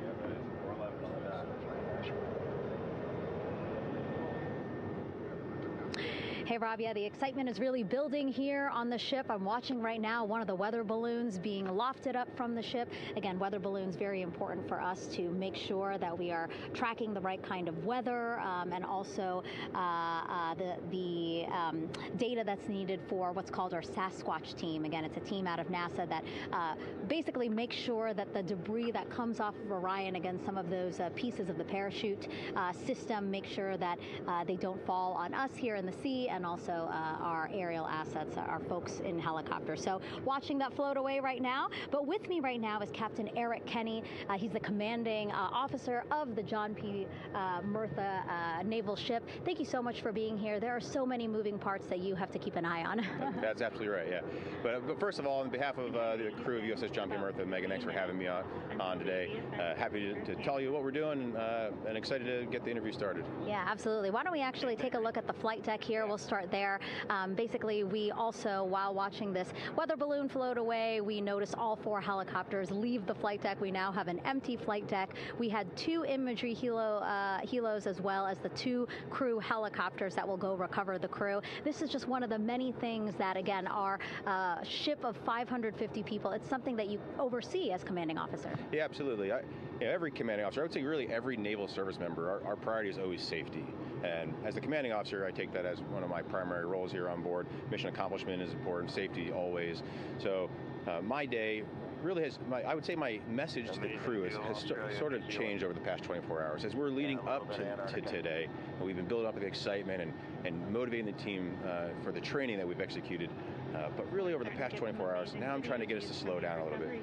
Trust our training, right? Don't believe all the hype. Don't believe everything that's going on. Just let's trust what we've done to get to this point. And if we do that, we'll be successful today. Mm-hmm. And also part of the big success is obviously the coordination between NASA and the U.S. military. How does it feel being able to support the human space program we have? Yeah, I mean, since 1959 with Mercury, Gemini, Apollo, the history between NASA and the Navy has been in lockstep. But like any other skill, if you don't practice it regularly, that skill atrophies. So we've had a few decades off from that. But, over the past 4 or 5 years, really with this ship over the past year, we've constantly trained and working for this moment right here. Building up the hype, but to get to this point today, to be able to trust all the training we've done. We've worked with, working with NASA, the Air Force, the medical team, dive team. You want to talk about high-performance organizations coming together, working in unison? We are seeing that here on board the USS John P. Murtha, and I can't be more proud of all the work everyone's doing. Yeah, you had some great words this morning saying just that, again, that it's really nice to see everybody working together and so excited. I mean, you just became the commanding officer of this ship back in February. How does it personally feel for you to be a part of this historic moment today? Yeah, I mean, first and foremost, I'd say any opportunity to command any warship in the United States Navy is a tremendous honor, is a pinnacle of any naval officer's career. That being said, as my change of command was approaching, and I realized that Artemis was going to be in the window here, to say that I'm humbled and honored to be here is an understatement. What really just excites me is the opportunity to see this crew, who has been training so hard over the past year plus, come together. It is what inspires me. Listening to NASA and the ownership and pride they take, they make my crew better. I think we're making NASA better together. That synergy is something that I'm happy to see and hopefully take forward with me in my career. Yeah, it's all about partnerships. We couldn't do it without you, and we couldn't have gotten to the moon without our international partners as well. So thank you so much, Captain. It was really great to have you here today. Thanks, Megan. Awesome. All right, Rob, back to you. Thank you, Megan. Back here in Mission Control in Houston. We just had a quick view of the crew. We'll get that view back, and there they are again. Here in Mission Control, the entry team of flight controllers led by Rick Henfling and Jackie Mahaffey serving as the spacecraft communicator.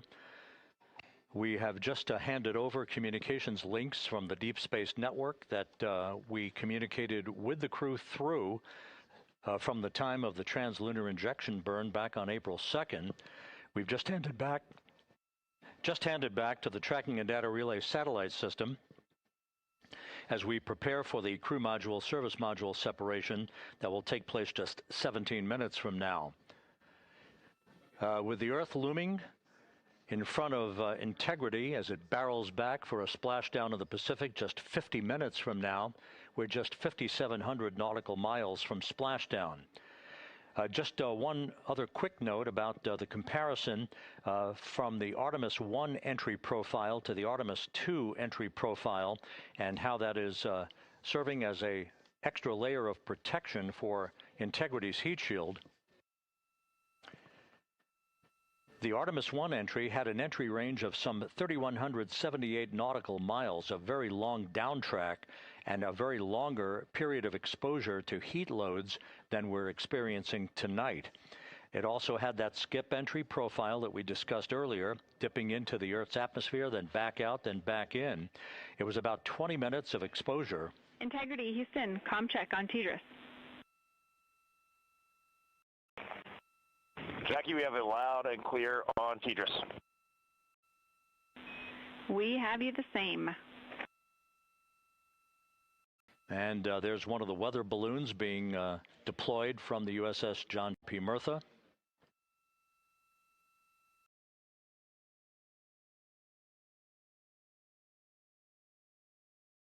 So the Artemis I entry had the vehicle. The update on GPS, we haven't seen it track in yet.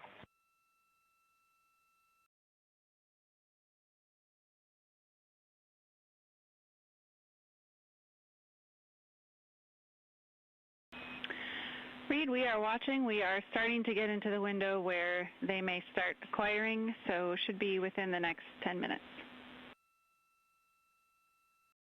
Okay, sounds good. We're holding at step 17 and getting ready for CMRCS hot fire.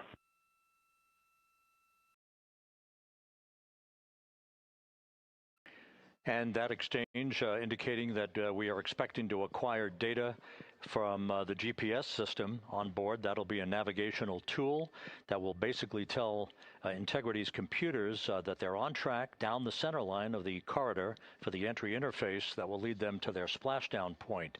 Once again, the Artemis I entry exposed the heat shield for about 20 minutes of peak heating. For Artemis II, we're going to reach a downtrack distance of 1,701 nautical miles from the point of entry interface with just 14 minutes of duration. And it's basically a different angle of attack, a little bit steeper angle of attack that will protect the heat shield from excessive heat loads. So that is the difference between Artemis I and Artemis II, all designed into this mission to gather data, to protect the heat shield, since the Artemis III mission and beyond will have a different designed heat shield that will allow that skip entry type of profile to be resumed for all of the future missions coming back from the south pole of the moon when we initiate lunar landings. So we've handed over to the tracking and data relay satellite system. That's where we'll have communications for the rest of the flight. Just to give you some time hacks here, we're 13.5 minutes away from crew module, service module separation, and just 17 minutes away from the raise burn, that 19-second firing of the thrusters that will basically be the final fine-tuning of the angle of attack for Integrity as it enters the Earth's atmosphere.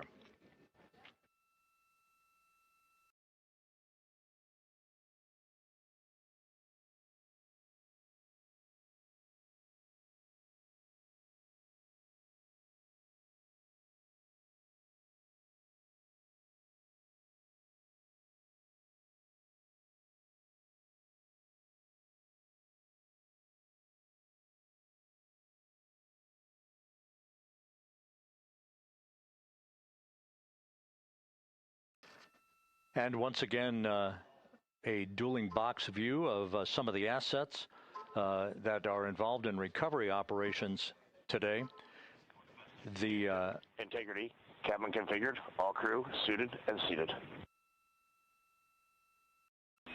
Houston, copies. That confirmation from Reed Wiseman aboard Integrity, as you see the assets being deployed to the splashdown zone. At the time of splashdown, we expect the John P. Murtha to be about 5 miles away from Integrity, keeping a safe distance until we are sure that the vehicle is in the water and upright, and that it is in a good configuration system-wide for the recovery teams to begin to approach the vehicle to erect that inflatable raft. 2 minutes to CMRCS warm-up hot fire. We're ready. That call from spacecraft communicator Jackie Mahaffey indicating that we're 2 minutes away from a quick burst of the reaction control system.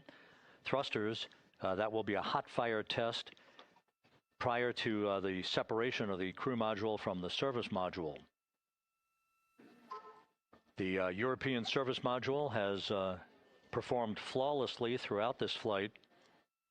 Everything, all the burns that had been prescribed for that service module have been executed on time and without a problem. There is the European flight control room that has overseen the manufacturing, the design of the European service module. They deserve quite a bit of credit on this mission for not only propelling the Integrity and its astronauts toward the moon, but also conducting the fine-tuning of its trajectory to bring it to this point where we are dead spot on down the middle of the corridor trajectory-wise to bring Integrity down for its splashdown in the Pacific just 44 minutes from now.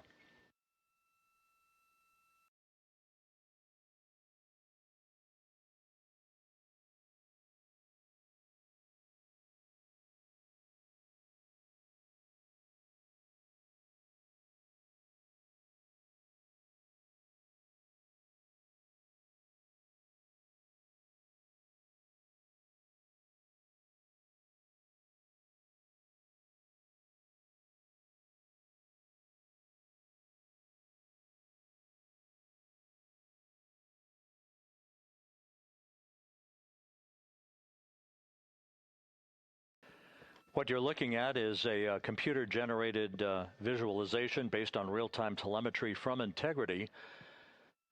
Currently traveling about 16,000 miles an hour.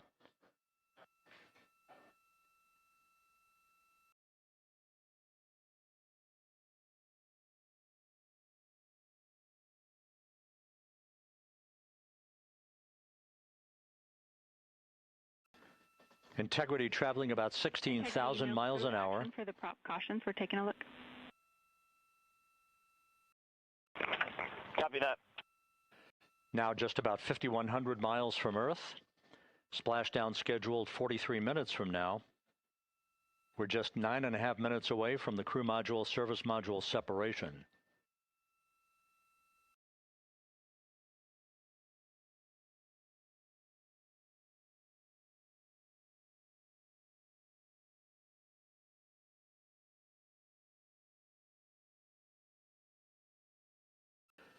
We are confirming. Integrity, we are assessing details, but so far looks like a good hot fire. Looks good on board, Jackie. Thank you. And Jackie Mahaffey took the words out of my mouth. I was just about to say that we had a good hot fire test of the thrusters in advance of the crew module service module separation that's coming up just 8.5 minutes from now. This will begin the period in which we will have rapid-fire succession of critical activities on board that will lead to entry interface just 28 minutes from now, where the vehicle will enter the Earth's atmosphere at an altitude of 400,000 feet. The time of entry interface, 6:53 and 30 seconds p.m. Central Time.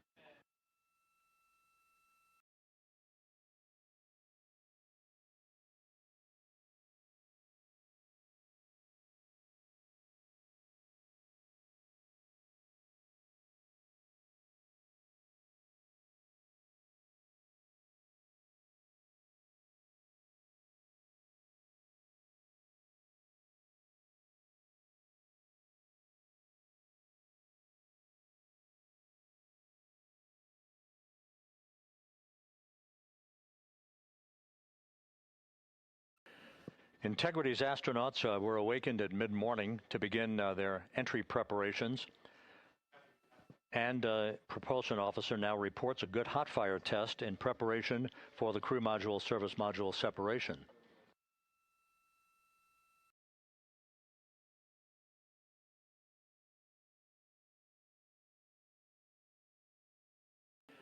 We're now inside 41 minutes until splashdown. Integrity Houston, we have confirmed a good CMRCS hot fire. And although we are not seeing GPS acquired yet, you can skip the troubleshooting steps in 157 for now. Integrity copies.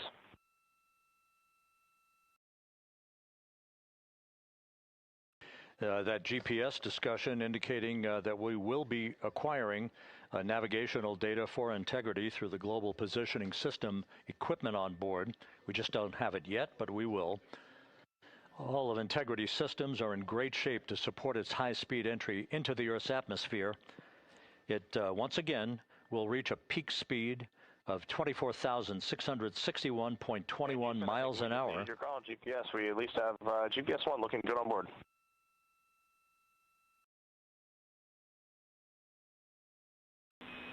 We're confirming.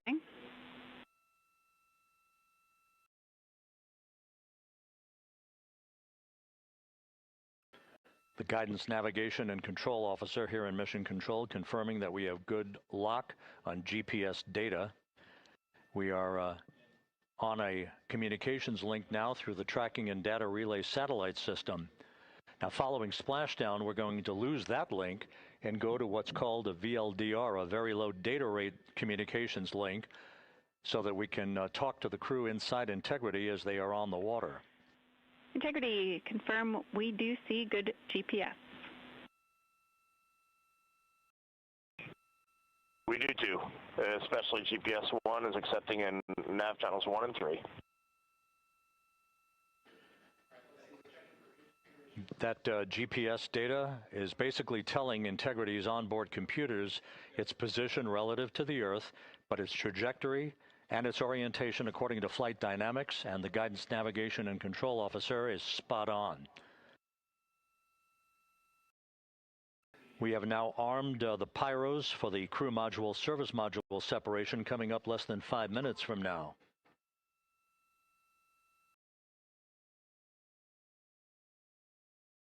Once again, just 10 seconds after entry interface, we will see Integrity reaching its peak speed of 24,661.21 miles per hour. That will be just seconds before we begin a 6-minute blackout period. Integrity, Houston. Your vehicle is in a good config for CM-SM SEP and go for CM raise. Houston, we see the same on board and copy go for CM raise.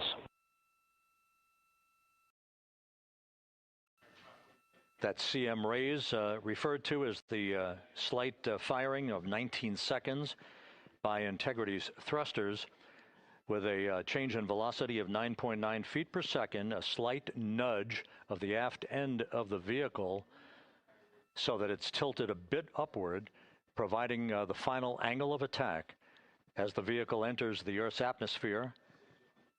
This being the mitigating factor that will reduce heat loads on the heat shield as we reach a point downrange from the start of entry interface, some 1,701 nautical miles to the splashdown site.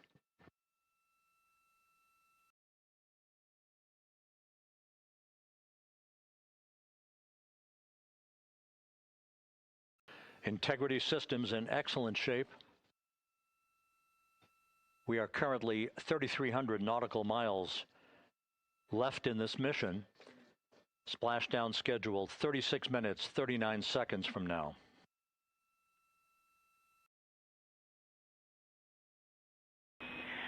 Integrity, Houston. For the 2 enabled prop cautions, what happened is while the thrusters were firing, multiple pressure sensors on each of the strings diverged a bit from each other. Those limits look to be set pretty tight. We think it could happen again when the thrusters fire in the future, so we are going to suppress those messages. We concur with suppress, not inhibit. Thank you. That exchange between Jackie Mahaffey, our Capcom for tonight, and Reed Wiseman aboard Integrity, indicating basically to ignore sensor data.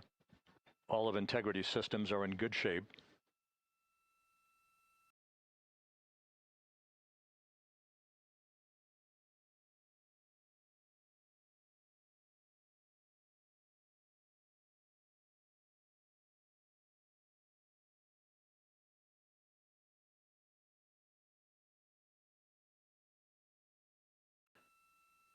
Now, coming up on about 90 seconds till the crew module, service module separation.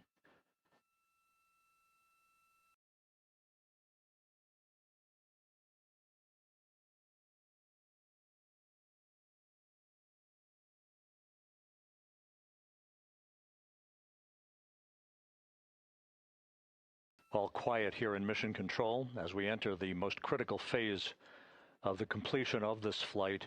All of the preparatory activities leading up to the vehicle entering the Earth's atmosphere just 21 minutes from now.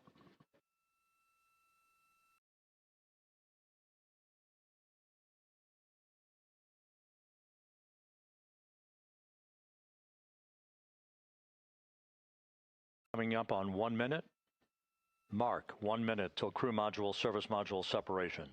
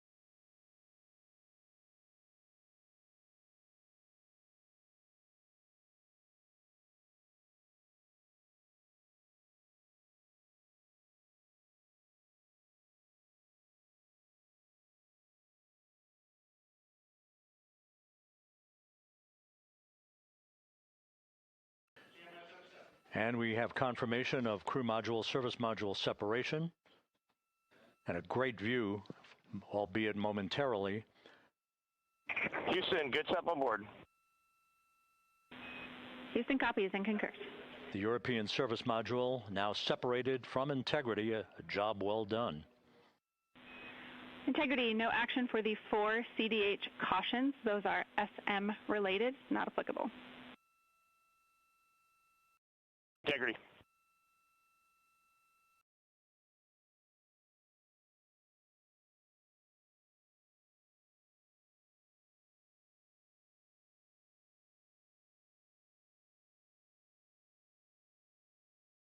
So, with Integrity now flying free on its own for the remaining 32 minutes of this mission, next up, the raise burn, a 19-second firing of Integrity's thrusters. Good GPS 2.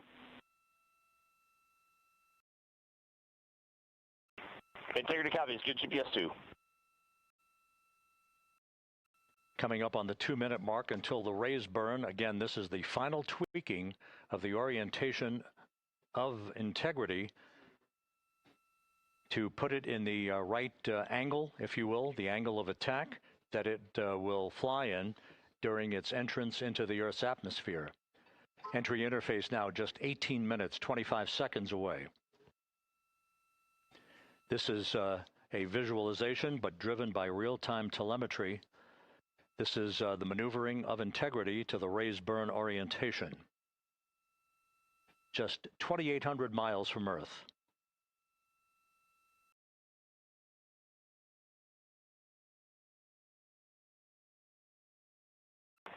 Houston, we got a great view of the European service module out the window with the sun hitting the side and the solar rays and the NASA worm right there. It's a beautiful looking machine. Roger.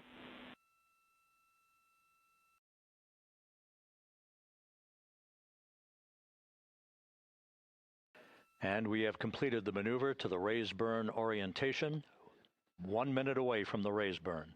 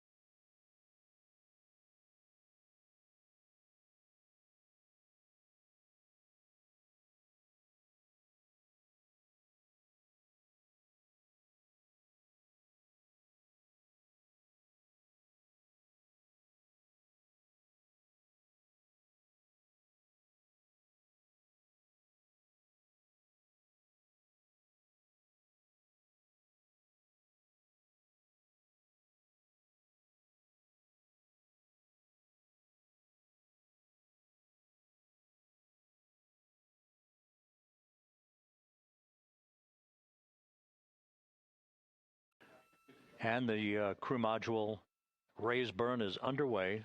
A 19-second firing of the thrusters. And we have a completion of the burn.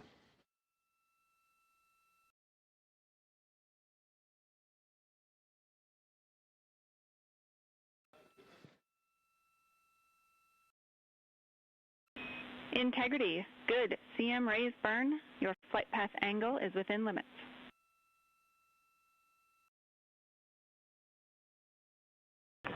Integrity copies. Looks good on board, Jackie. So the final maneuver is now complete. Our trajectory for a splashdown in the Pacific 29 minutes from now is set and will not be amended any further.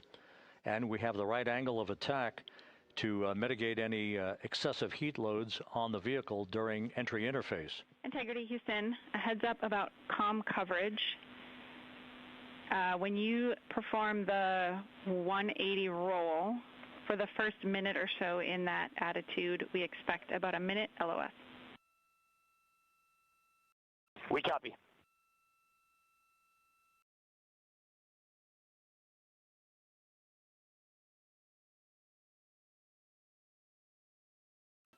So for those who are watching the series of events coming up, we will enter the first traces of Earth's atmosphere 14 minutes, 45 seconds from now.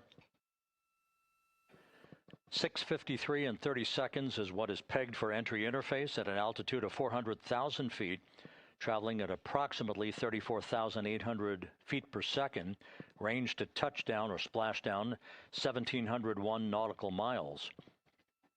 24 seconds after entry interface, we will enter a 6-minute blackout period in which we will lose communications with the crew. This is expected due to the buildup of plasma around the vehicle. That's an ionization effect due to the collision, if you will, of the velocity of the spacecraft with the friction of the Earth's atmosphere. That 6-minute blackout is expected to begin at 6:53 and 54 seconds p.m. Central Time. During that period of time, we will reach our peak speed of 24,661 miles per hour. That comes just short, based on unofficial data from the flight dynamics officer right now, will come just short of the velocity record set by Apollo 10 of 24,791 miles per hour in 1969. We expect peak heating on the vehicle at 6:54 and 52 seconds p.m. Central Time, a minute and 22 seconds into entry interface.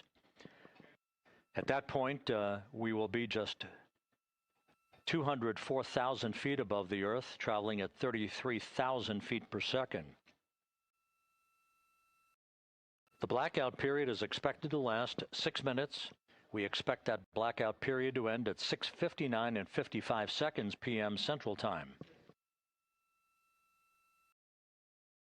From the end of the blackout period until splashdown, it is just 7 minutes, at which point we'll start deploying the series of parachutes to slow Integrity down to an ultimate splashdown velocity of just 19 miles an hour. We see the same, waiting for the 180 rolls.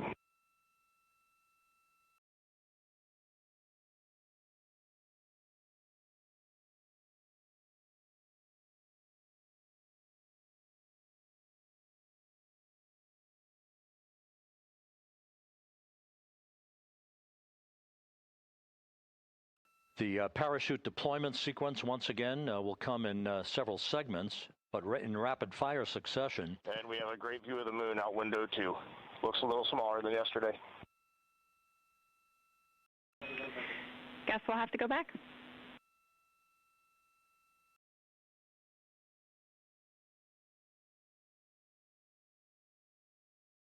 Reed Wiseman and Jackie Mahaffey exchanging discussion on a view of the moon that Integrity's astronauts are seeing in the final minutes of this mission that will be completed with splashdown just 25 minutes from now. 3 forward bay cover parachutes will be used to pull the forward bay cover off the top of the vehicle. Then 2 drogue parachutes will be deployed to slow and stabilize the crew module during its descent, followed by 3 pilot parachutes that will lift and deploy the main parachutes from the forward bay. The final sequence will have 3 main parachutes deployed. These will be 116 feet in diameter, each main parachute approximately 265 feet long when reefed. The parachutes will ultimately slow Integrity down from its peak speed of almost 33 times the speed of sound to a gentle 19 miles an hour at splashdown.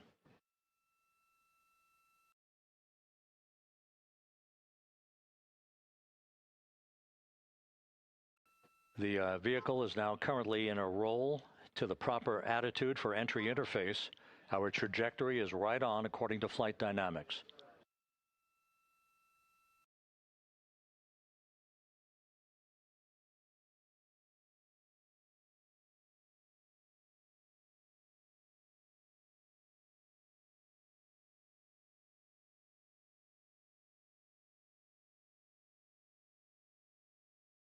Integrity is on a trajectory from southwest and northeast across the Pacific Ocean, descending at a rate of 15,000 feet per second.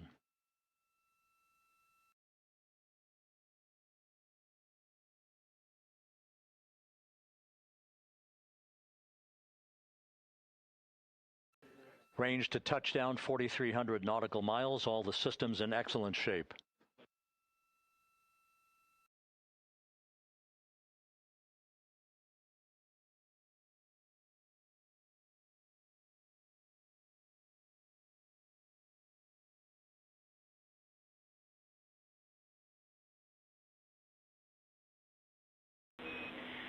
Integrity, Orion in the EI roll 180 attitude. Looks good on board, Jackie.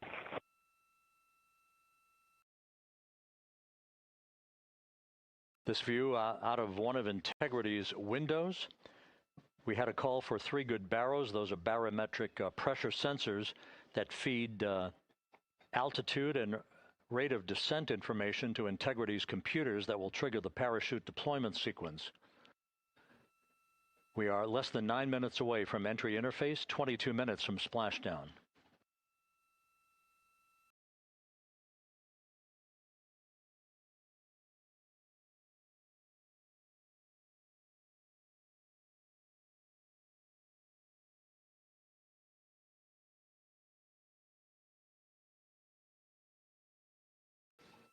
You can see the reflection of one of the crew members in the window.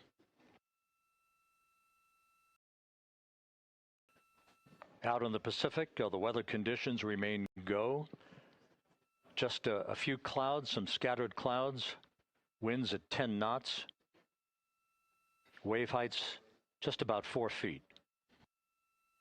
A gentle day in the Pacific for the homecoming of Integrity's astronauts.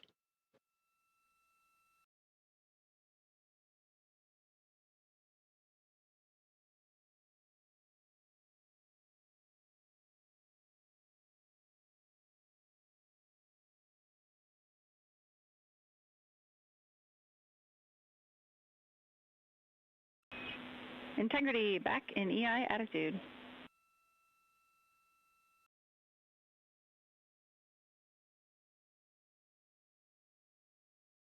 We see the same on board, Jackie.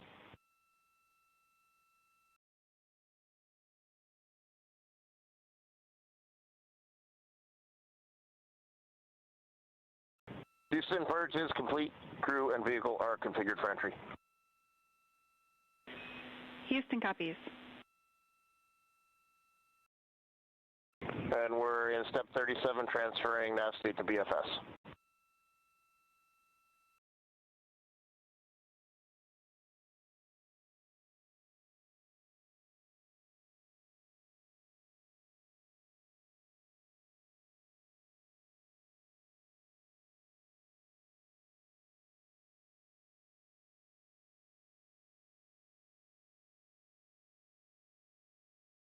And Houston, in instruction 509, we are not below 0.2.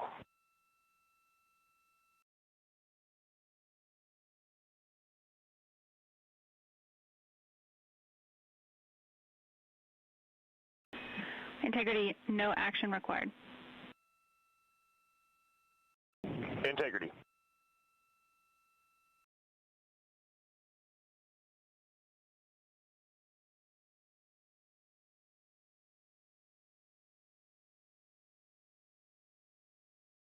Now 6 minutes away from entry interface.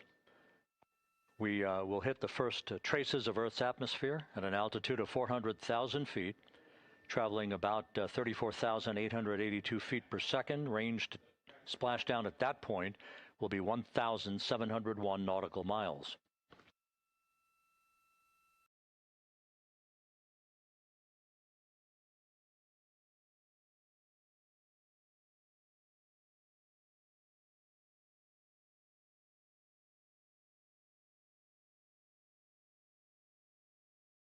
And once again, just a reminder, some 24 seconds after entry interface, we do expect to lose communications with the vehicle and the crew during a 6-minute blackout period when a plasma shield will build up around the spacecraft due to the ionization, due to heating effects.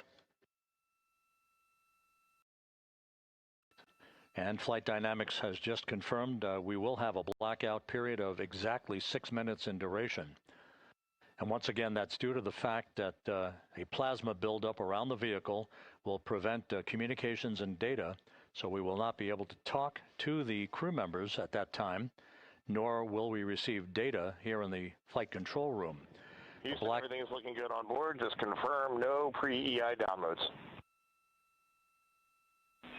Houston concurs. That blackout period to begin at 6:53 and 54 seconds p.m. Central Time, and again will last about 6 minutes in duration.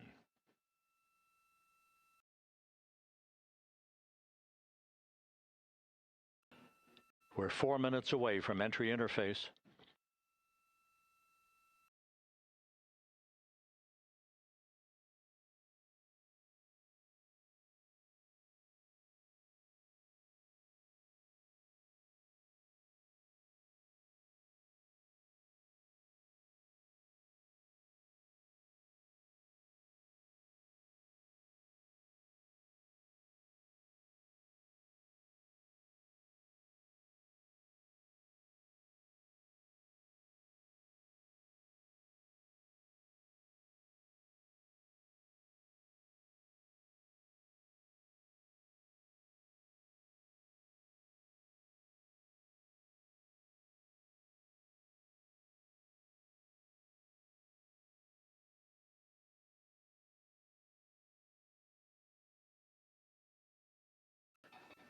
This view from Integrity as it crosses from southwest to northeast across the Pacific Ocean, 3 minutes from entry interface.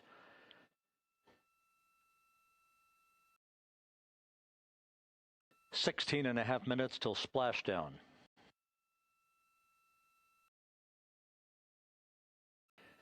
The USS John P. Murtha and the recovery team is on station and in position, as are the airborne imagery assets that we hope to receive imagery from as Artemis enters the Earth's atmosphere and through parachute deployment.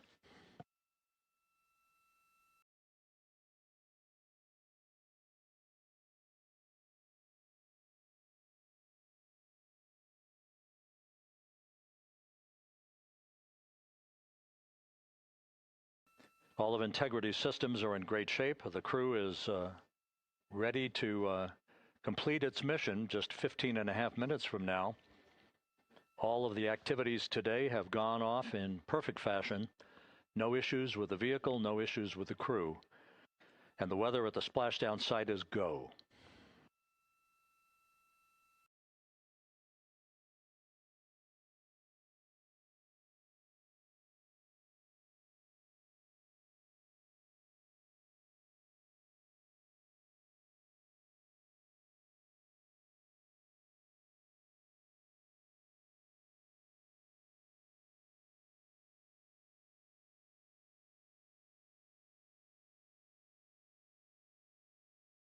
Coming up on 1 minute until entry interface.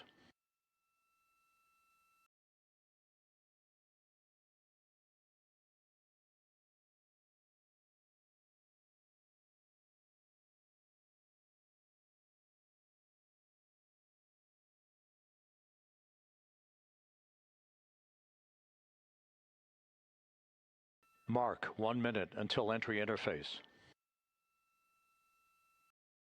1 minute 20 seconds until the expected start of our 6-minute blackout. Integrity, 1 minute to a 6-minute blackout. Integrity.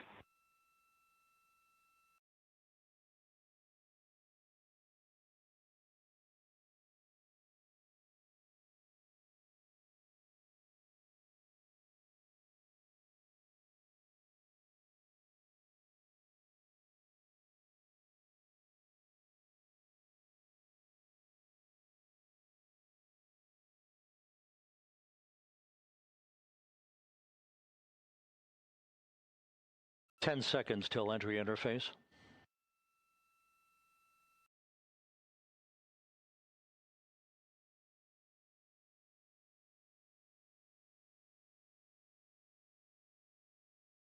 And we have crossed the threshold, now entering the Earth's atmosphere. We're at 400,000 feet, traveling 34,800 feet per second.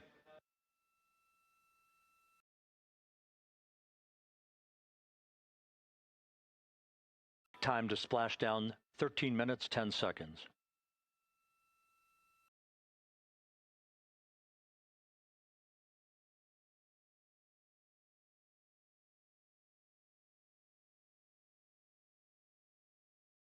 And as predicted, we've entered our communications blackout.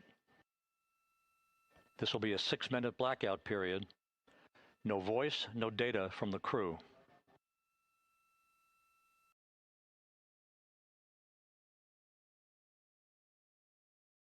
We're 30 seconds away from the anticipated point of peak heating on the vehicle, where temperatures will rise to about 4,000 to 5,000 degrees Fahrenheit. This is the true test of our trajectory.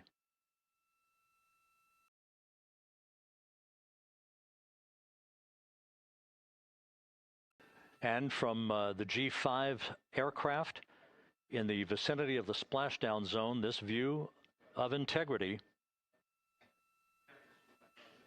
So that pinpoint of light shows the vehicle as it enters the period of peak heating in the Earth's atmosphere, the first tug of gravity being felt by Integrity's astronauts since their launch back on April 1st.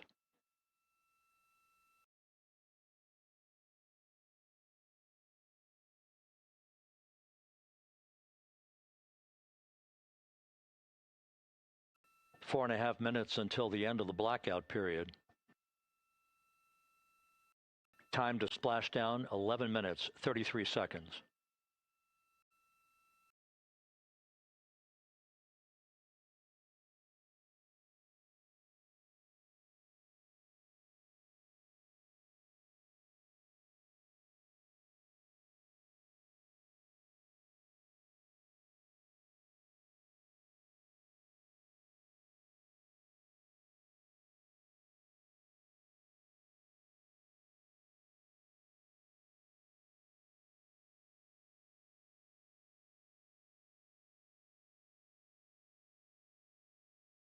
The landing and support officer reports that the P-3 has acquisition on Integrity.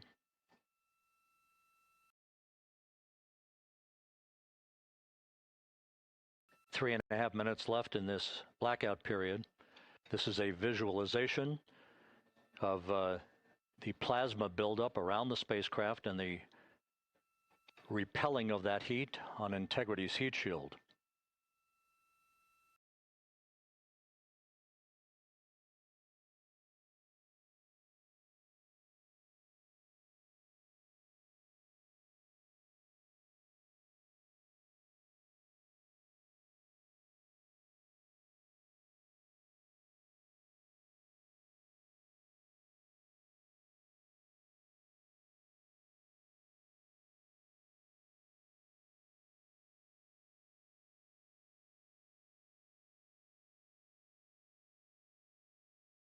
Flight Dynamics reports that airborne assets in the vicinity of the splashdown zone do have a visual on Integrity.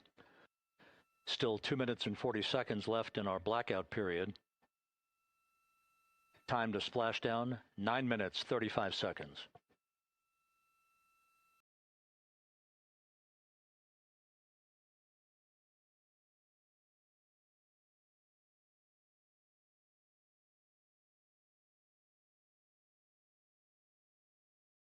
Multiple airborne assets as part of the recovery team all have visuals on integrity.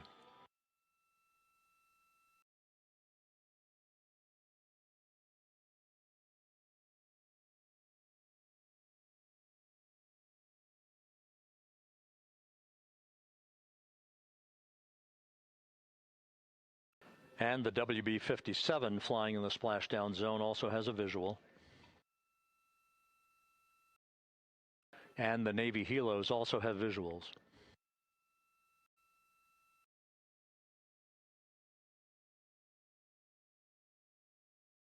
We're still in the blackout period. Still do not have communications from the crew.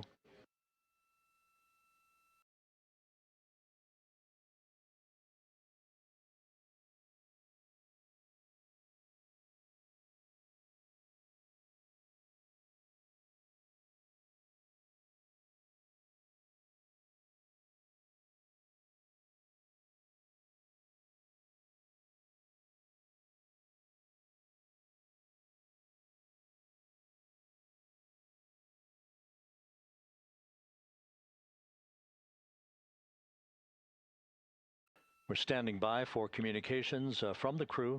We should be out of the blackout period less than a minute from now.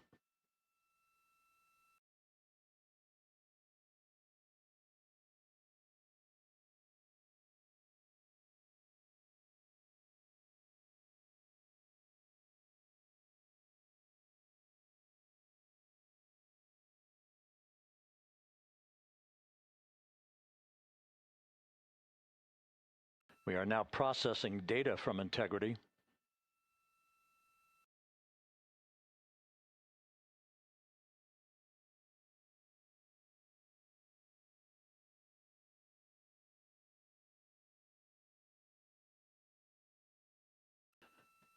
Landing and support officer reports the small boats are en route to the splashdown target zone.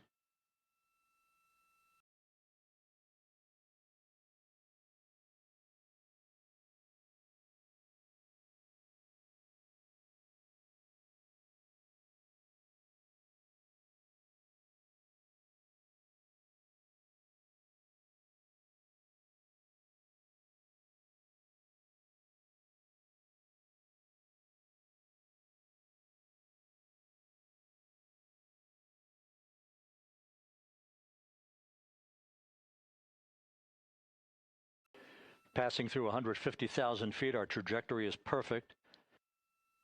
We're getting intermittent views of integrity. Still waiting to establish voice communication.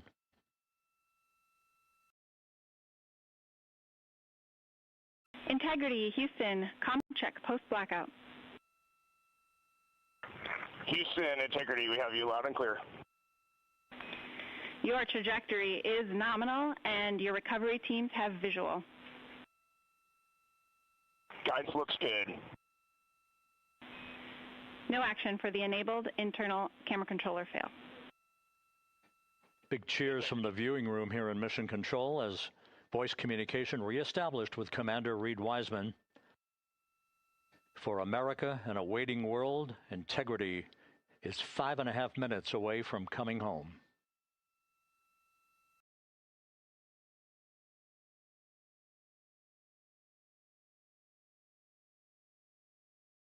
Passing 100,000 feet now.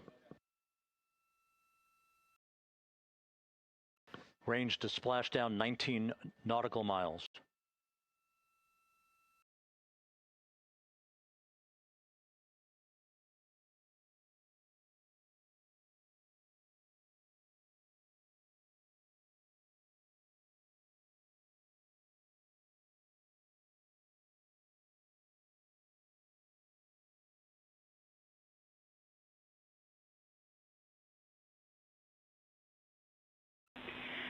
Integrity, impact to the camera controller fail is no Cab 1 views of the chutes.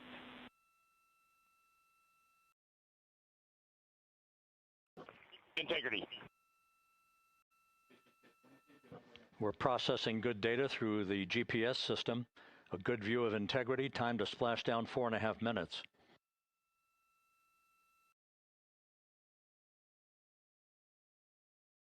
And a view of integrity from the WB-57. We're at 50,000 feet.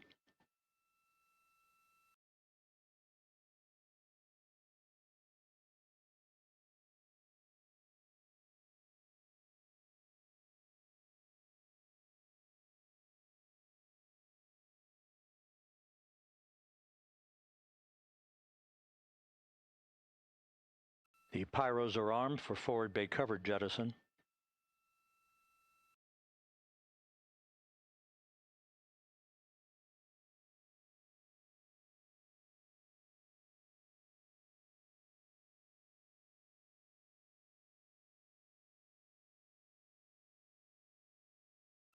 And there go the first series of parachutes. And we're on drogues. And Houston, we're visual 2 drogues out the window. 2 good drogue shoots. Next up. We copy, we see them. Next up, the deployment of pilot parachutes that will pull the main chutes out. Time to splash down 3 minutes and 10 seconds.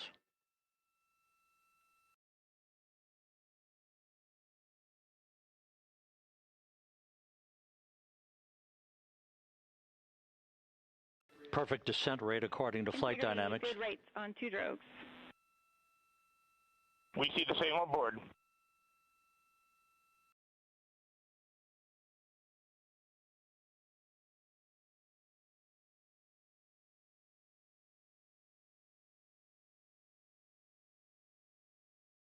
Passing through 10,000 feet, still on drogues.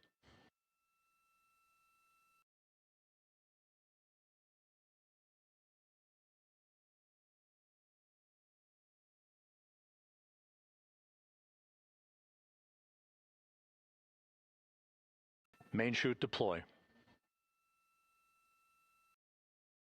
We're at 5,000 feet.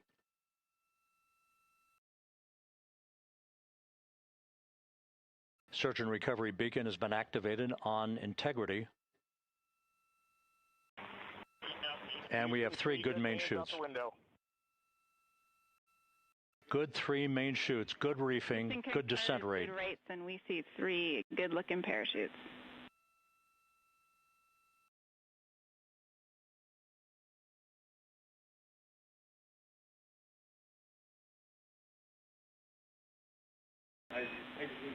Integrity. Cabin pressure indicates no need for hydrazine checks.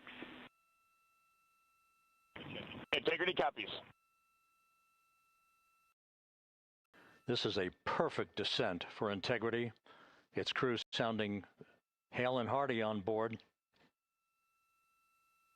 Time to splash down 1 minute, 15 seconds.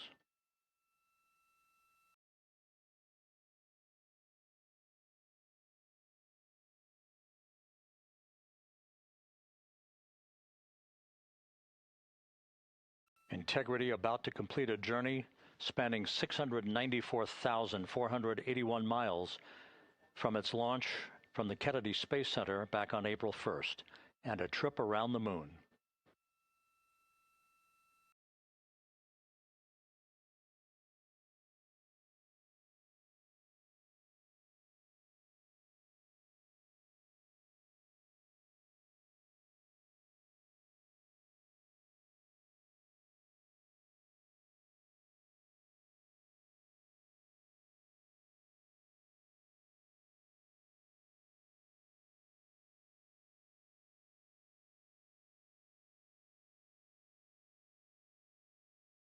Passing through 1,000 feet.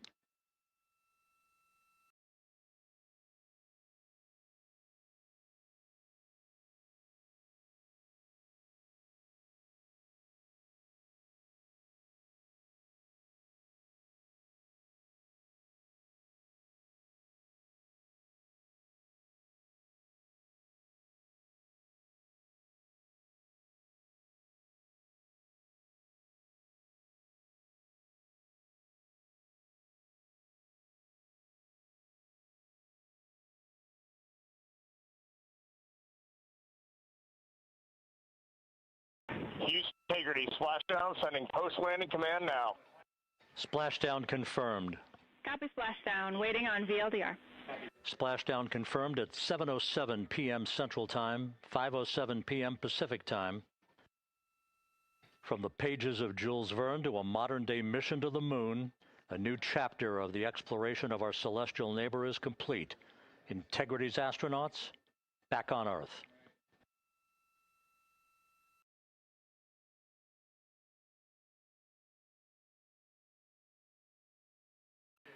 And the landing and support officer reports the vehicle is stable 1. We still will be deploying the crew module uprighting system to maintain that orientation. A perfect bullseye splashdown for Integrity and its 4 astronauts.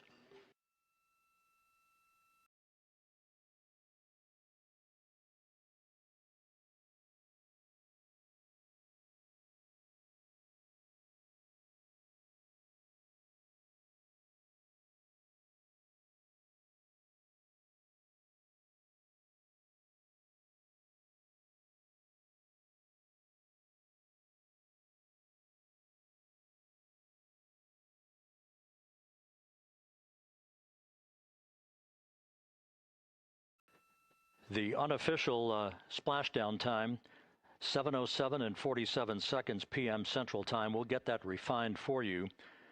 That would put the end of the mission at a mission elapsed time of 9 days, 1 hour, 31 minutes, 35 seconds.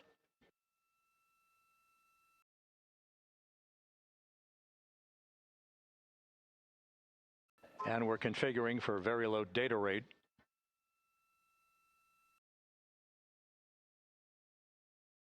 Once again, splashdown occurring in the Pacific, southwest of San Diego at 7:07 and 47 seconds p.m. Integrity Houston, comm check on VLDR.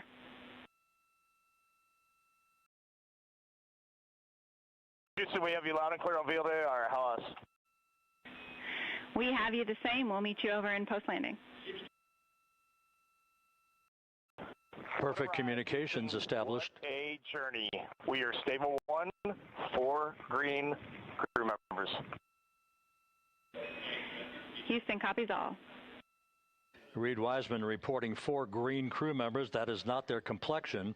That is the fact that they're in great condition. That's what that means. So stable 1, upright. The crew module uprighting system is being deployed. The 5 airbags being inflated through helium to maintain the upright configuration for the vehicle. This was a textbook entry and a textbook touchdown for Integrity. Reed Wiseman, Victor Glover, Christina Cook, and Jeremy Hansen back on Earth after a journey around the moon.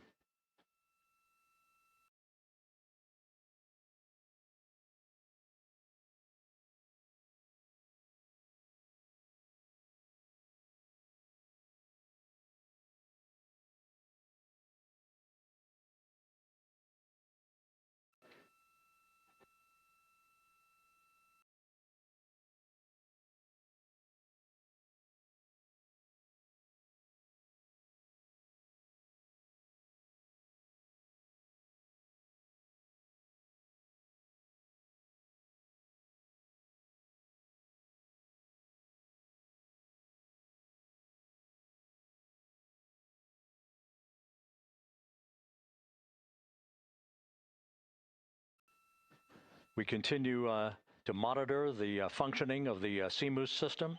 The airbags are being inflated to maintain a stable 1 or upright configuration. And there's a good view from one of the naval helicopters hovering overhead. Reed Wiseman reporting 4 green crew members, meaning they're all in excellent shape.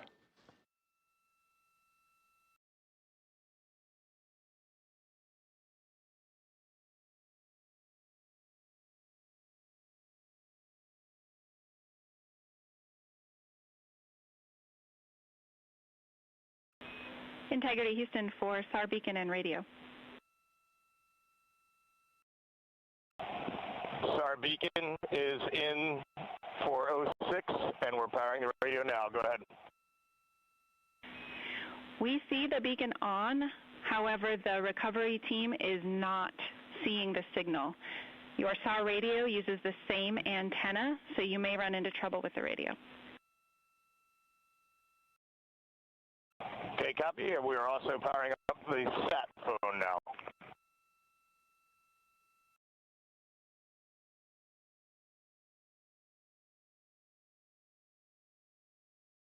So Integrity is in great shape, and as the crew continues its post-splashdown timelined activities on board, Reed Wiseman once again reporting that all 4 crew members are in excellent shape.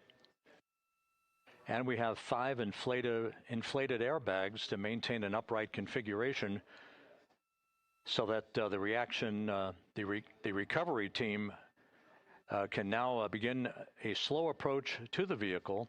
Meanwhile, here in the flight control room, Entry Flight Director Rick Henfling is polling his team of flight controllers for the start of powering down the vehicle after a thorough systems check. We have no toxic gases to be concerned about, so the recovery personnel can approach the vehicle, but not until we have powered down the spacecraft. That's expected to take a few more minutes.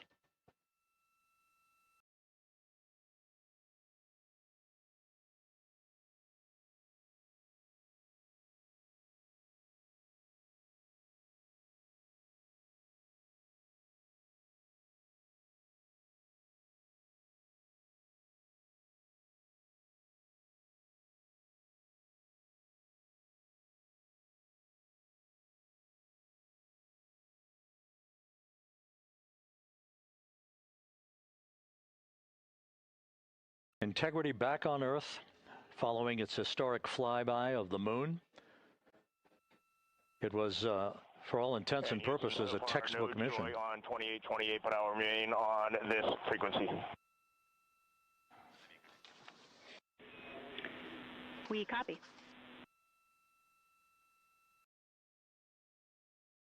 Reed Wiseman indicating some trouble with the SARSAT phone on board. But that's not an issue. What is more important is that the vehicle is solid.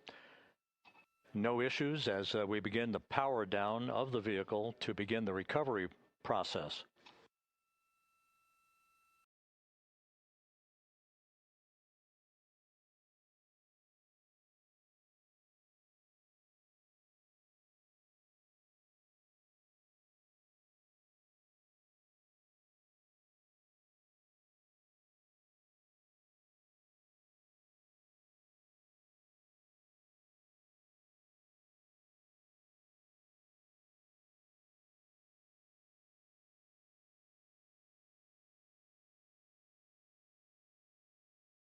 The propulsion officer here in Mission Control reports that we have safed the prop system on Integrity.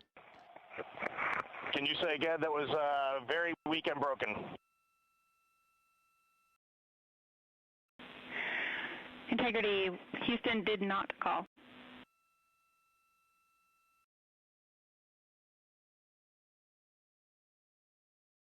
Copy that, Houston. It might have been on the SAR radio. Stand by.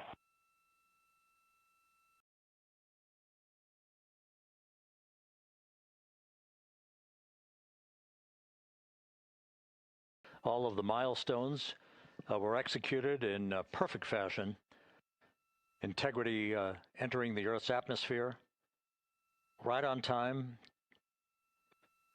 reaching its peak speed shortly after a blackout period began. We emerged from the blackout period, but the recovery imagery airborne assets were able to pick up Integrity's descent almost immediately through entry interface, tracking the vehicle all the way down.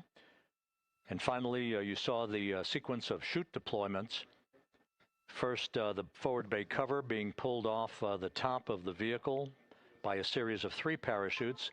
Then the drogue chutes were deployed, followed by the 3 main chutes that slowed the splashdown velocity of Integrity to just 19 miles an hour.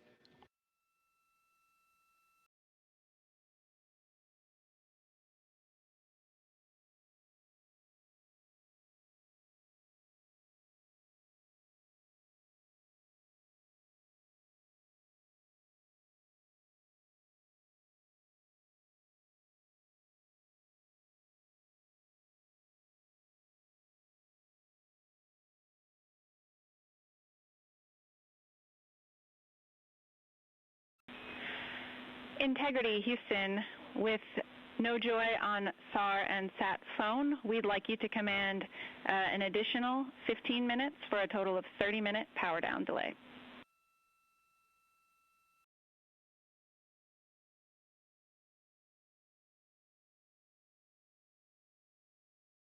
All right, Jackie, we have selected T/D+30.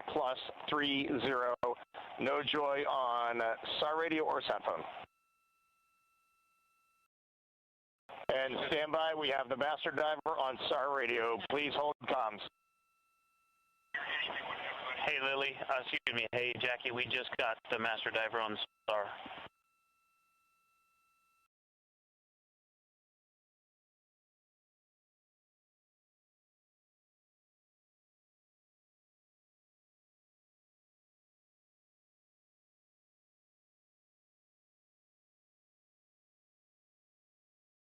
A good view of one of the fast boats. Integrity, Houston, if you are happy with your comm with master diver, you can go back to the 15-minute power down. Okay, stand by. Yeah, we'll confirm here in a second. The crew on board Integrity coordinating with the flight control team in Houston here in Mission Control on the timing of the power down of the vehicle, which will be the precursor to the recovery teams approaching the spacecraft. There are no issues with Integrity. We've had a bit of broken capability in establishing a SARSAT or satellite phone communications capability between the crew on board Integrity and the recovery team. That will get sorted out here shortly. There's plenty of cooling on board Integrity, so there's no rush to begin the power down. To call you on the sat phone and not getting an answer there either. Concur. We haven't had anything come through.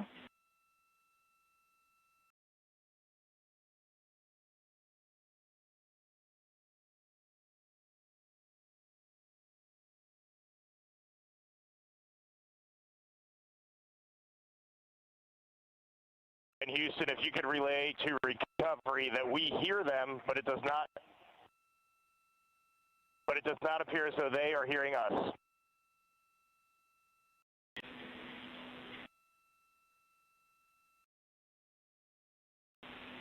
Houston copies, and Reed, just to confirm, you are pushing the PTT on the radio.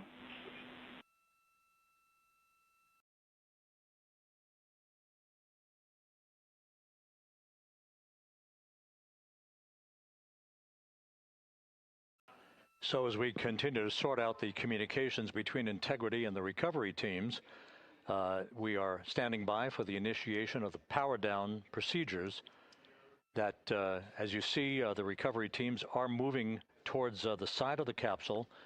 The next major event will be the erection of that large inflatable raft called the front porch. That will be the port of call for the crew as they're being extracted one by one from the vehicle.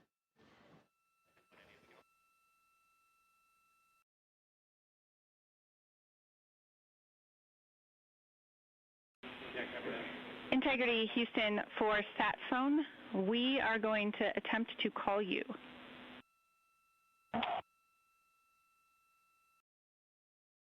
Good idea, standing by. And Jackie, yes, we are pushing the push to talk, the two buttons on the left side of the radio below the up-down arrows. We are utilizing them. I'm rebooting the radio to see if we get good comms.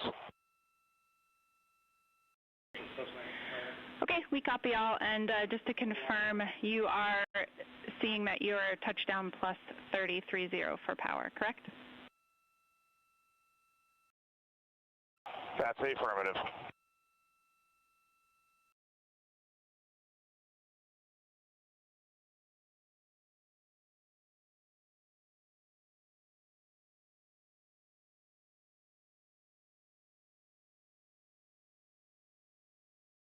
We are trying a backdoor approach to have Mission Control here call the crew on their satellite phone.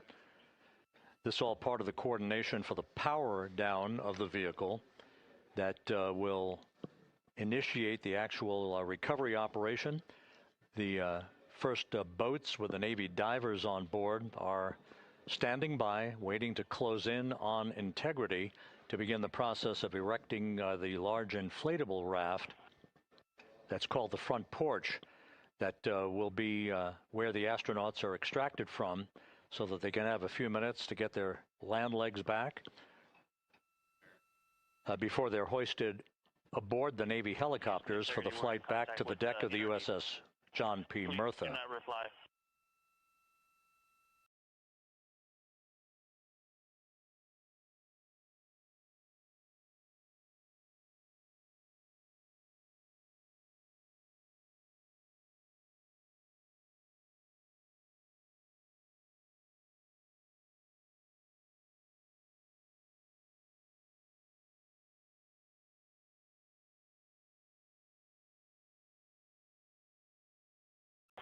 And Houston, please don't reply. NRD, very weak, but readable. Master Diver, we can hear, but they cannot hear us.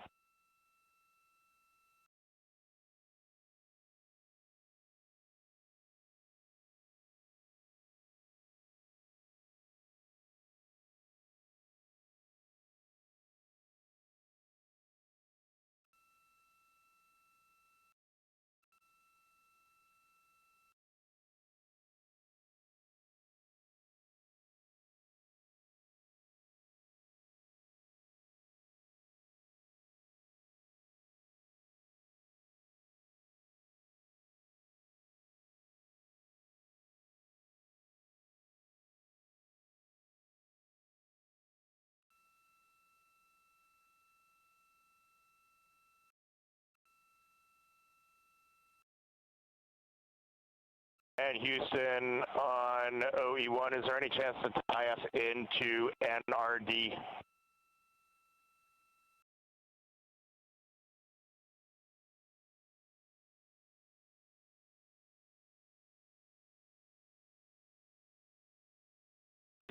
Checking.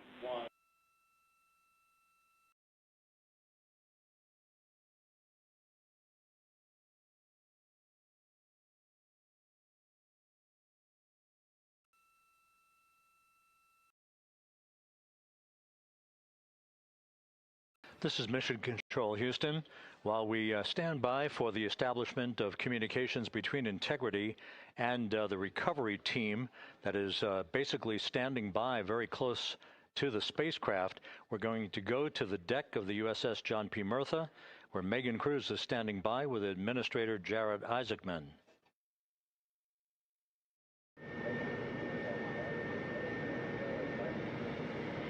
Hey, Rob, yeah, just such an honor to be able to be here on the ship, to be able to share and experience this moment with everyone together. And of course, as you just said, yes, here with NASA Administrator Jared Isaacman. Administrator, how did you feel getting to witness this and seeing NASA at its best? Oh, I mean, I'm honestly, I'm still at a loss for words. I mean, you know, like the childhood Jared right now can't believe what I just saw. I mean, almost been waiting my whole lifetime to see this, and then it's NASA Administrator. I just couldn't be more proud of the entire workforce, the years, the effort, the late nights, all the hard work from across the country that contributed to this incredible moment right now. And yeah, incredibly grateful too for our teams here on the John P. Murtha right now. Yeah, look at them behind us here. Got everybody. Hey, what do you guys think? We just brought some astronauts back from the moon, huh? Unbelievable.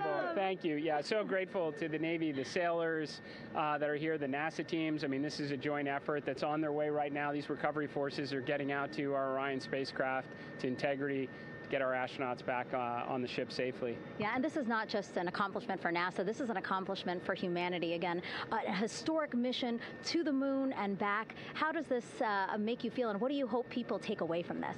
Well, I'll tell you, I think about the crew members that we've all had an opportunity to observe over the last 10 days, right? I mean, they're absolutely professional astronauts. I mean, wonderful communicators, almost poets. But then I think these were the ambassadors from humanity to the stars that we sent out there right now. And I can't imagine a better crew than the Artemis II crew that just completed a perfect mission right now. So yes, it's a huge moment for everybody, right? I mean, we are back in the business of sending astronauts to the moon, bringing them back safely, and to set up for a series more. I mean, this is not a once in a lifetime, which you hear sometimes around here. It's like, this was a once in a lifetime. No, it's not. This is just the beginning. We are going to get back into doing this with frequency, sending missions to the moon until we land on it in 2028 and start building our base. Yeah, are we going to build on the momentum for Artemis III? I mean, it's just around the corner. Absolutely. So, I mean, that's, you know, part of me too. Like, I can't wait to get the crew off of Integrity right now, but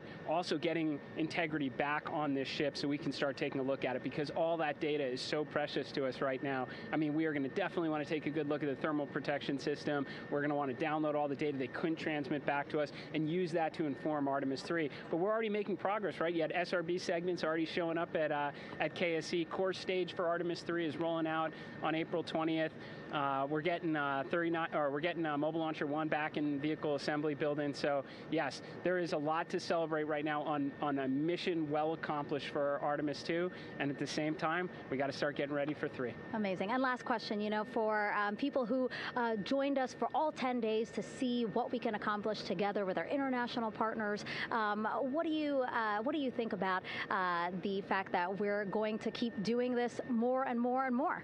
It's incredibly exciting. I mean, yes, it's the contributions, like the best and brightest across the NASA workforce from across the country, our industry partners, our international partners. We had a Canadian Space Agency astronaut on board in Jeremy. We had the European Service Module. And you think, in the days leading up to this launch, I mean, 48 hours prior to launching Artemis II, I was meeting with the Italian Space Agency. We signed a memorandum of understanding to build a habitation module on the moon. I mean, you have countries, all of our allies and partners coming together saying, we are committed to this effort, we are returning to the moon, we're doing it to stay, we are building that enduring presence, we are going to master the skills on the surface of the moon so someday we can undertake missions to Mars. It's just an incredibly exciting time, and we're not going at it alone, we're bringing everybody along with us. Absolutely. And speaking of everyone, one more time, we're going to ask the crew here, you guys ready to land on the moon? Awesome. I love that. Okay, well, thank you so much, Administrator. Appreciate you being here. We're, of course, going to stay on to watch the crew get extracted from Orion, so stay tuned, and we'll see you back here shortly.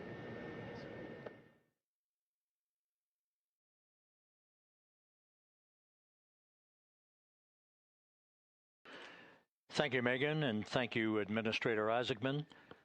We are in the process of working to establish that communications link and to establish the procedures that will lead to the power down of the spacecraft, which is gently bobbing in the Pacific following a bullseye touchdown that occurred at 7:07 p.m. Central Time, 5:07 p.m. Pacific Time, 2.5 hours before sunset in the Pacific southwest of San Diego. We have once again heard from the crew during that interview opportunity with the administrator, and we have 4 healthy crew members on board.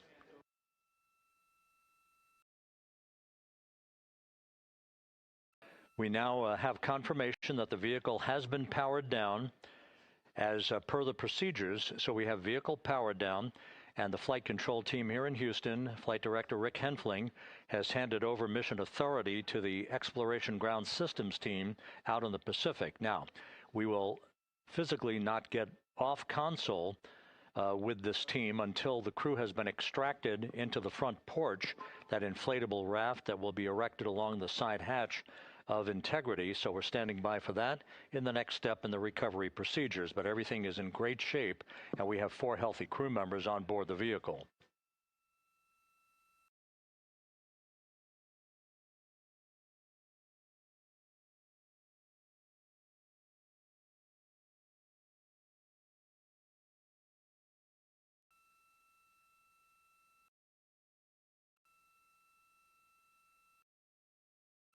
All of the entry events went by the book, no issues, perfect trajectory for Integrity that was culminated with one final raise burn to improve the angle of attack for the vehicle as it entered the Earth's atmosphere. All of that flight dynamics computation worked like a charm.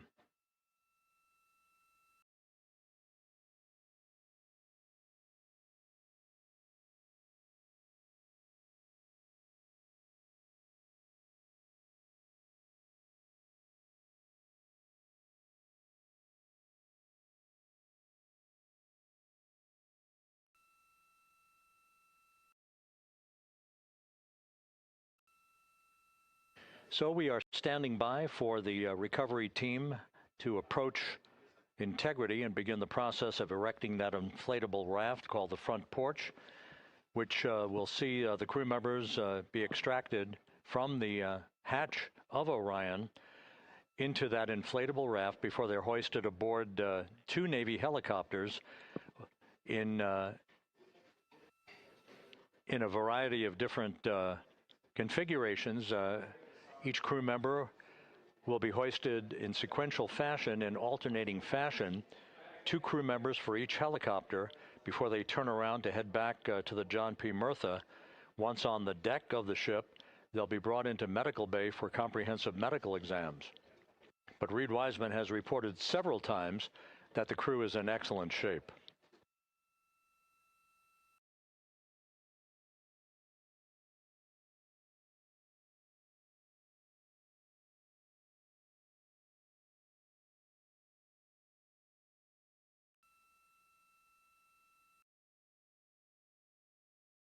So just to recap, it has been some 26 and a half minutes since the splashdown of Integrity in the Pacific. The vehicle is in excellent shape. It performed like a champ all the way down through the Earth's atmosphere. All of the vehicle functions were checked off in excellent trip hammer fashion. The parachutes all deployed as planned. Splashdown occurring at 7:07 p.m. Central Time, 5:07 p.m. Pacific Time.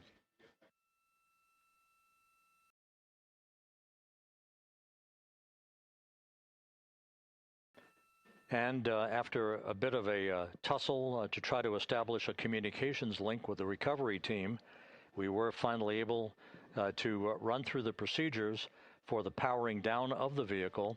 We've handed over mission authority to the Exploration Ground Systems folks out in the Pacific, and the recovery team will be approaching the vehicle shortly to erect the inflatable raft called the front porch before opening the hatch to Integrity to bring the crew members onto that raft before they're hoisted onto two Navy helicopters, two crew members for each helicopter, before they're flown back to the deck of the USS John P. Murtha.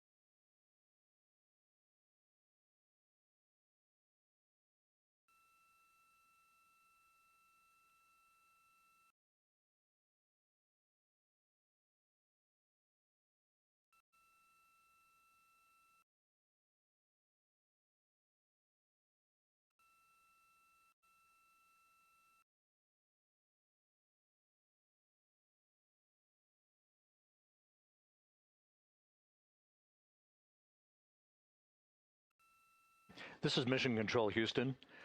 After talking to the flight dynamics folks, we have a bit of a refinement on the splashdown time for you.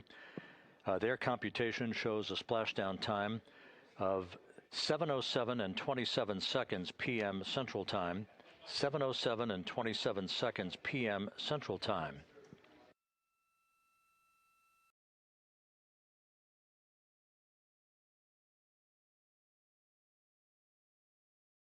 That would equate to a mission elapsed time of 9 days, 1 hour, 32 minutes, and 15 seconds.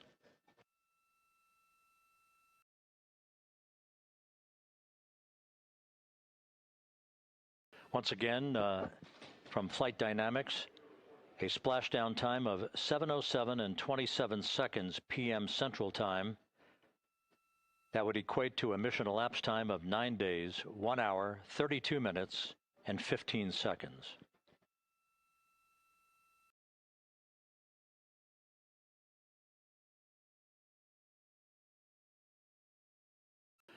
Reports from the Pacific indicate that the recovery team, in communications with the crew aboard Integrity, that the crew remains in excellent shape as they await the approach of the team for a final hazard gas evaluation before they move to the side of the vehicle to erect the inflatable life raft called the front porch.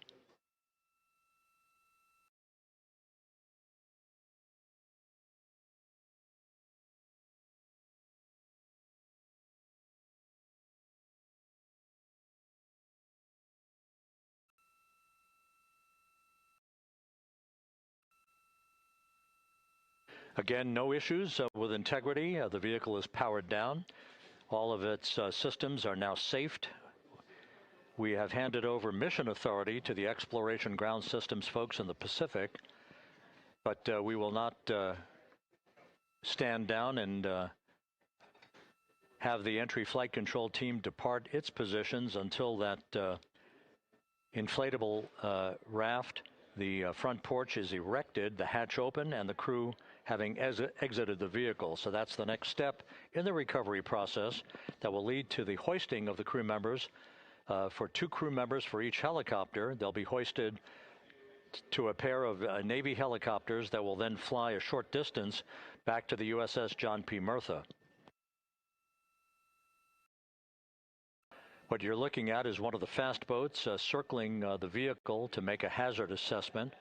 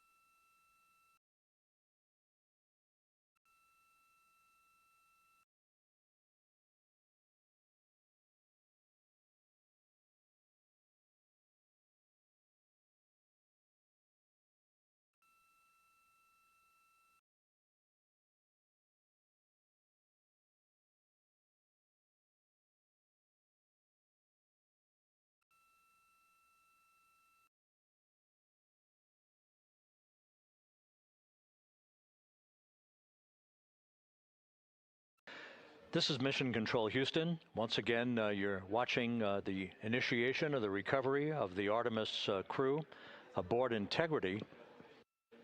All of the Navy divers and the fast boats are now approaching the spacecraft after conducting a hazard assessment. The vehicle has been powered down. Entry Flight Director Rick Henfling now waiting for the life raft, the front porch, to be erected along the side of the vehicle so that the hatch can be opened and the crew members extracted from Integrity, soon to be hoisted one by one into a pair of Navy helicopters for a short flight back to the deck of the USS John P. Murtha. If you missed it earlier, we talked to Flight Dynamics and received a more official touchdown time or splashdown time, as it were, of 7:07 and 27 seconds p.m. Central Time, 5:07 and 27 seconds p.m. Pacific Time. That would equate to a mission elapsed time of 9 days, 1 hour, 32 minutes, and 15 seconds.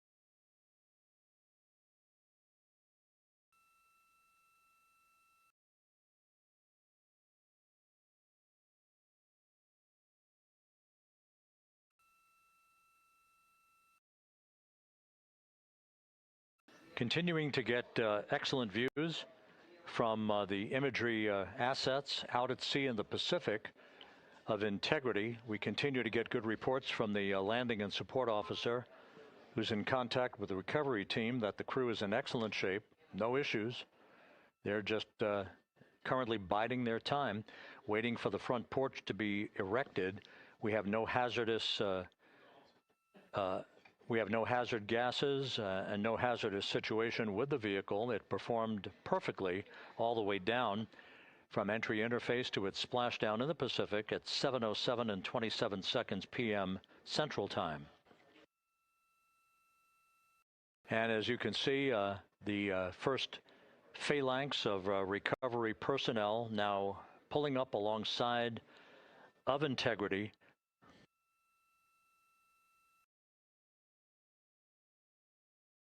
This includes Navy divers, a Navy flight surgeon, and other recovery personnel who have trained for several years for this recovery process.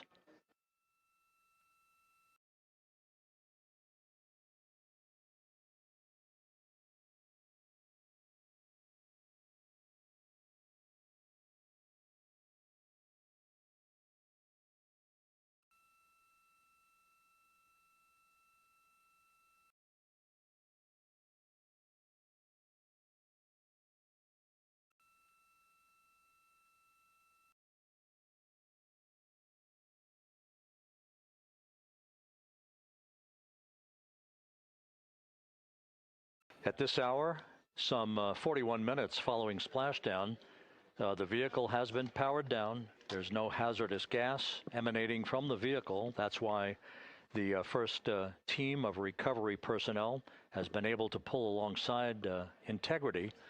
And the reports continue to come in that the 4 astronauts are in excellent shape.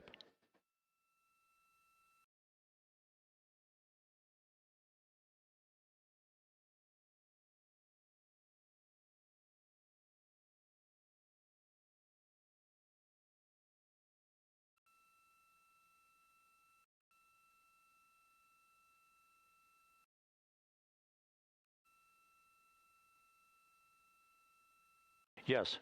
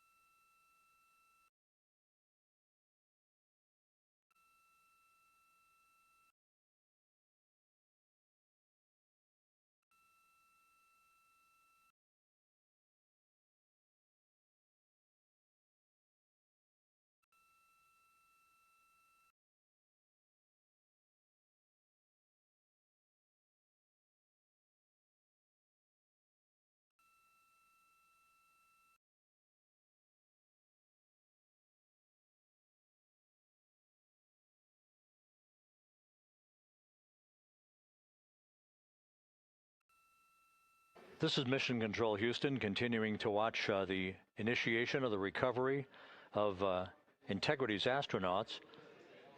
One by one, they'll be brought out of the spacecraft onto a large inflatable raft just a short time from now. In the meantime, we can go back to the USS John P. Murtha, where my colleague Megan Cruz is standing by to provide her situation report. Megan, can you hear us?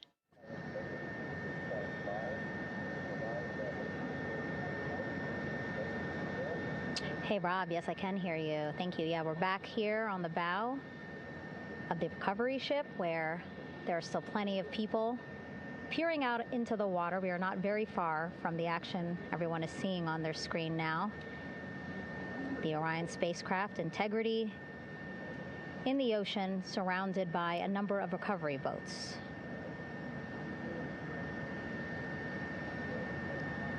As Rob has been saying, in those recovery boats, NASA and Navy personnel specifically trained to get the astronauts out of Orion.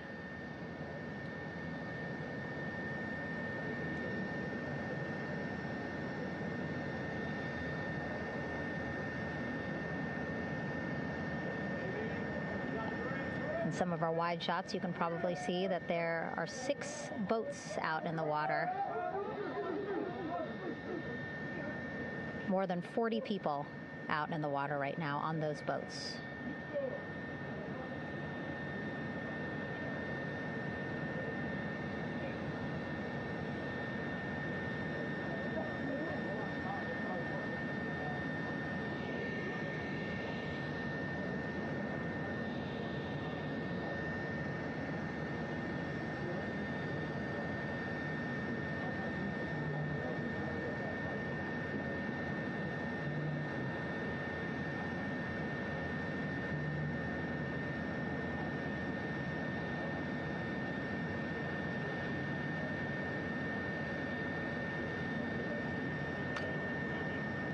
First order of business is to set up the front porch and the stabilization collar. You might also hear it referred to as a stab collar. Basically just to make sure that Orion stays upright, doesn't sway in the water too much, again, to make it easier for recovery forces to get the astronauts out.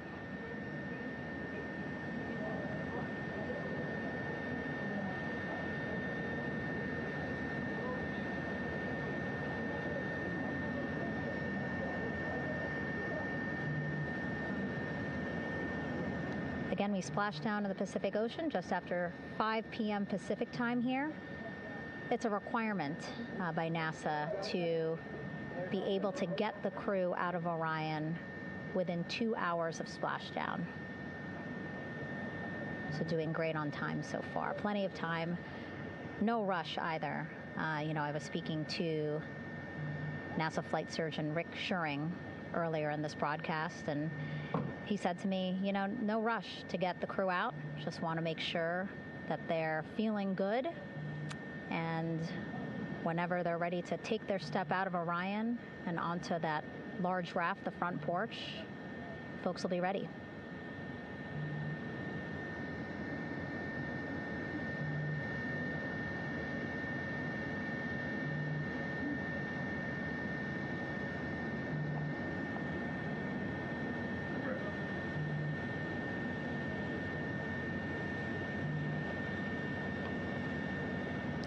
And as there are mission audio loops in Mission Control in Houston, there is a mission audio loop here on the ship, and it was just reported out that the side hatch is open. Side hatch of Integrity is open. You're getting these beautiful shots from our aerial assets. The ship itself, where I'm on, just 3,000 yards away. Again, plenty of people on the boat here, glued to the side closest to where they can see all this action. And again, with just 3,000 yards separating us, great views from the bow here. You can see now that side hatch is open. One of the Navy personnel is about to get inside there.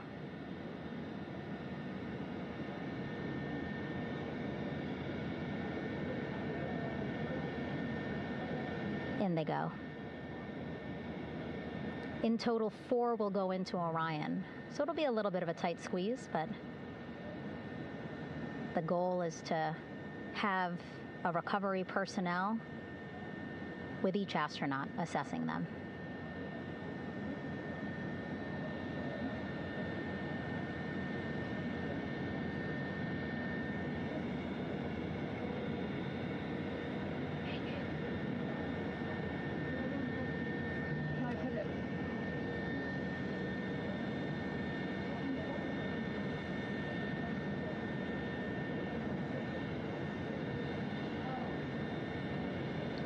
Boats getting closer now. Again, that one that's right up against Orion, those are the divers that will go in to the spacecraft to check on each of the astronauts. These other boats will begin doing a number of things, putting on that stabilization collar onto Orion, building that front porch. Eventually, they will retrieve the parachutes, as well as tow Orion back to the well deck of the recovery ship here.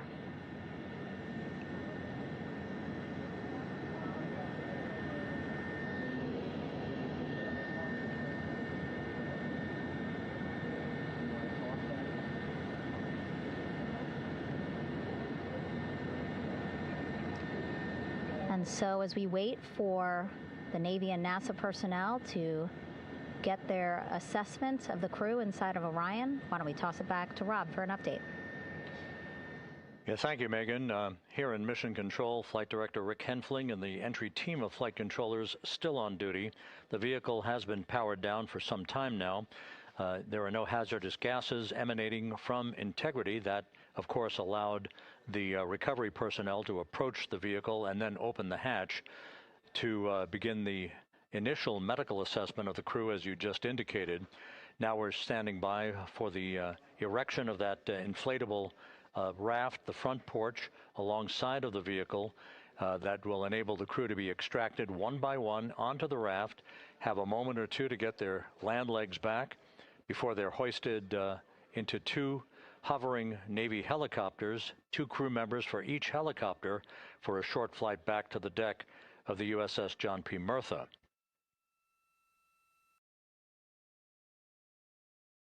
All of Integrity's systems operated flawlessly throughout the course of the approach to the Earth, the entry into the Earth's atmosphere, and all of the key milestones that followed in this high-speed return to Earth for Integrity, a mission that spanned more than 694,000 miles from the vehicle's launch from the Kennedy Space Center atop the Space Launch System back on April 1st.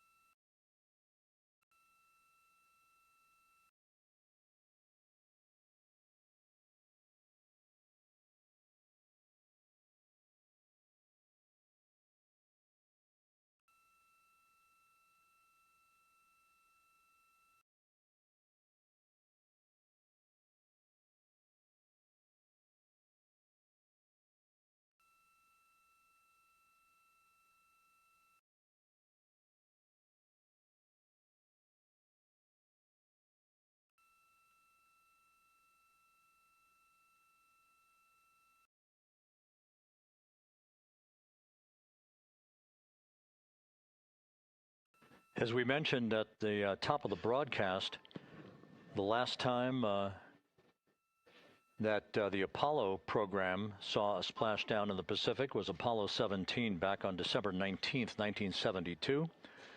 So for the first time in some 53 and a half years, we have reenacted that with the arrival of Integrity's astronauts as they flew around the moon in that historic lunar flyby that began with a trans-lunar injection burn that took them out of Earth orbit following 24 hours of a high Earth orbit trajectory.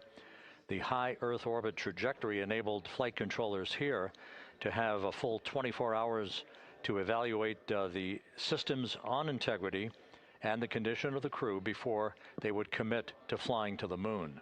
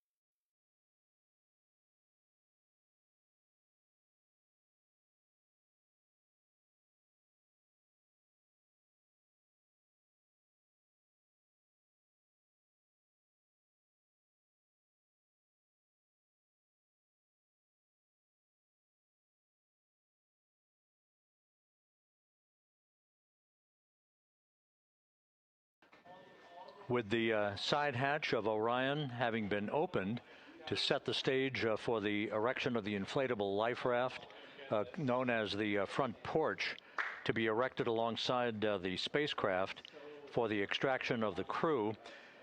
Let's play for you an interview that my colleague Megan Cruz conducted on the USS John P. Murtha with Navy diver First Class David McMahon that explains how this process is unfolding.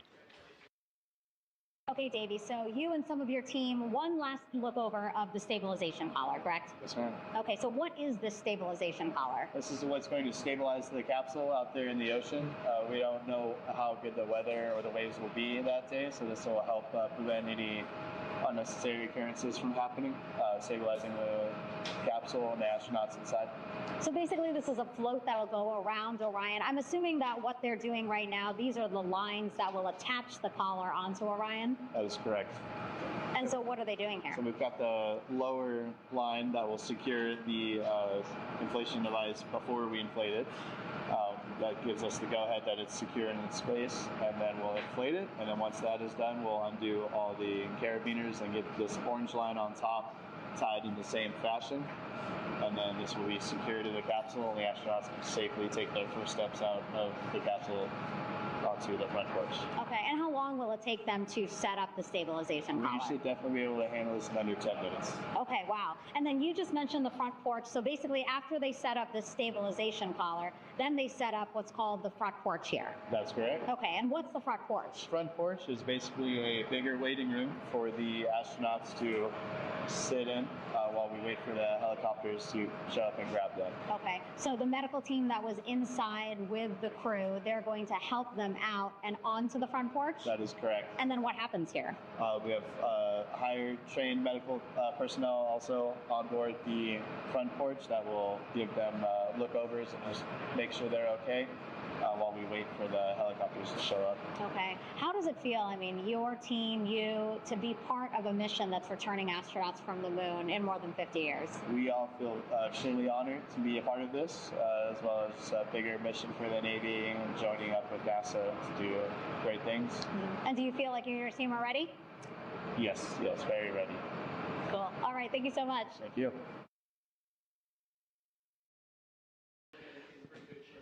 Once again, the recovery operations are continuing out in the Pacific.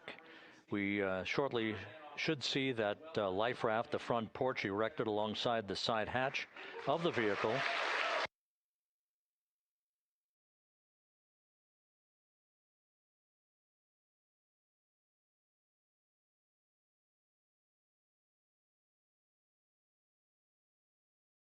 A number of flight controllers have come into the flight control room to receive congratulations from Entry Flight Director Rick Henfling.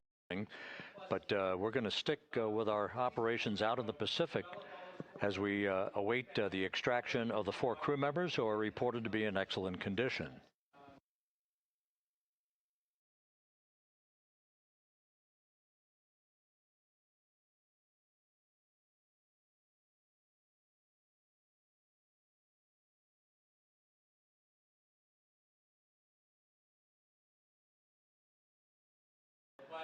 Again, while we stand by for that front porch to be erected alongside of the side hatch of the vehicle, let's go back to the USS John P. Murtha and Megan Cruz. Megan?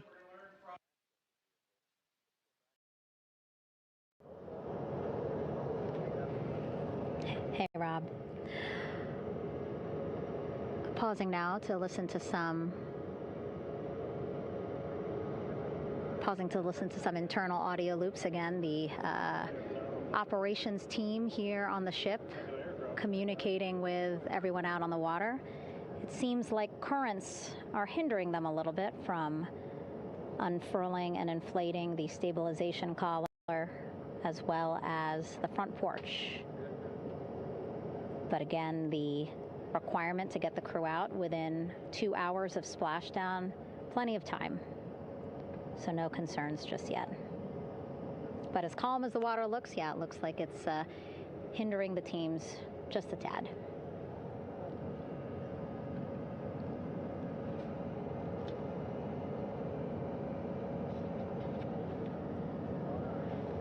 You can see in some of our shots that side hatch still open. Again, inside there are now 8 people inside. 4 divers, Navy divers, all with medical training, each assigned to an astronaut each. Making sure that they're comfortable, feeling good.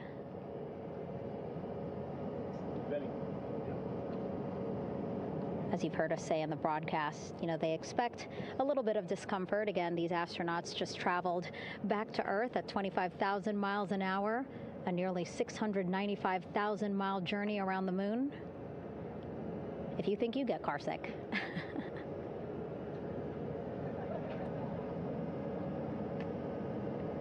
Again, 6 boats out there, lots of gear with them, just in case, right? As we said, the crew reported feeling great, but again, all those folks out there in case they weren't, right? NASA is all about making sure we think about every situation that can happen, and so, of course, wanted to be ready in case any of our astronauts needed more medical attention while out there in the water.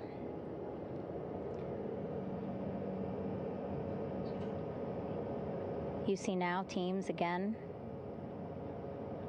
trying to set up the stabilization collar and front porch for the crew to get out of Orion. They need both, right? The stabilization collar will keep Orion from swaying as you see it is doing now.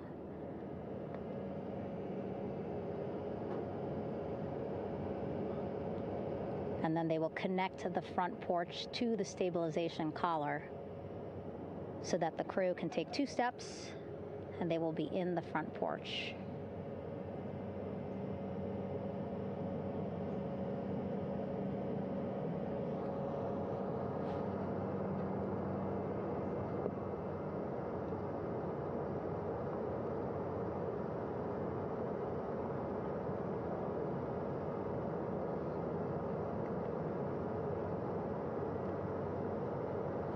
Not a lot of chatter on the mission audio loops. That's a good thing. Again, things proceeding pretty nominally, even if they're fighting some currents out there on the Pacific Ocean.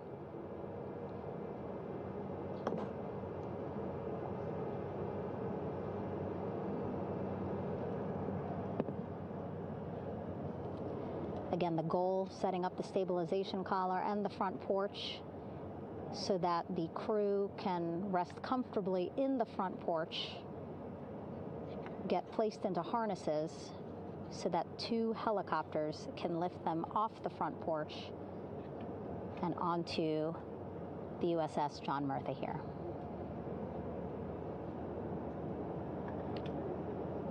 The helicopters are going to take turns picking up an astronaut.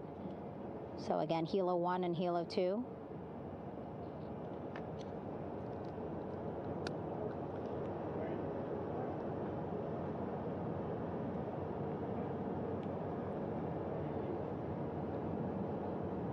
Okay, and the recovery team here on the ship just got a report from the undersea medical officer who is inside the capsule with the crew.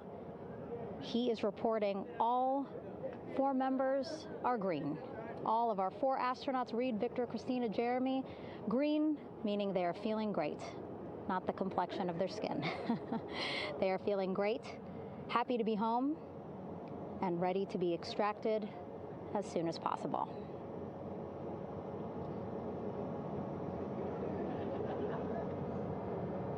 And so, as I was saying, we have 2 helicopters circling the activity you're seeing on the water right now.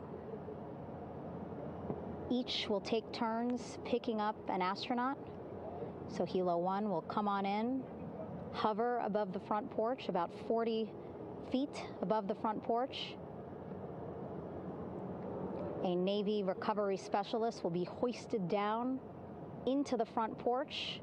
The restricted maneuvering doctrine is in effect. Will connect to the first astronaut, which we're expecting to be Christina. And then Helo 2 comes around, picks up Jeremy while Helo 1 stays above head, and then Helo 1 will come back in for another astronaut, and then Helo 2 for the last astronaut, and then back to the flight deck here on the recovery ship.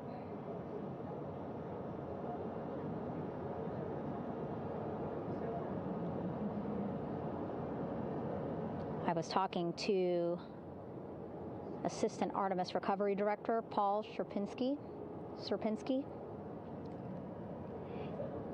He said helos are a much quicker, safer way to get on board. They did actually consider boats, but then if you think about it, longer time, the crew would have to move through more of the ship. This way the helos will give a more direct, quicker route to the medical bay for our 4 astronauts.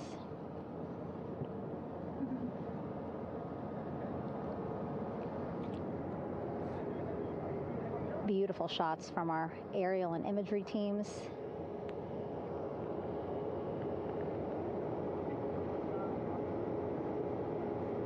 Clouds have dissipated for a clear view from the bow of the recovery ship here.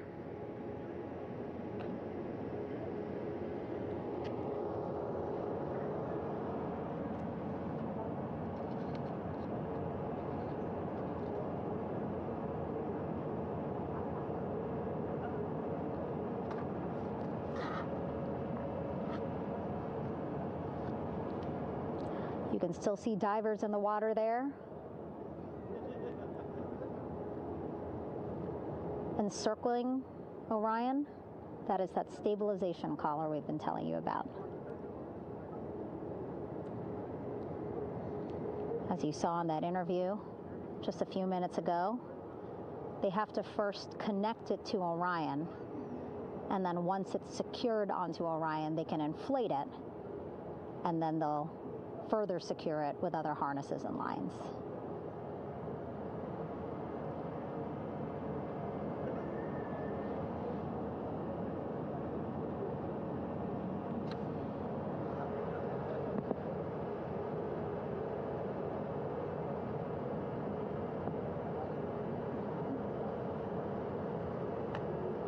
About an hour and 10 minutes since splashdown in the Pacific Ocean here.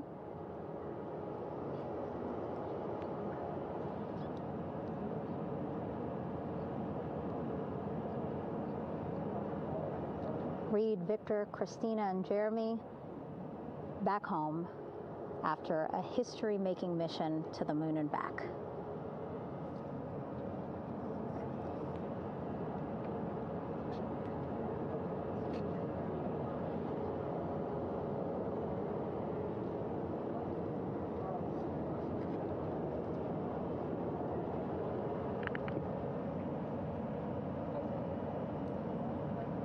If you missed what we said just a couple of minutes ago, the undersea medical officer inside with the crew in Orion, reporting all 4 crew members feeling great.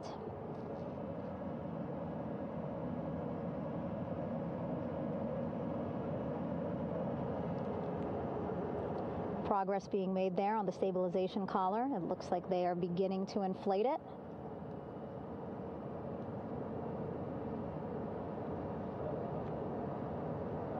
And it looks like they're starting to unfold the front porch in order to get that into the water here shortly and inflate that as well.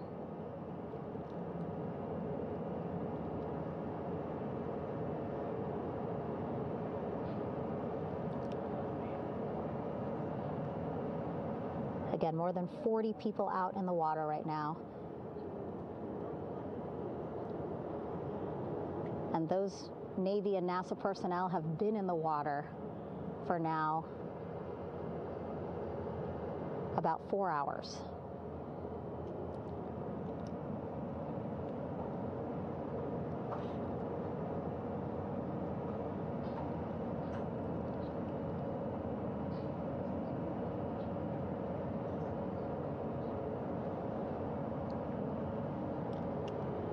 The reason why they had to get out so early is just to stage everything. And actually here on the ship, when there are flight operations happening, you can't have anything else, right? Just because the flight deck can be a dangerous place, so they just want to focus on planes coming and going from the ship, so that's why they wanted to get the boats in the water to make sure that they have all the time they needed for the flight ops. And then the same crew here out in the water, they will stay out in the water for a number of hours after we recover the crew and get them back on the ship, because then they have to recover Orion.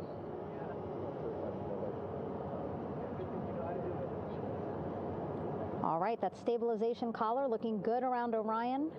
We're now seeing some recovery personnel getting on to that collar.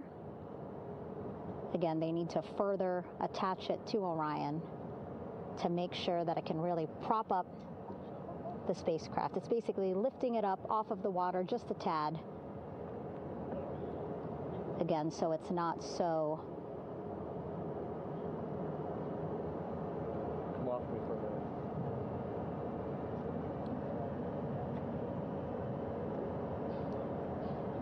so it doesn't sway so much in the water there.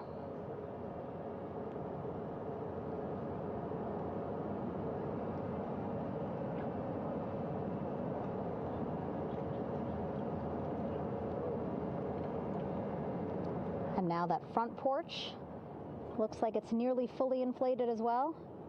You can see a much larger surface area.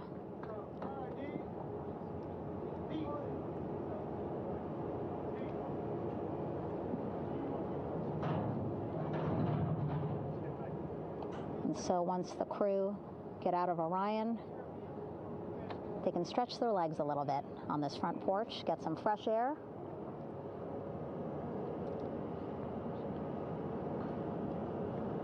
And enjoy this beautiful day here on their home planet.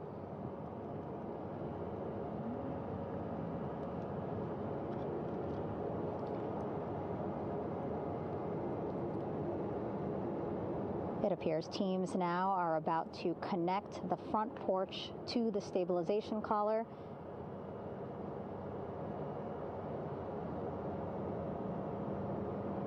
And at that point, when both are secure, we should soon see astronauts come out of Orion.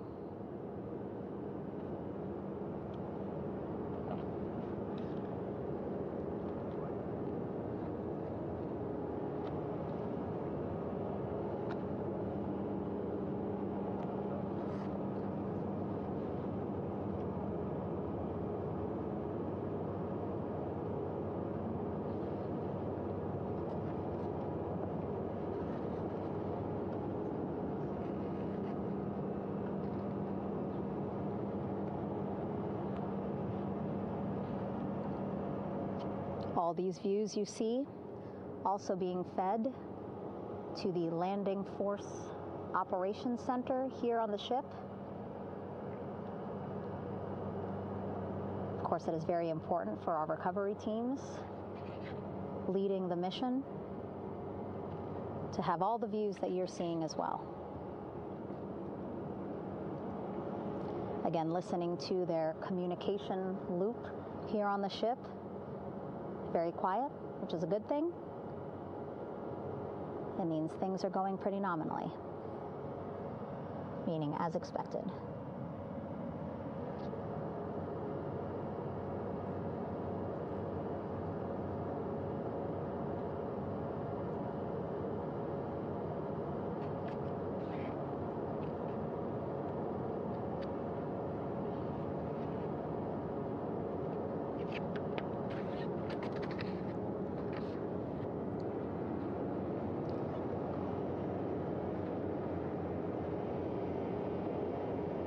Again, all this activity happening just 3,000 yards away from the ship. So that means this will be a very quick flight back on the helicopters for the crew.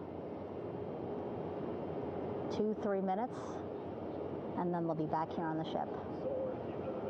I know.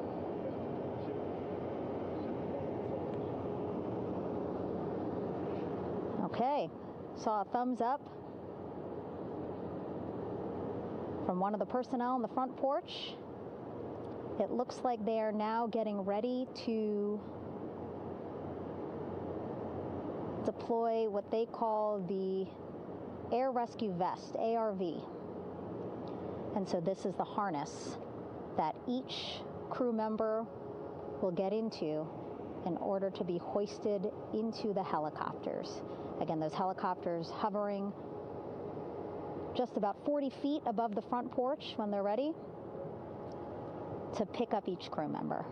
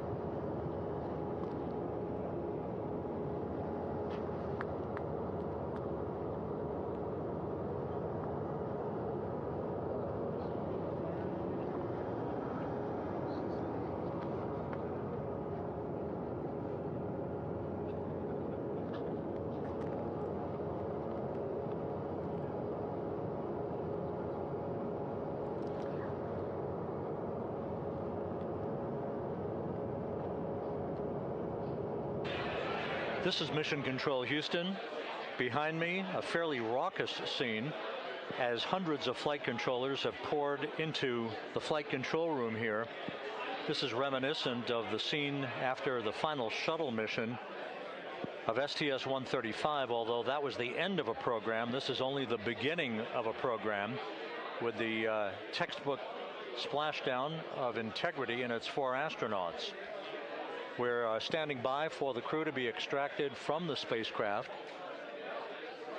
Entry Flight Director Rick Henfling invited all of these flight controllers who have contributed to this mission to enter the flight control room to have an opportunity to receive well wishes and to share the mutual glow that exists in the wake of a textbook mission for Integrity. On the front screen here in Mission Control, a sign that says "Welcome Home Integrity, taking humanity back to the moon, going further, and returning safely to Earth."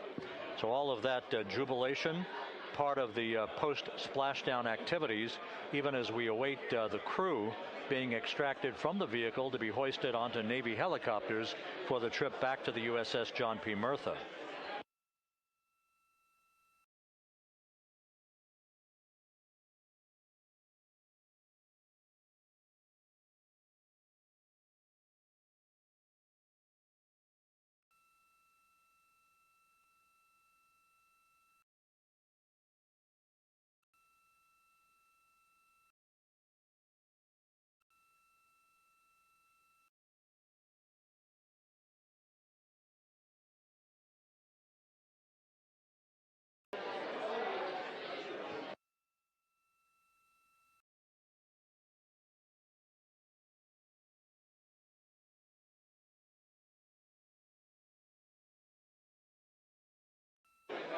Once again here in Mission Control, this view of the Artemis Flight Control Room, known as the White Flight Control Room. This is the old shuttle flight control room, and now is the home of Artemis missions to the moon and beyond.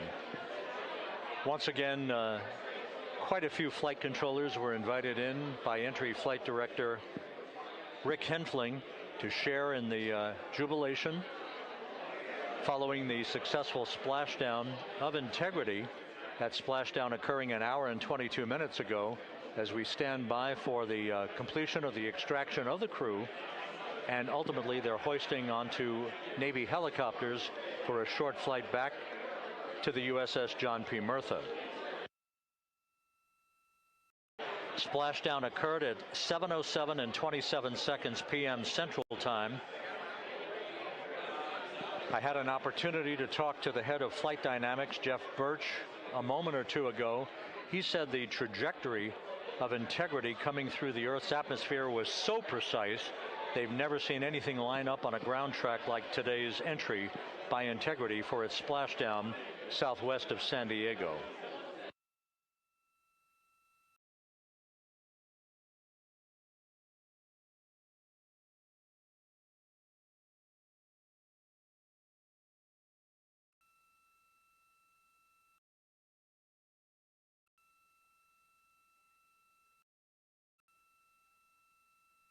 And the initial, you can hear it.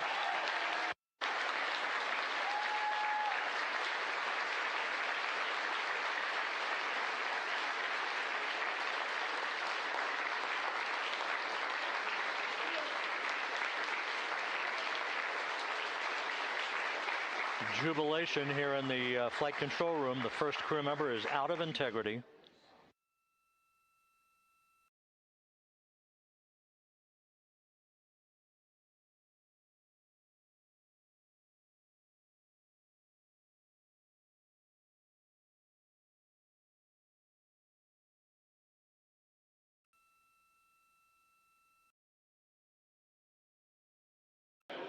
We are expecting the other crew members momentarily to be extracted.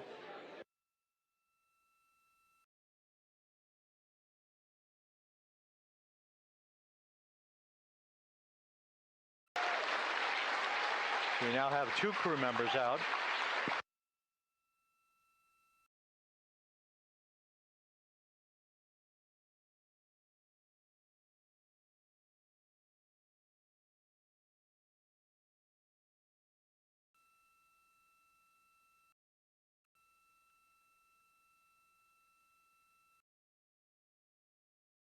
Two crew members out, 2 to go.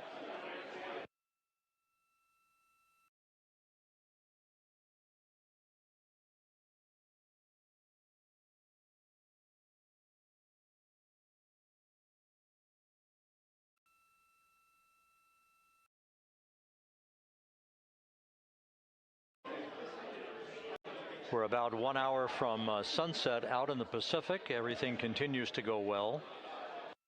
Integrity's systems function perfectly during its entry back to Earth. And Reed Wiseman, the commander who will be last out of the vehicle, reported that all the crew members were feeling very well.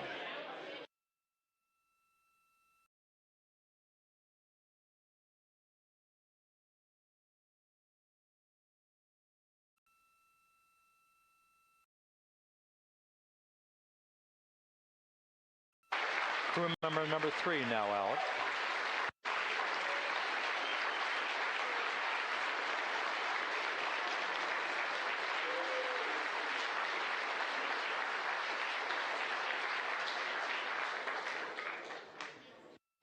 And now standing by for the commander, Reed Wiseman, who will be last out of his ship.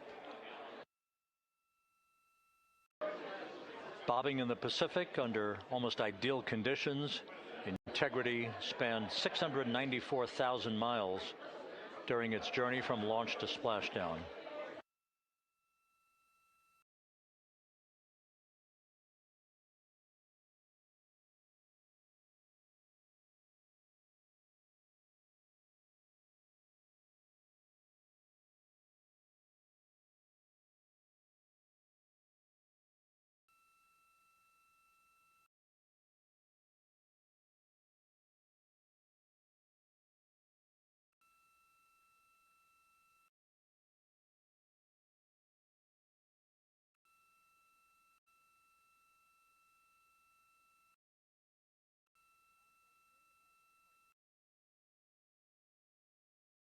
And we now have Reed Wiseman out of the vehicle. All 4 crew members now out of Integrity.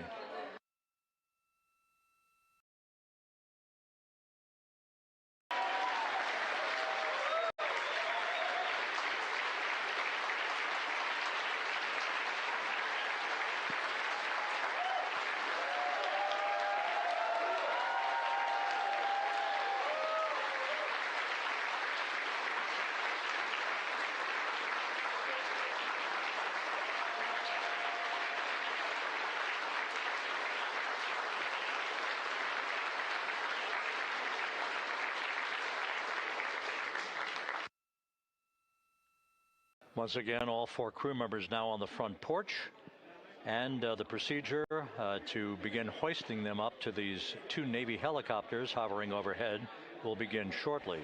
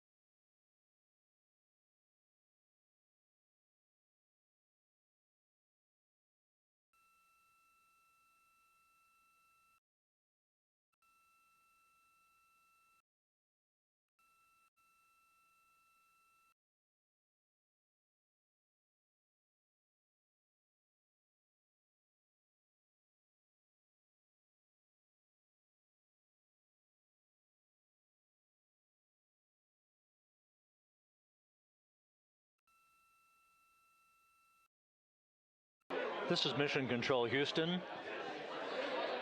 The mission is over, but the melody lingers on as jubilation continues here in the flight control room. We should be expecting NASA's Associate Administrator, Amit Kshatriya, to be joining us shortly for a short interview while the recovery operations continue out in the Pacific. So we'll stand by for that. And then we'll turn it back over to Megan Cruz aboard the USS John P. Murtha.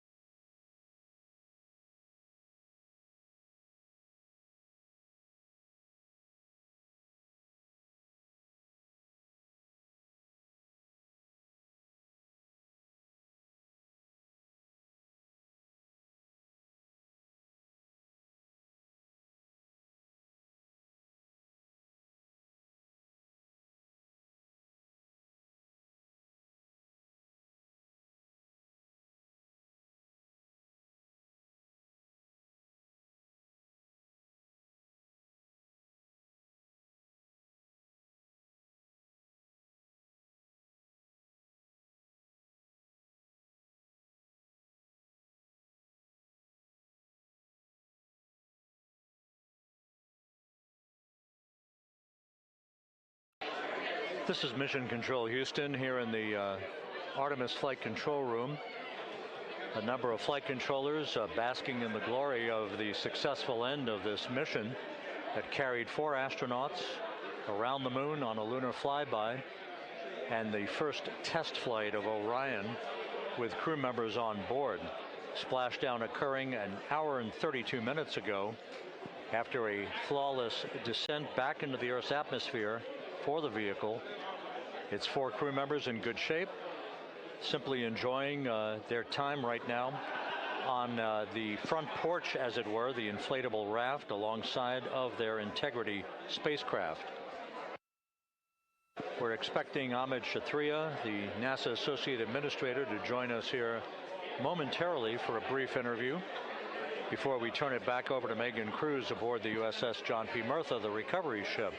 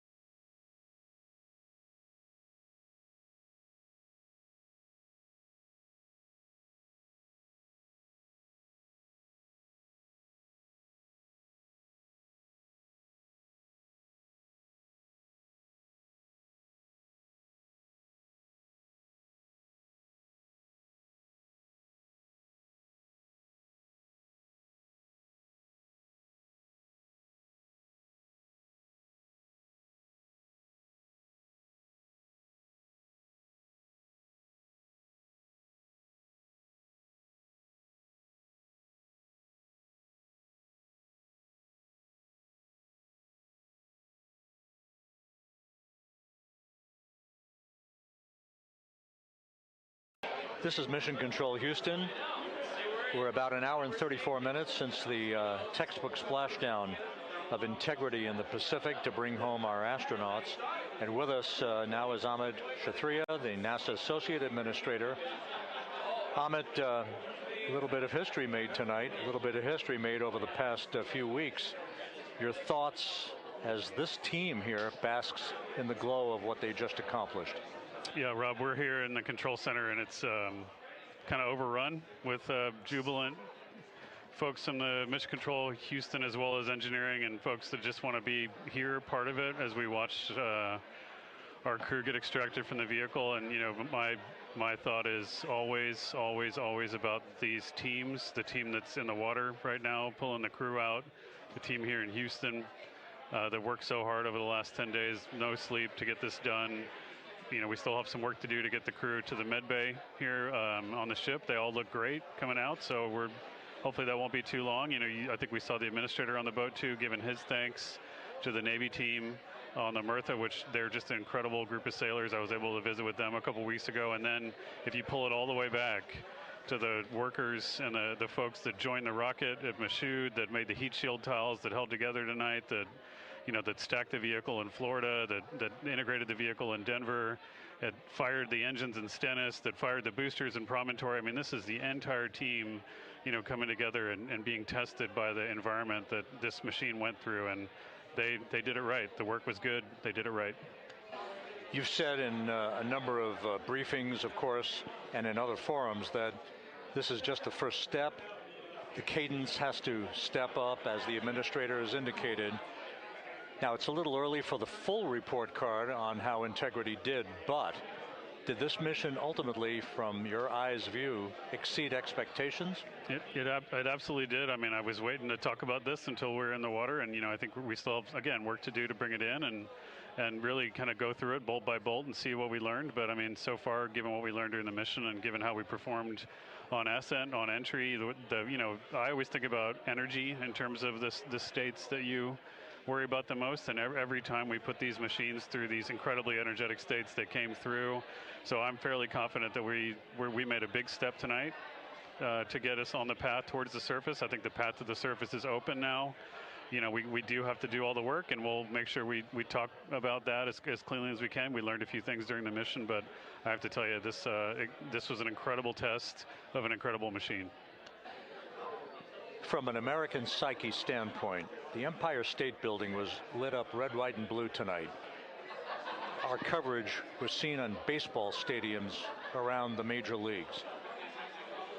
How captivating was this experience for the American people, for the world, in fact, as we returned to the moon? You know, I have not been able to watch a lot of the coverage as we've progressed through the mission. I will tell you, just, you know, from my witness in Florida before launch, and then seeing the people's faces here, and then, you know, reading where I can about how things are going. I think this has been a gift to the world from NASA. NASA has given the world a gift, proving to folks all over the place, especially young people, and that to me is what this is really about. Young people, when they see what we can do when we work together, when we have teams that collaborate, that, you know, it doesn't matter how hard the problems are, we can solve them. I'm hopeful that Artemis II, as folks witness what we were able to do with this incredible crew, this incredible team that we've birthed into the world, scientists and engineers and artists that have been inspired by this. And even if they don't come work in the program, which separately they should come work in the program, because Lord knows we need the help, but even if they don't want to come work in the program, hopefully they grow up to recognize they can do amazing things when they work together and contribute to society and be good citizens and really change the way, you know, the challenges that are coming in the world are overcomable if we work together like this. And one final question. You know, flying to the moon, we did it. We've done it again this past week and a half or so. But the engineering that went behind the design of this mission and the precision, the pinpoint precision of this vehicle entering that entry corridor, it's almost mind-boggling. Yeah, it is incredible when you think about the energies involved and the uncertainties involved. That you know, when we inserted the vehicle into orbit, it was 99.2% down the middle. When we dropped the vehicle right on top of the fleet here, you know, our guys knew exactly where to go, but the guidance was perfect. You know, it's interesting. I've got this question a lot over the last few weeks about, you know, we did this before 53 years ago, and you know that.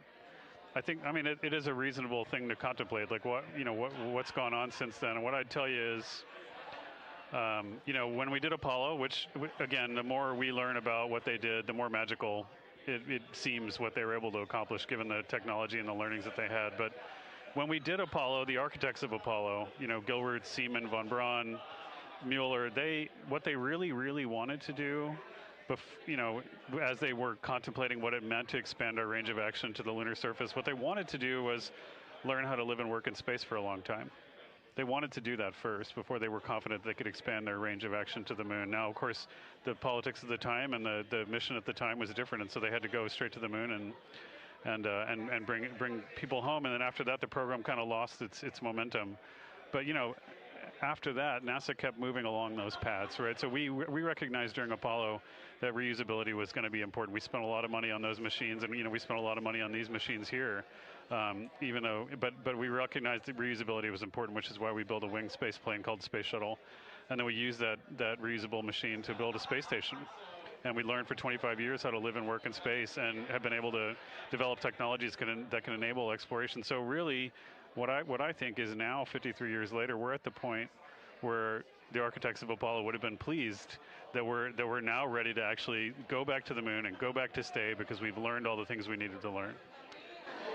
There's a lot of people pleased here tonight, and we really thank you for joining us, Amit. Amit Kshatriya, NASA's Associate Administrator, as we begin to hoist the crew onto the helicopters to head back to the recovery ship. Thank you very much, and congratulations, Amit.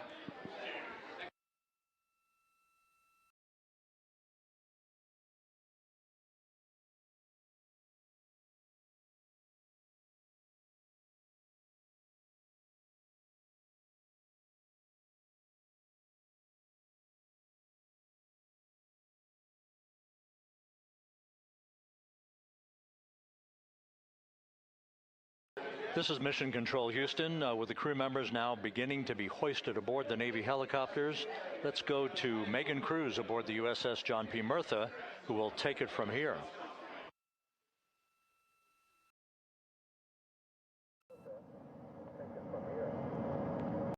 Hey, Rob. Yeah, back on the bow of the ship here, we are seeing the helicopters circling Orion.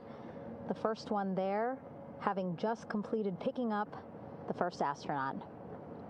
Helo 2 now, hovering just 40 feet above the front porch, lowering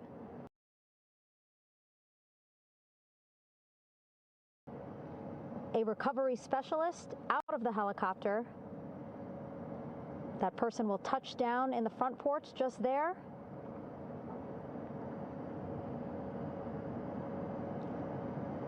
The crew members already outfitted with a harness that will allow them to quickly attach to the hoisting device.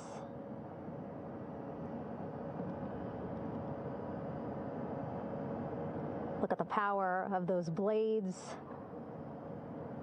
throwing water out at the center there, the front porch,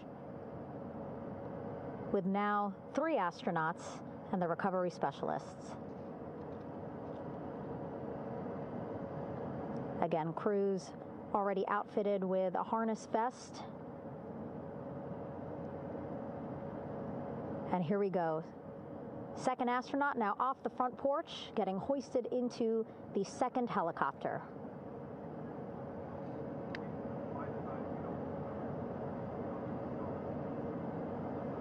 That helicopter will now hover just a distance away to give room for the first helicopter to come back and pick up the third astronaut.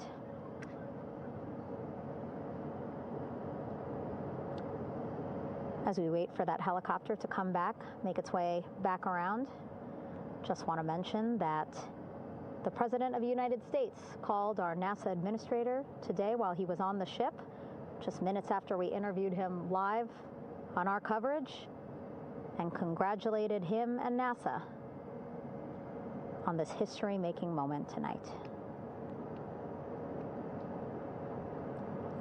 Helicopter 1 again hovering 40 feet over the front porch. We will soon see another recovery specialist getting lowered onto the front porch.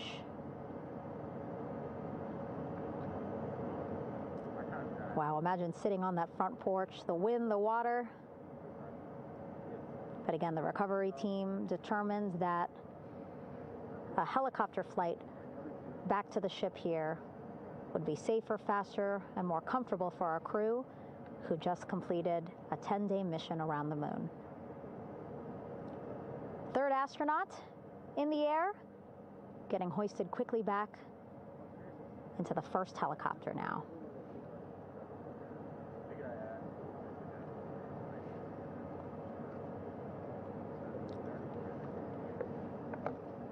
That first helicopter now on its way back to the ship here. We will soon see it land in just a few minutes.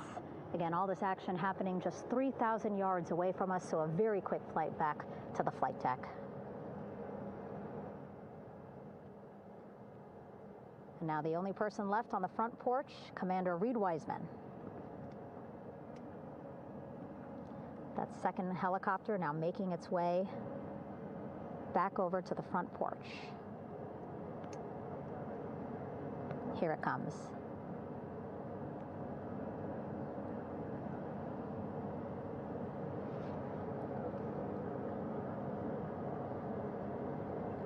Making its final approach here.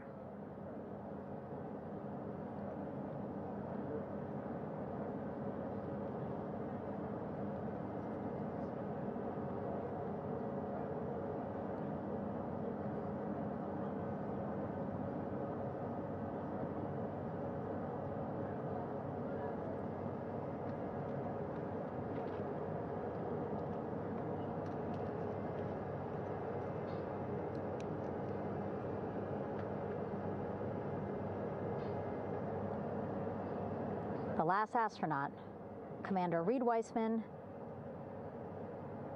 now off the front porch and almost into the second helicopter.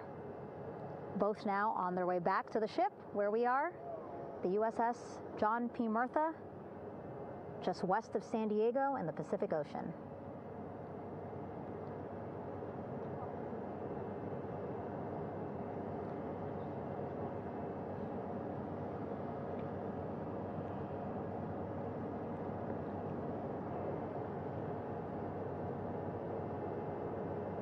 Exciting to see our 4 crew members minutes away from landing on the flight deck here on the recovery ship. 550 people on this ship, excited, ready, anxious, looking forward to welcoming this crew aboard.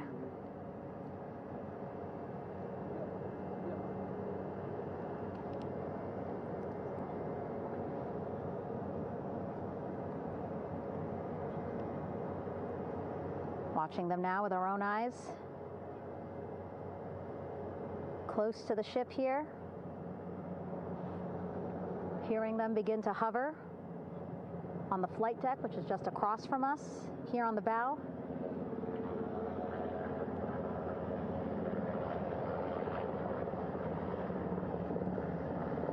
The first helicopter coming in.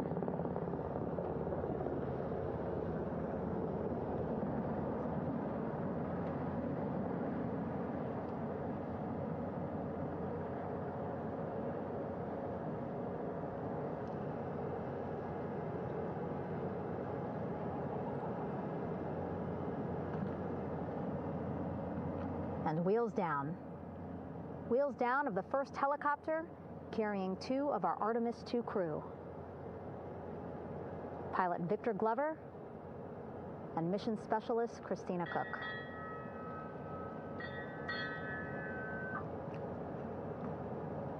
Kilo 1 on deck reported on the recovery loop. Again, the mission audio loops that the recovery team are using here to communicate with one another. And an announcement just made on the ship, integrity incoming.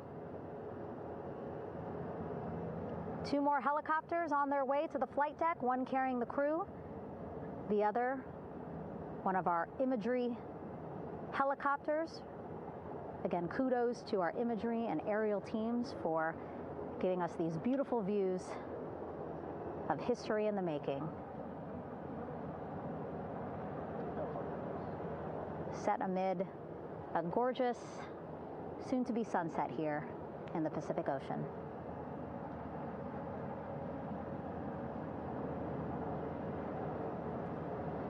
Second helicopter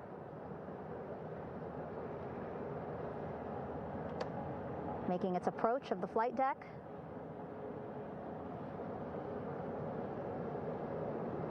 Plenty of people here on the bow with their cell phones out, filming this moment.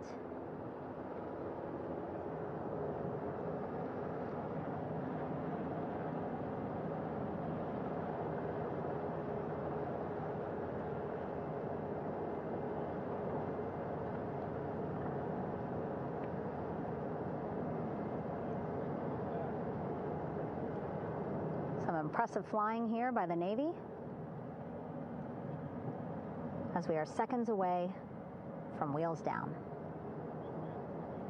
And there you go. We now have all 4 Artemis II crew members on the USS John P. Murtha.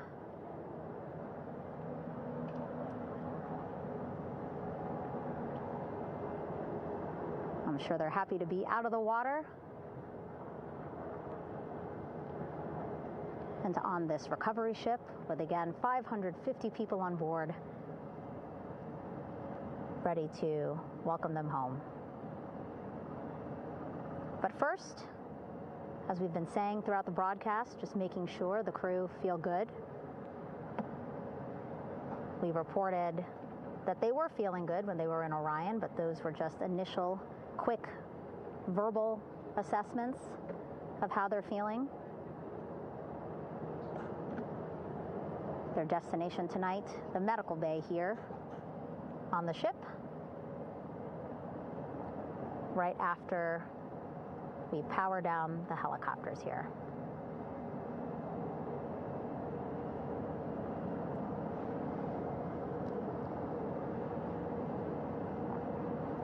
The team on the flight deck working quickly but methodically.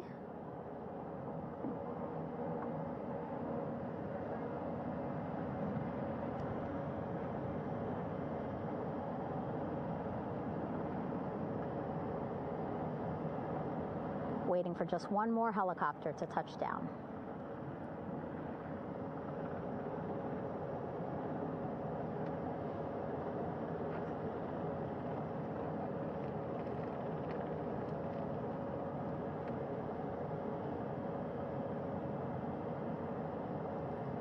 Very limited personnel here on the flight deck. Restricted maneuvering doctrine is in effect. As that third helicopter touches down.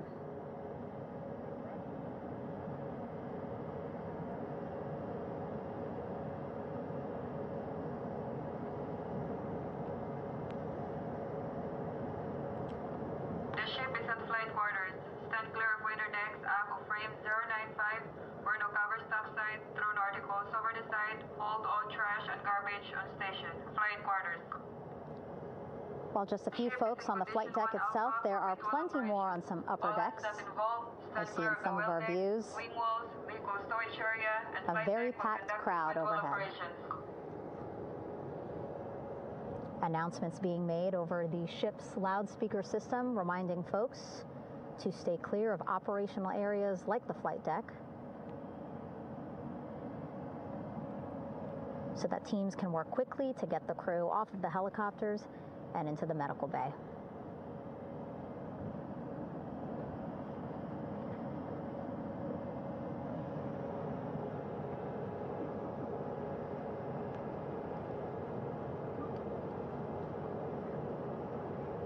Splashdown today, 5:06 p.m. Pacific time. We are within 2 hours of that splashdown time, and already we have all 4 crew members on the flight deck of the USS John P. Murtha.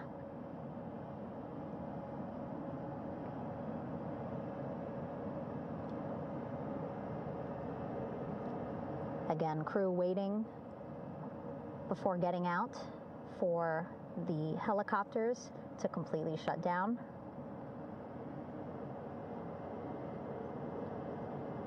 Safety, of course, very important to NASA and the U.S. military.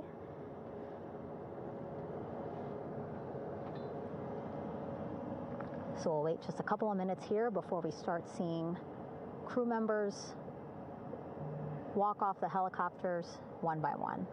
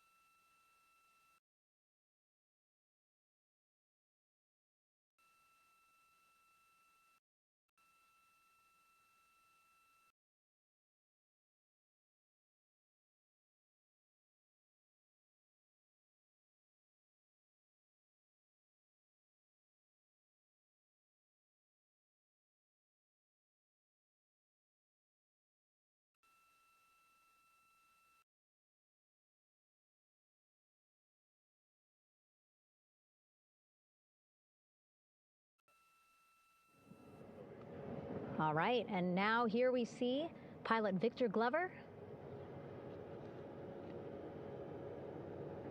and mission specialist Christina Cook sitting on the edge of one of the helicopters, looking in great spirits. That familiar smile and laugh from Victor, I can see it from here. Christina, I'm sure, feeling the same way, just blocked a little bit by our camera here, but we'll see her here shortly. A photographer taking their pictures. Victor saluting folks on the flight deck. They look like they're in great spirits. Happy to be home, I'm sure.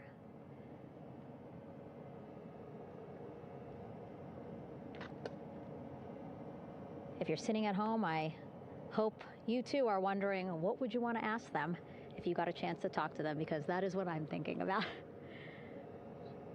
Getting the opportunity to talk to or ask questions of these 4 astronauts who just made history as the first crew to return to the moon since 1972.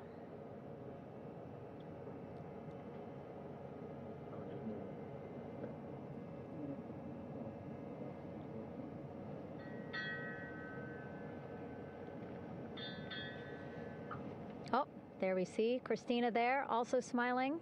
Finally peering out, waving at the cameras. Hello to you too, Christina, yes. Welcome back. Welcome, welcome home. A loudspeaker announcement on the ship saying, "Welcome home, Integrity."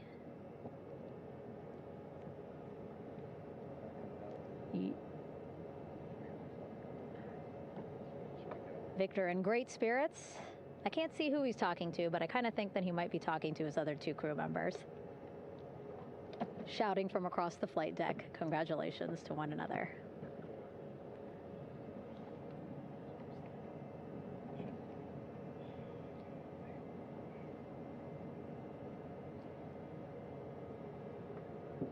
And so now we see some Navy personnel walking up to the helicopter. This is again the first helicopter carrying pilot Victor Glover and mission specialist Christina Cook. Both have taken off their helmets now.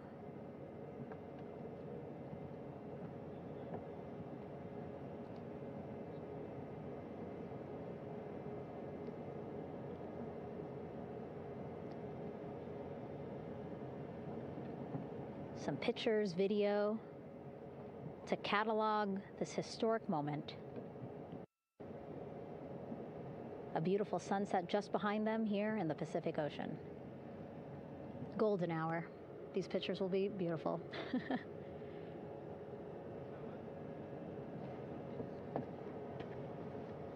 Now we see NASA Administrator Jared Isaacman. He is on the flight deck, as well as Flight Surgeon Rick Schuring walking over to Victor and Christina first. We saw the administrator walk over to the other helicopter, which is carrying Commander Reed Weissman and Mission Specialist Jeremy Hansen. We heard from Rick earlier in the broadcast. Again, he said he's going to be out there on the flight deck to do another initial assessment of the crew, ask them how they're feeling, anything bothering them. But again, from what I'm seeing, they look like they're in great spirits and feeling pretty good for folks who just traveled 695,000 miles from Florida to the moon and now here to the Pacific Ocean.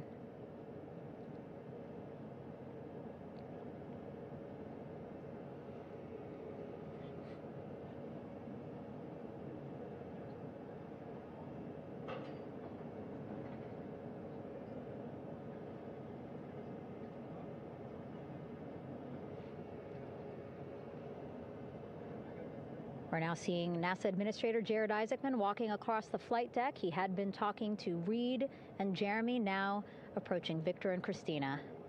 A hug from Victor, a hug from Christina. What a moment that we're getting to experience together.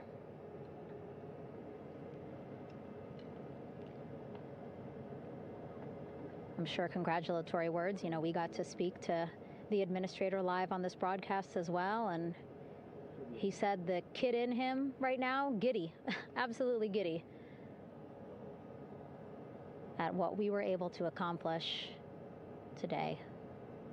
Returning them home safely and in good spirits after a 10-day mission around the moon. And here we go. We're seeing Jeremy walking, waving across the flight deck, now on his way to the medical bay.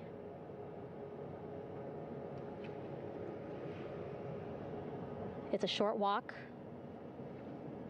less than a minute. Again, that's why the recovery team decided to use helicopters to get them on the flight deck for that short walk to medical bay. And now on the flight deck, we see the chief of the astronaut office, Scott Tingle. Rick Schuring switching places. He's going over to the other helicopter. Big hugs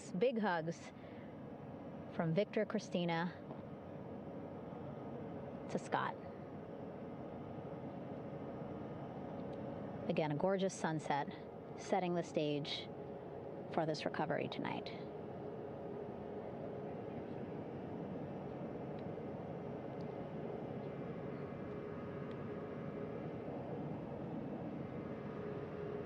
All right, and now here we are, Christina,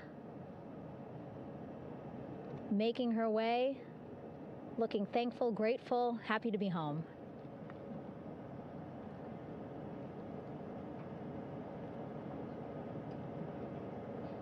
You can see she's looking up. Again, lots of people, just a few levels up off the flight deck,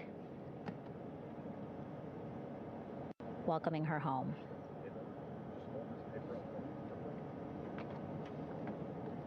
Scott holding the door like a gentleman, but back on his way to the other crew still on the flight deck.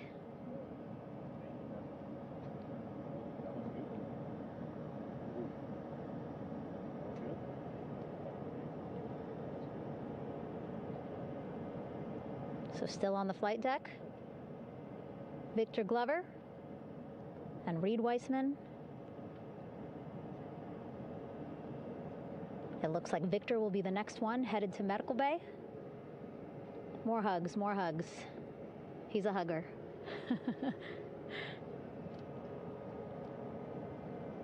Victor looking good as he walks across the flight deck. NASA Administrator applauding. Victor applauding. for all the folks on the ship with him who played a role in their safe return today.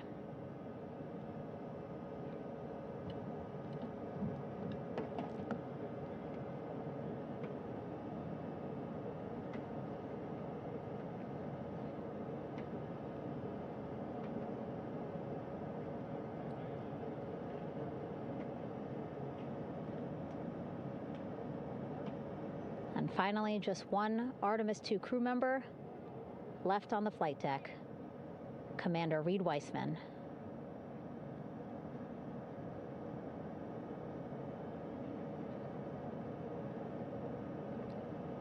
Applause from the group there on the flight deck, I'm sure, as well as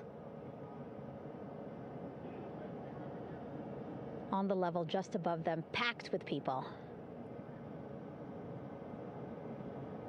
Reed looking good as he takes his steps towards the medical bay.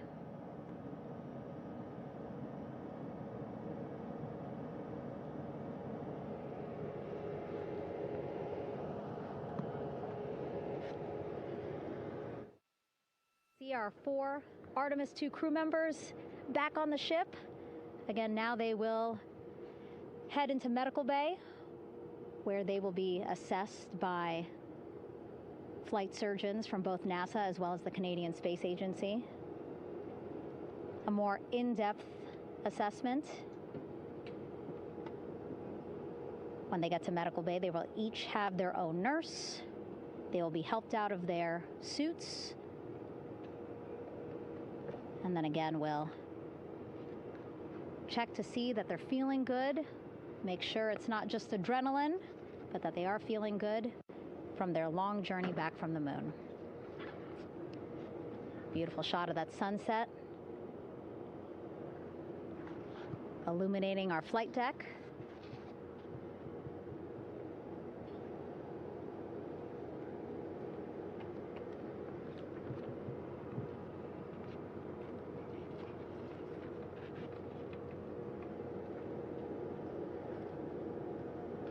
All right, and now with our astronauts safely on board, I want to welcome on Artemis Recovery Director Lily Villarreal.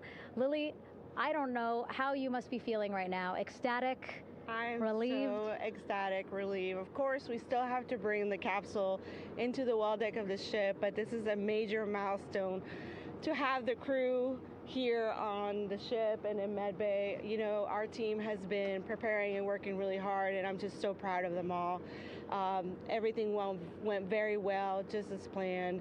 Our teammates in Houston, the flight control team was just amazing. We were able to have great conversations and communications about everything. And I don't know what else to say. I'm just so ecstatic. It's such a wonderful feeling to get to this point. Again, we still have to get the capsule, but this is huge for all of us in landing recovery, and I couldn't do this without my team, and of course the full support of the U.S. military. There's going to be lots of, high fives when we get the capsule back in, and I'm so happy that the crew's doing well, Ryan's doing well, and thank you for everybody watching. Yeah, it was great to watch the crew come back to the ship with you. How were you feeling when you were seeing them looking so happy to be home and feeling really good? The funny thing is that we had video of them from inside the Orion vehicle. They were like that from the beginning. When we opened the hatch, they were already out of their seats, having a good time, waiting for us to open the hatch. And they opened the hatch, and of course we did the first medical assessment. Everybody was doing very well, and they were just having such a great time with the medical team that was inside the capsule. I think they were all taking selfies with the phones that they have, probably talking about what they saw, and it was just smiles all around. They were having such a great time. and then we put them on the front porch when we were ready to put them on the front porch, and again, you could see they were just so ecstatic to be home and talking to everybody. So we were very happy to see all of that in the control room of the LFOC. How remarkable is that? Again, if we think about their journey, the 695,000-mile journey around the moon and back, coming back at 30 times faster than the speed of sound. I mean, how remarkable is that they are in such good spirits? I mean, this is an amazing crew. I think you guys have seen it for the past 10 days. They're wonderful people, and we're so happy that they brought us along on that ride. And I can't wait to see all the additional videos and pictures that they have that, we'll get a hold of now that they're back on the ground. And I can't wait to hear how, a little more than what we saw on the press briefings from the crew about what they saw. It's just fantastic. Some of my favorite people around this 10 days was the science team and how excited they were. And so this is exactly how we feel in the landing recovery team when the science team went, oh my goodness, when they heard all the discussions about the moon. This is exactly how we feel now in the landing recovery team. We're so ecstatic. Yeah. Again, we have to recover the capsule. I want to make sure we don't forget about Orion. Lily's all about business. She's thinking about what's next. But yeah, speaking of these 10 days, I mean, we have been along for the journey with them, live with them 24/7 for 10 days, and just really seeing the engagement that we've gotten from around the world. What do you hope people take away from this mission? I think that's fantastic. So, my story was that I went to the Kennedy Space Center. I was born in Colombia. I was 10 years old when we moved to the United States, but when I was 7, my family took me to the visitor center, and that's when I learned about Apollo. And we went to the moon, and I learned about astronauts, and that story was what really fueled me to want to do STEM and want to be an astronaut. And I think that this Artemis program is going to do exactly what, what girls, my age back then is 7, young people right now, girls and even like young men, obviously. But we want to empower people to know that you can do this, right? If you want to come and work for NASA, if I did it, they can do it. And Artemis program is just going to inspire everybody. And I'm so happy about that. Yeah. Like Apollo inspired me. Thank you so much, Lily. Really appreciate you being here. As you said, still a lot of work to do. 5 to 6 more hours to recover Orion that's still out in the water. So I'll let you get back to it. But you had beautiful words to say again. We hope that this inspires people. We hope that you come and join us at NASA and accomplish great things with us in the future. Back to you, Rob. Thank you, Megan, and safe sailing out there in the Pacific. Here in Mission Control, it is now all quiet. The team of flight controllers and all their support personnel have left the room to enjoy the aftermath of a textbook touchdown by Integrity that splashed down in the Pacific right on target to complete this historic flyby of the moon, the Artemis II mission. With that, we'll wrap up our coverage for the night and point you to a post-splashdown news conference in 15 minutes at 9:35 p.m. Central Time, 10:35 p.m. Eastern Time, where managers will discuss the return of the Integrity spacecraft and the completion of the Artemis II mission. With that, we'll wrap up our coverage for this evening and historic mission in the history books. This is Mission Control Houston.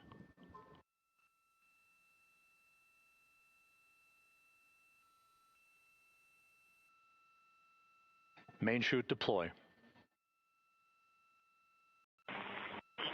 And we have 3 good main chutes. Houston Integrity, splashdown, sending post-landing command now. Splashdown confirmed. Copy splashdown, waiting on VLDR.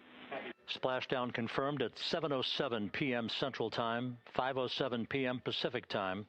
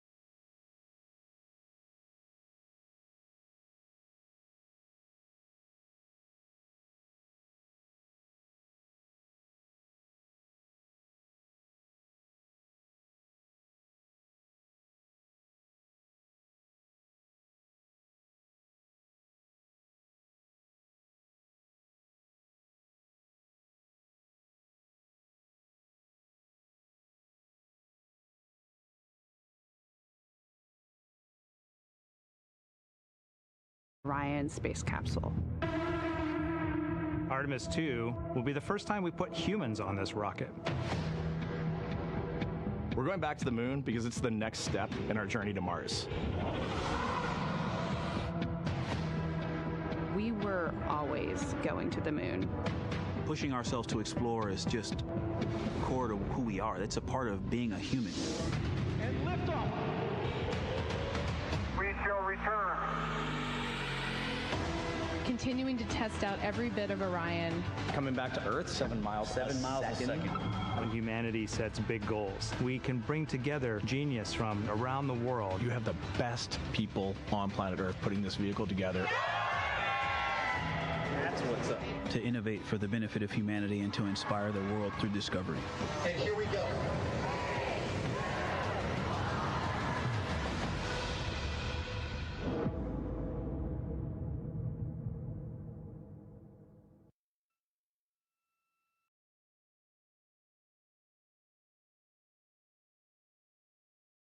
Main chute deploy. And we have 3 good main chutes. Houston Integrity, splashdown, sending post-landing command now. Splashdown confirmed. Copy splashdown, waiting on VLDR. Splashdown confirmed at 7:07 p.m. Central Time, 5:07 p.m. Pacific Time.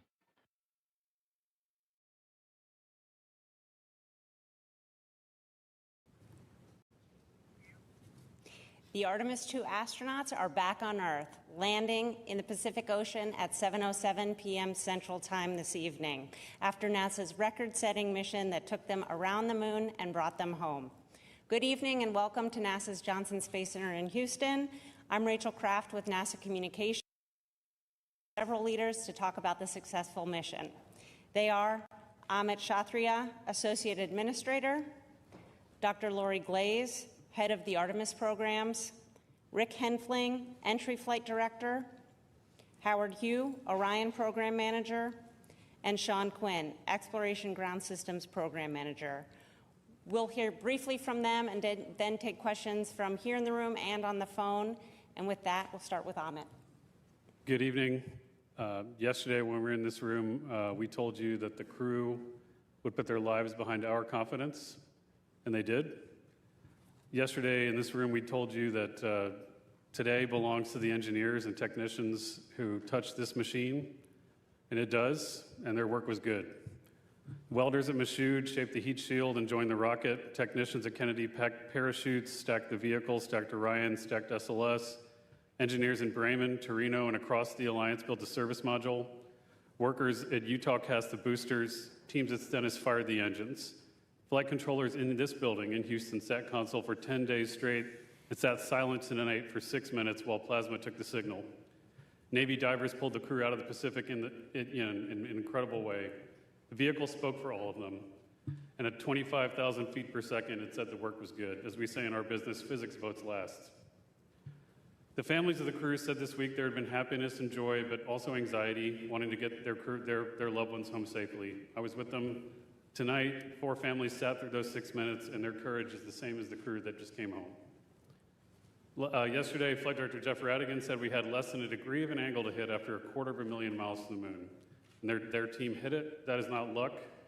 That is 1,000 people doing their jobs. You all heard the crew's words during the mission. They were incredibly inspirational.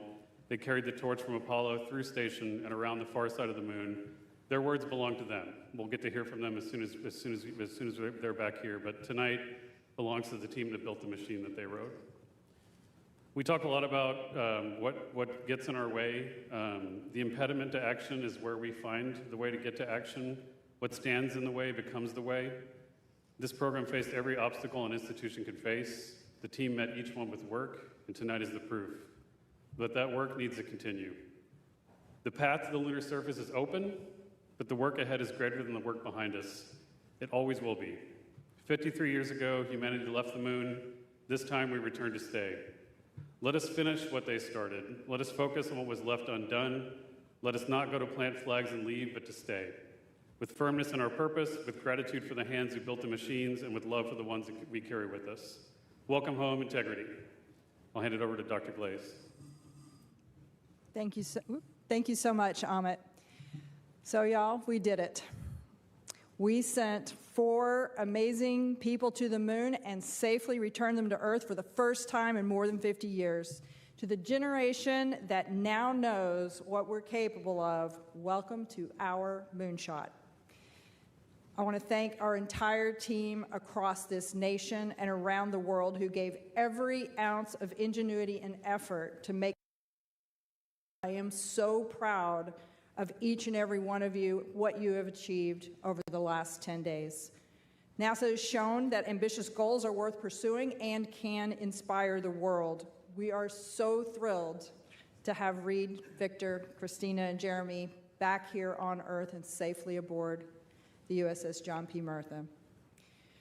Our team is fired up, and this mission, as we've been talking about, is just the beginning. To all of our new followers out there, please stay tuned. This is the first mission, our first mission to the moon, of many more to come. And we can't wait.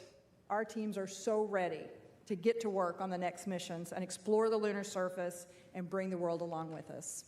I'll pass it over to Rick. Thank you, Lori. Thank you all for your continued interest in this mission. What a truly spectacular day it was for NASA and all of our international partners. This crew has said time and again that they were going for all of humanity, and today we fulfilled that objective by completing their journey and returning them safely to Earth. I've got a few stats for those who are interested, courtesy of the Flight Dynamics Officer in Mission Control. Integrity and her crew of 4 astronauts flew 700,237 miles. We reached a peak velocity of 24,664 miles per hour. We hit our flight path angle target within 0.4%. We flew an entry range of 1,957 miles, and we landed within less than a mile of our target. What a tremendous day. Over to Howard.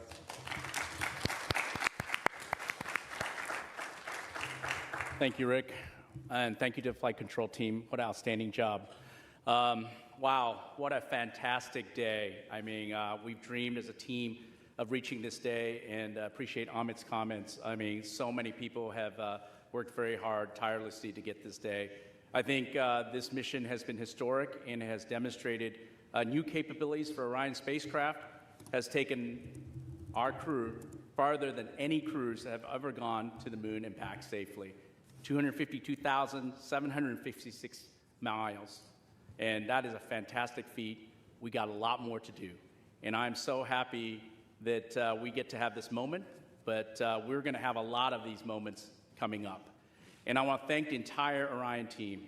They have worked tirelessly. They've dedicated many hours. They've committed to excellence and innovated and attacked challenges that we've come up with for both our NASA team, our industry partners, and our European team as well. We did it together. We brought the crew home safely. They deserve a round of applause. It was a terrific day for them as well. And I want to thank the crew. They have been a fantastic inspiration to our teams as well. You've heard their messages. We are so happy they're back on the ground. We can't wait to see them as well. And finally, we've learned a lot from this mission. Number one was bringing the crews home safely, but it's also a test flight. And like Amit said, we have a work ahead of us to be done.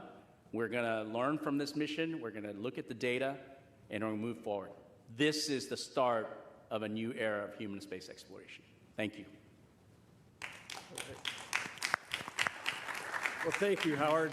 What an incredible end to an incredible mission. I got to tell you, I think I'm trying to pick out the best thing that happened today, and I'll just say that we were sitting in the back room getting ready for this press conference, and Howard gets a call from Reed Weissman, the commander of Integrity, and it was so great to hear his voice and tell us that all the crew is okay, and we can say that we did our mission. We accomplished what we set out to do. I'm very proud of the efforts of the Exploration Ground Systems team that supported both the launch and recovery operations alongside our Navy partners. All the hard work and dedication over the last couple years paid off today, and the team did a great job. Our recovery teams are currently in the process of bringing Orion back on the well deck of the ship, and hopefully within about 4 or 5 hours, it'll be hard down in the back end of the USS Martha. It's good to be NASA. It's good to be an American today. Thank you.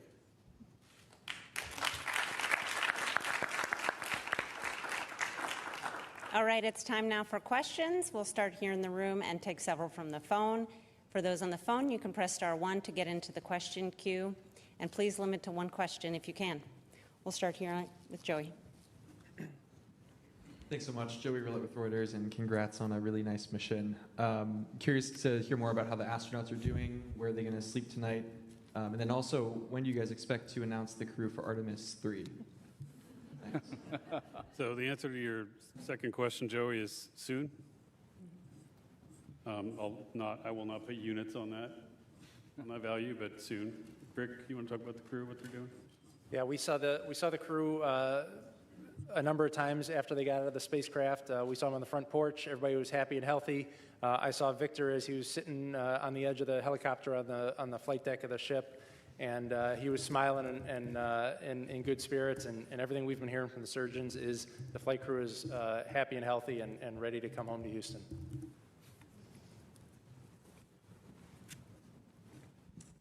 Hi, Lauren Grush with Bloomberg. Congratulations again. You know, obviously, it's been such a great mission to watch from start to finish, but I guess I'm wondering if you had to categorize, you know, this was a test flight. What would you say is the issue that you feel maybe the most grateful arose during this mission so that you could apply that lesson learned to the next? Maybe Like me, Howard, why don't you take that one? Yeah, I think we're taking a lot of lessons learned. Certainly, learning about how the crew operates a spaceship has been a really great learning experience, and flying and ability for them to test drive for our spacecraft has been good. I think, as we mentioned previously, our pressure control assembly, where we discovered a leakage through the system. I think we learned a lot about that. That is a new finding. Certainly, we're going to go investigate that. We're going to look at that and move forward to make sure that we make some changes if necessary, but we'll get all the data and we'll go forward from there. Marcia. Associated Press, Marcia Dunn. The administrator described the crew as great communicators, almost poets. How is, this is going to be a tough act to follow for the upcoming crews soon to be picked. Talk about this crew in particular and what they brought to this that went beyond the scientific and the research and the engineering, please. I'll just say that this particular crew, you know, they've gotten to know each other so well. So each of them individually are just absolutely amazing individuals. But they, as a group, you could watch them, and what they brought as you watch them in Orion over the last 10 days, operating just seamlessly between the four of them, just the teamwork, the camaraderie, I think they really brought an amazing sense of what we're trying to achieve with this mission. It's the mission for all humanity, a mission for all, and they really did represent that and tried to communicate that.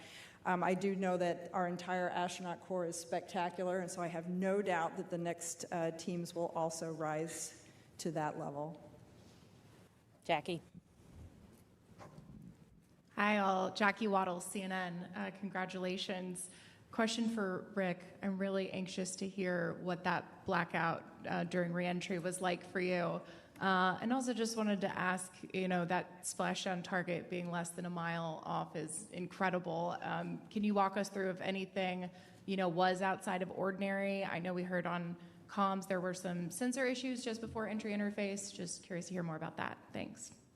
Sure. So, blackout, there's really no beating around the bush with that. It's a difficult time because the flight control team wants to see data. We want to look at the data. We want to be able to provide input to the flight crew on how to fly their spaceship. And when we don't have data, we're trying to figure out what to do with ourselves. But we knew when blackout was going to start. It started when we expected. We knew when it was going to end. It ended when we expected. And so that gave us the trust that the spaceship was flying itself correctly. As far as some of the cautions and things that came up on the way down, the prop cautions, they were, we think that, again, that was learning of the spacecraft. Some of the limits are set a little bit tighter than we probably should have had them set, and we dispositioned those and moved on. As far as the comms post-landing, we don't quite know what was going on there, but we worked around it. We had comms with the recovery team, and we safely handed over the mission authority at the right time. Okay, Josh. Hi, Josh Denner, space.com. Really excited to hear that the crew is doing well. I'm interested, we saw Victor sitting on the edge of that helicopter once they landed on the ship, and it was great to see them all, walk across the deck. They were set to do an emergency egress test with a ladder, a backpack, I'm wondering if they've performed that yet, how soon they will be performing it, and if they have, how it went.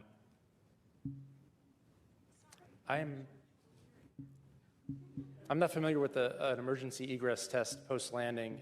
Given that this was a test mission, the number one goal was to get the flight crew out of the spaceship as fast as we could, and we weren't looking at any post-landing objectives. Yeah, we did do, I think, back when we were back on the launch pad, we did, during the CDDT, we did an emergency egress, but that's the only one I'm aware of that is that test. Yeah, but we'll check on it for you. Eric.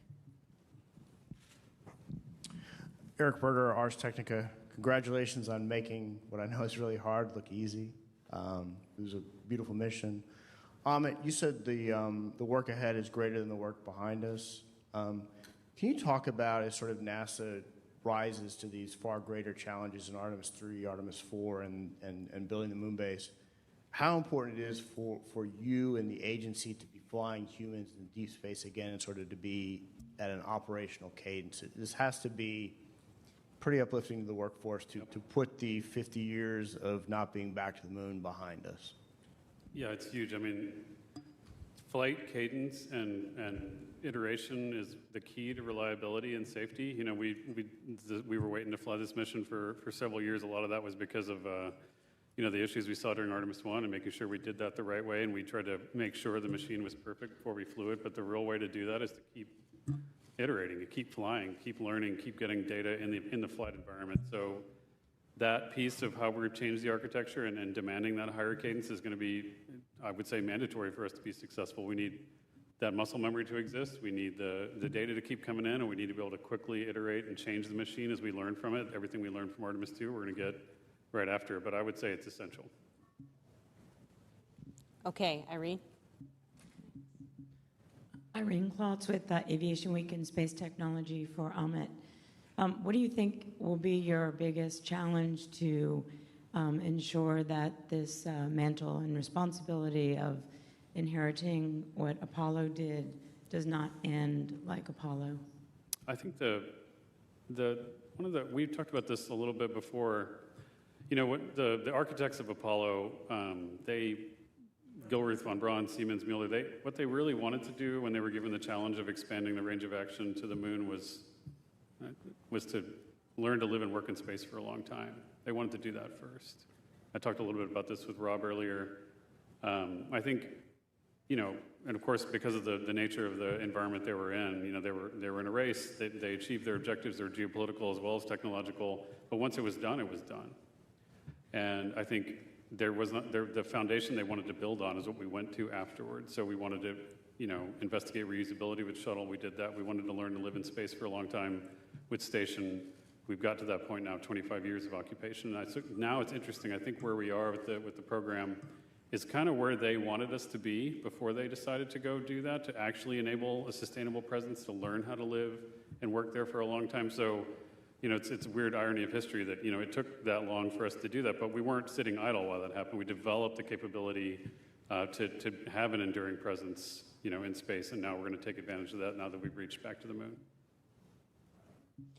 Okay, we'll take one more in the room from Ken Chang, and then we'll go take several from the phone. Hi, Ken Chang from New York Times. I guess for Rick and everybody else, could you talk about what the last 13 minutes were like? There had to have been some anxiety, and what was the moment where you could finally relax, and when did you start celebrating in Mission Control? Well, certainly there's anxiety. If you didn't have anxiety bringing this spacecraft home, you probably didn't have a pulse. I have a lot of trust in my team. We've got all flight controllers in the room on entry day went through a rigorous training process, and they are the system experts on their respective part of the spacecraft. And so while there's anxiety, there's a lot of confidence because the team is there to do a job, and we've trained well, and we executed well. We all breathed a sigh of relief once the side hatch opened up. That's when we brought the team in. We said a few words to the flight controllers, and then we turned around to the families and waved to the families and gave them a thumbs up. And we all watched as a flight control team as each of the 4 astronauts got out of the spaceship and were hoisted up onto the helicopters. It was a great day. Okay, we'll take several questions from the phone now. The first one is from Micah Maidenberg with the Wall Street Journal. Hey, good evening. Question for Lori or Howard. I know it's very, very early here, but any initial thinking about the heat shield performance relative to Artemis I? And could you walk through how the heat shield will be assessed in the coming weeks and months? Thanks so much. So I'll just start, and then I'll hand it over to Howard. How's that? So, initially, we gathered a lot of data already. Certainly, you saw there were aircraft that were positioned in order to do some imagery and collect data. So we've got some of those data that can be analyzed in the coming days and weeks. We also had divers below the surface that took imaging of the heat shield before it was brought onto the Mertha, so that we could understand exactly what state it's in after it landed. And so I think we've already begun the data gathering piece of it. I'm sure there'll be more assessments once we get on the ship. And then Howard, why don't you talk kind of what the next steps are? Yeah, we already have 2 of our heat shield experts on board the ship. And so when we get the crew module into the well deck, and we'll do some inspections right off the bat. Like Lori said, we've got underwater divers that are taking pictures. And then after that, once we've inspected that on the ship, we'll transfer back to Kennedy Space Center. We'll have opportunity to look in detail and do scans of the heat shield, and we'll have a lot of good data from that. We also captured a lot of great imagery. Obviously, we haven't had time to digest all that data, but we will in the next several days, and make sure we understand if there's anything that happened that was anomalous. But we're very excited. The team is very excited to get that data from both the imagery and seeing it live in person. Next up is Jackie Mogensen with Scientific American. Hi, thanks for this. I wanted to follow up on one of the earlier questions about the astronauts. I was curious if it might be possible to tell us a little bit more, if we know, about what the astronauts will be doing in their first days back on Earth, what their first meal might be, or activities with their families. Thanks so much. Well, the top priority is going to be to get them promptly back to their families here in Houston. As far as the specifics, I'm sure each of the crew members has something special planned with their families, and that'll be the priority, is for them to take some time and spend with their loved ones. Yeah, I'm not sure we answered it, but we do anticipate them arriving back here in Houston 12 to 24 hours after splashdown, so that would be between 7 in the morning and 7 in the evening tomorrow. Next on the phone is Jeff Faust with Space News. Good evening. I wonder if you can talk through what the processing of the Orion spacecraft is going to be now that it's back. What point do you sort of extract all of the lessons learned from the mission and start applying them to Artemis III in order to have that mission ready to go launch in about a year's time? Thanks. Yeah, we will have what we call a quick initial 30-day report that we will put together. Every team will be doing their due diligence and analyzing all the data we have. The crew module will get transported back to Kennedy Space Center. Sean's team, Exploration Ground Systems, is going to decontaminate the vehicle in terms of the propulsion system has hydrazine, and so we'll be working through that. In the meantime, we'll be pulling hardware off the boat in parallel with other activities, and when we get back to Kennedy Space Center. We've got about 286 components we're going to reuse in future missions already, and then we're going to look at other components and determine if we can reuse those as well. A lot of work, not only on the hardware flow, but also all the analysis of the data that we're going to need going forward to learn from this mission and carry forward for Artemis III and beyond. Okay, we'll take one more from the phone and then come back here into the room. The next question is from Richard Trudeau with Orlando Sentinel. Hi, thanks again for taking the time. This is another question for Howard. For Artemis III, is the docking system that you have to do with Blue Origin and/or SpaceX, is that at what point would that system be sort of in place on the new capsule? And I guess for Amit, how are your two contractors progressing toward having something that can actually go up there on your timeline? Thanks. Okay, I'll start with our docking system. Our docking system is ready to go. It's already been qualified. We've already got the flight unit at Kennedy Space Center. Later this summer, we'll integrate it on top of the crew module. And we've done a lot of testing already, so the final part is actually the mechanical mating of the docking hatch and the docking mechanism itself.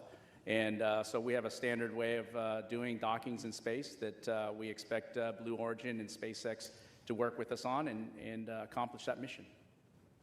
Yeah, and as far as the other part, I think, we're in a massive test campaign. We've got a huge test coming up of the Blue Origin Mark I lander, which will be the kind of smaller version of the lander they want to use to attempt the landing missions. There's going to be a test flight of that this year.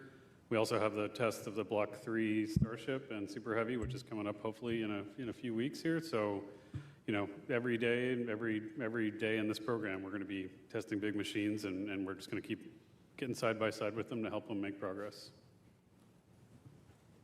Okay, Jackie, and then we'll come back to the other side of the room.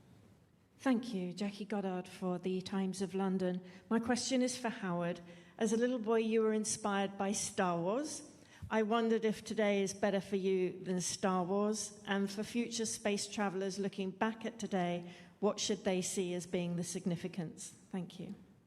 Wow, you might be watching my old interviews or something, but I would say 1,000, I don't know what the number is, thousands of times better. I would say that I shared a moment with my father. He took me to see Star Wars. He's not alive today.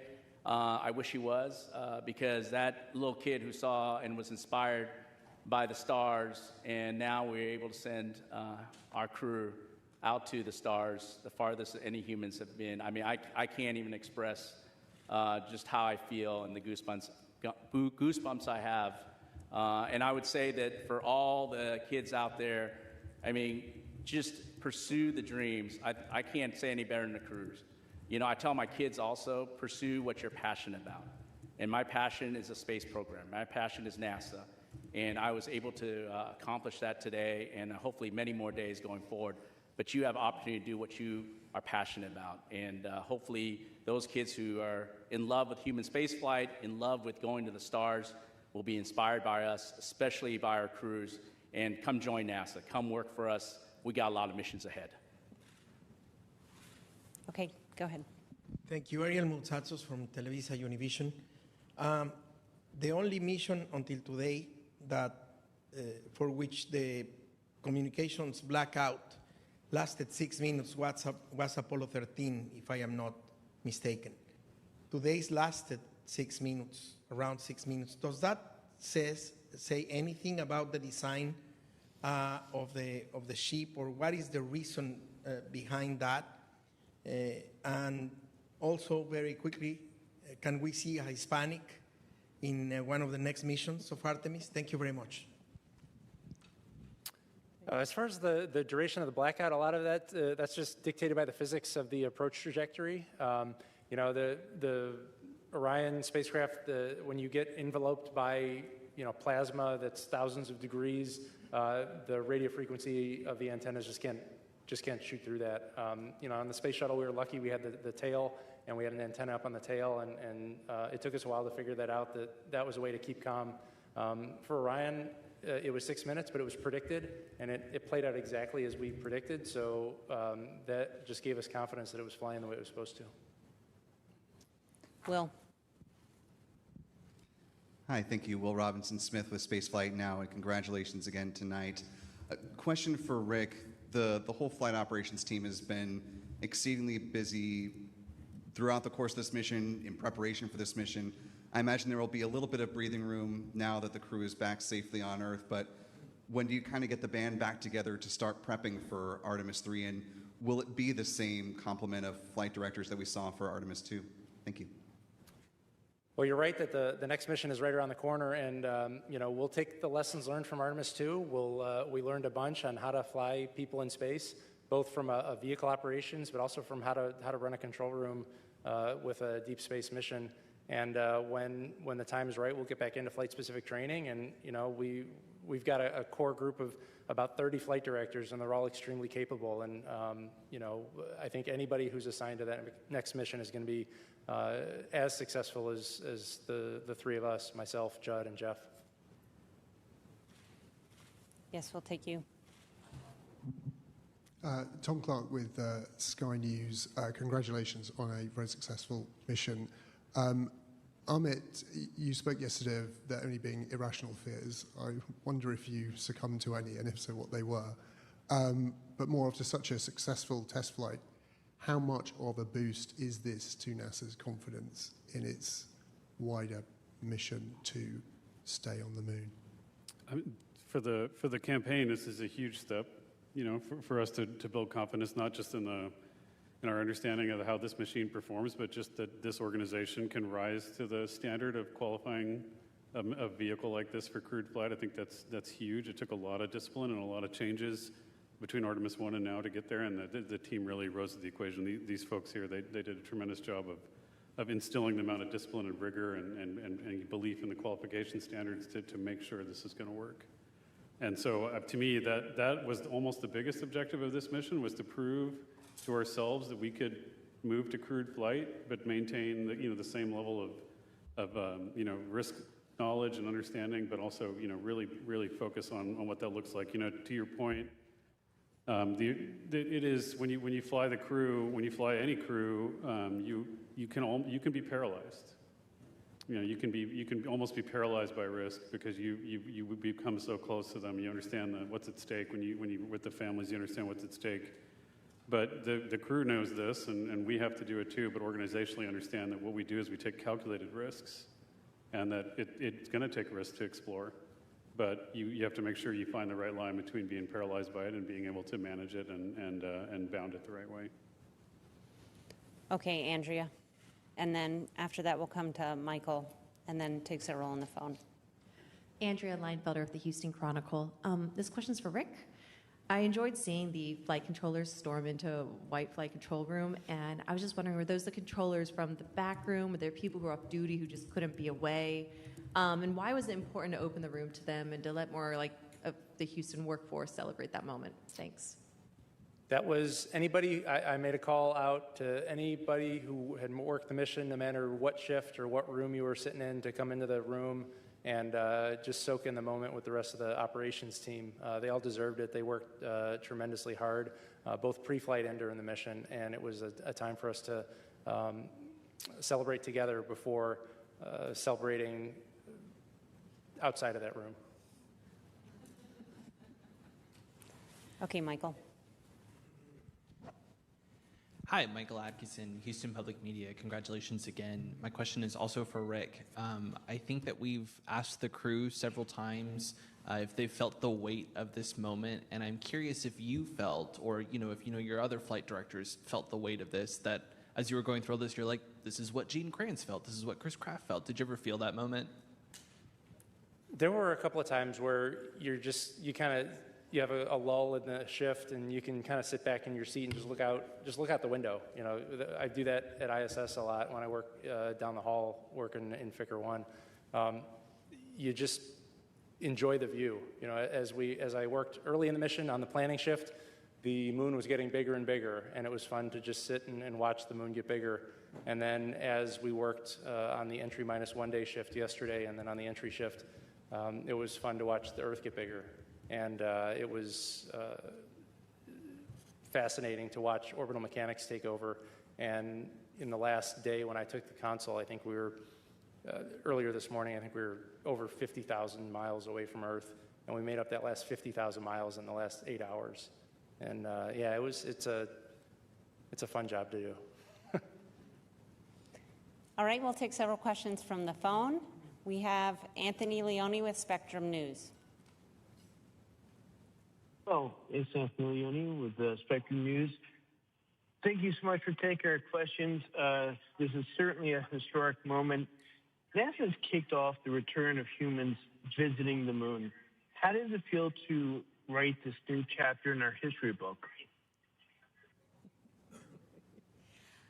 I have to tell you, my background is in planetary science, and I was an active planetary scientist for a couple of decades, and I had this incredible honor to come over and work with the human spaceflight side of NASA and the team that have put this together.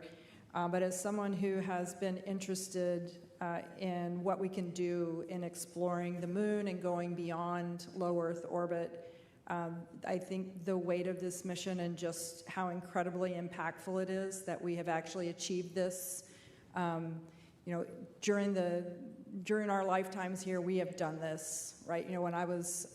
Apollo was when I was a child, and to be here now and say we actually did this, we've gone back and we're going to go build a moon base. We are going to have an enduring presence on the moon. Just incredibly powerful. The next question is from Manuel Masanti with Exploración Espacial. Thank you so much. Congratulations to everyone. Manuel Masanti with Exploración Espacial. NASA showed one more time that space is a unifying force around the world with a crew that connected so well with people that doesn't matter which country. How important was, for anyone in the panel, how important was this mission for the agency and for the future of the Artemis program? It's the most important human spaceflight mission I think we've done in many decades in terms of what it meant historically, but also what it means for the future of the agency. We talked before about, for many folks, this is the end of a long journey working on these machines, and for a lot of our workforce, it's just the beginning. But it is definitely an inflection point for all of us. So it's hard to understate, just how incredibly valuable it is to the entire team. Let's go here to Zach. Yes, thank you. Congratulations. Zachary Albert with the Launchpad from Canada. Ahmed, if you could send a message to NASA in 50 years. We've taken a lot looking back at the last 50. What would you say to the administration and the NASA then when hopefully we've become a multiplanetary species? And for each of you, is there a word or a quick phrase on how you hope the history books classify this mission that started us going back?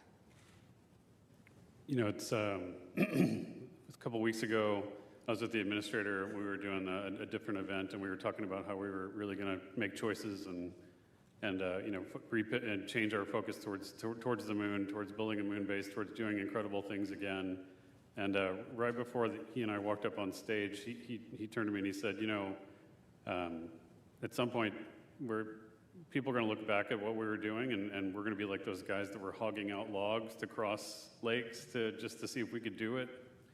And then, in the future, people are going to look back at us and go, wasn't that quaint, and isn't that interesting how they did that? But I mean, that's kind of where I think this is going to land in the grand scheme of things. We of course, Apollo achieved amazing things. We've done amazing things since then, but this, I think, is going to be an important step, and hopefully history is kind to us as a result.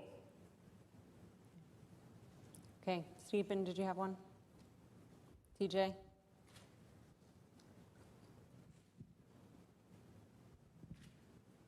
TJ Mosquero with the Epoch Times. Thank you all so much, and congratulations again. My question is about the two backups. They've trained for this mission themselves all the way. I'm not trying to ask if they're going to be trying to get you to tell me if they are Artemis III or not, but can you tell me a little bit more about their fate? Because during Apollo, it seemed that the backup crew of one mission was slated to be the prime crew of a later mission. So both Jenny and Andre were part of this crew in every way. They trained with them. They were in the White Room when they were closing it out. They were with them. The families were together. Jenny was with us in the viewing room today. So they're part of this crew, and I'll leave it at that. Yes, go ahead. Thank you, Dr. Allison McGraw from Mysterious Meteorites. Given the crew's successful demonstration of the 4K video stream with the laser comms, will there be another test of this, and what does this mean for TRL readiness level for, say, a planetary spacecraft mission? Thank you. You got it. I think we've had an incredible demonstration of the optical communications and the 4K video streaming that was just fantastic. I think we've really shown that this is an amazing capability that we'd certainly like to implement in the future. So we'll have to see how that works and see how we can make that happen. Just to point out, though, we have actually closed an optical link from much further away. Yes, we have, from on the Mars. Psyche vehicle, so, Yep. So we're working on that. Mars distance. Mm-hmm. Okay, we'll come around here. Just need to wait for the mic to make its way over. Hi,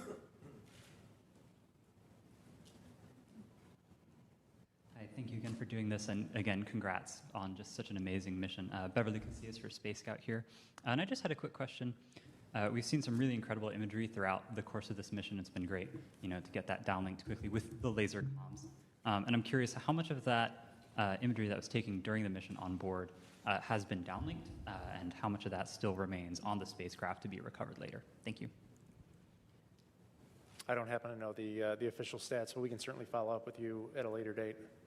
I do know that Reed had made the comment that even though they sent back quite a bit, that the stuff they have with them is pretty amazing. So once we get it off the physical media on the vehicle, hopefully we'll be able to get it to you guys soon. Yeah, we'll get all those SD cards. We'll get them all downloaded. And of course, all of the imaging that was required on Monday, that was the science imaging, all of that will be made available through the planetary data system and archived. Okay, we'll take a few more from the phone. Next is Alejandro Turnbull with Space Scout. Hi, congratulations everyone on a fantastic mission. Question for Rick. As the spacecraft was descending under parachute, we saw on the infrared camera some plumes emanating from the vehicle that looked like either venting or thruster firing. Just wondering if you could speak a little to what the spacecraft was doing then, what exactly caused those plumes. Thank you. Yeah, not knowing the video that you're referring to, I would imagine that's probably the spacecraft reorienting itself. When we're on our main parachutes, we do a reorientation to ensure that the most robust structural portion of the spacecraft contacts the water first. And so I suspect the plumes you were seeing were the crew module reaction control system thrusters firing. The next question is from David Denault with About Space Today News. First, I'd like to say just not congratulations, but I think this is just one of the most spectacular missions NASA has ever accomplished. And a lot of people have compared this to Apollo 8. And I can tell you there is no comparison to what has been done with the Orion spacecraft and the technology from our European Space Agency partners. I was there from the beginning of Apollo 8. I'm probably the oldest broadcast journalist today. But my question to each of you, what was your wow moment? Let's start with Mr. Quinn. You're kind of lonely over there. I didn't hear the question. Yep. Just pick an awesome thing. Awesome moment. Well, being a guy from the Kennedy Space Center, the launch was a pretty special day. To see all those umbilicals clear the vehicle and the vehicle clear the tower and have that rocket rise off the pad was absolutely amazing. Yeah, man. All right. I know Victor always says touchdown, getting onto the water. For me, the greatest moment was the parachutes, the main chutes deploying. I think seeing that, I was chanting "Go, go, go" by myself. Somebody shot a video of that. I think I was going crazy, but I just kept saying that as the drogues came out, but when the mains came out and they started slowly inflating, I mean, that was just a tremendous moment. Like I said, objective number one is get the crew home. And I know there's all kinds of things that can happen after that, but having those mains and getting the vehicle to 16 miles per hour from 24,600 miles per hour is pretty amazing. And getting those chutes down was a great moment. I'm going to vote for the naming of the two craters as my top moment. I know it's all still fresh, so for me, I'm probably going to say two things. When the crew, when Reed reported back, 4 crew green after splashdown, that's what we hope for, right? So that was pretty awesome. And then when they started, we saw Christina come out of the capsule. Then I was like, okay, we're here. Okay, we'll take, sorry, I'm at. No, it's okay. Mine's easy. It'll be tomorrow when I see my friends again. All right, one more from the phone and then back into the room. So the phone question will come from Russell Pounds from Pacific Rim Media. Hi, this is Russell calling from Alaska today. Congratulations to all. And I'll tell you, there were tears of joy in the room here where we were watching. My question is about logistics. I'm thinking about all of the moving parts it takes to bring food, power, telecom, and so forth on a complicated mission. What were some of the logistics lessons learned that might be useful to organizations back here on Earth? Interesting. Yeah, I think a good start. I mean, it's incredibly challenging to get to, to plan for a mission like this. Even though Orion's a pretty big spacecraft, making sure we have everything we need. We think we count through contingencies. We lose systems sometimes. We worry about that. We want to make sure we have everything ready to go. I will tell you, though, that, just having thought about this for a while, the logistics of flying a 10-day mission, even this far away, pales in comparison to the logistics of keeping crew on space station constantly going. So I would say that a lot of our logistics learnings have been derived from that. That's not just, consumables and water and gas, et cetera, but it's also thinking about the reliability of the systems and when they're going to fail. It's hard to predict sometimes, how to do that, sparing the machine and making sure we have everything pre-positioned in the event that we have failures. That comes from a lot of learning, both pre-flight and in-flight. And so, but in-space logistics is going to be a huge challenge for us going forward as we really contemplate a moon base, but hopefully we'll be able to feed forward, lessons from obviously this mission, but I think from Space Station Together as we build that moon base. Okay, we'll take a few more here in the room. We'll go in the middle there. Hi, Jishnu Nair, Houston Business Journal. Echoing congratulations on a great mission.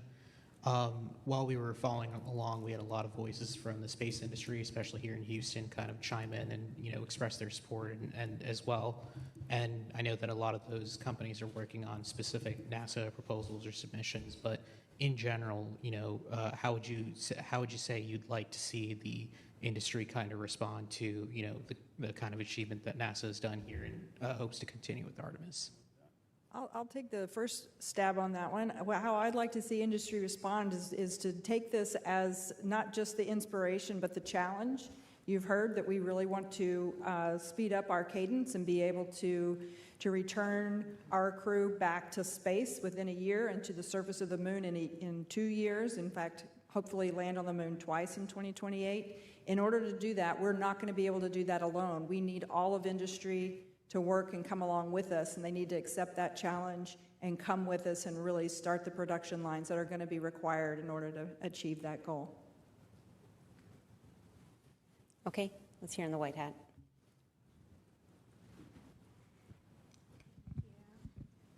Hi, JJ Love with Tech Talk Media.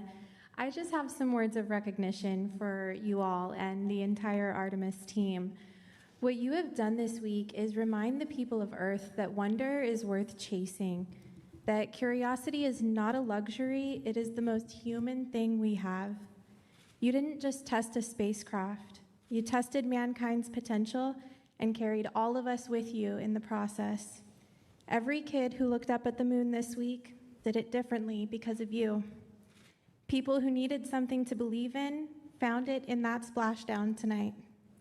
So thank you, not just for the data and not just for the mission, but for proving that the pursuit of what's possible is still alive and well. We are so grateful.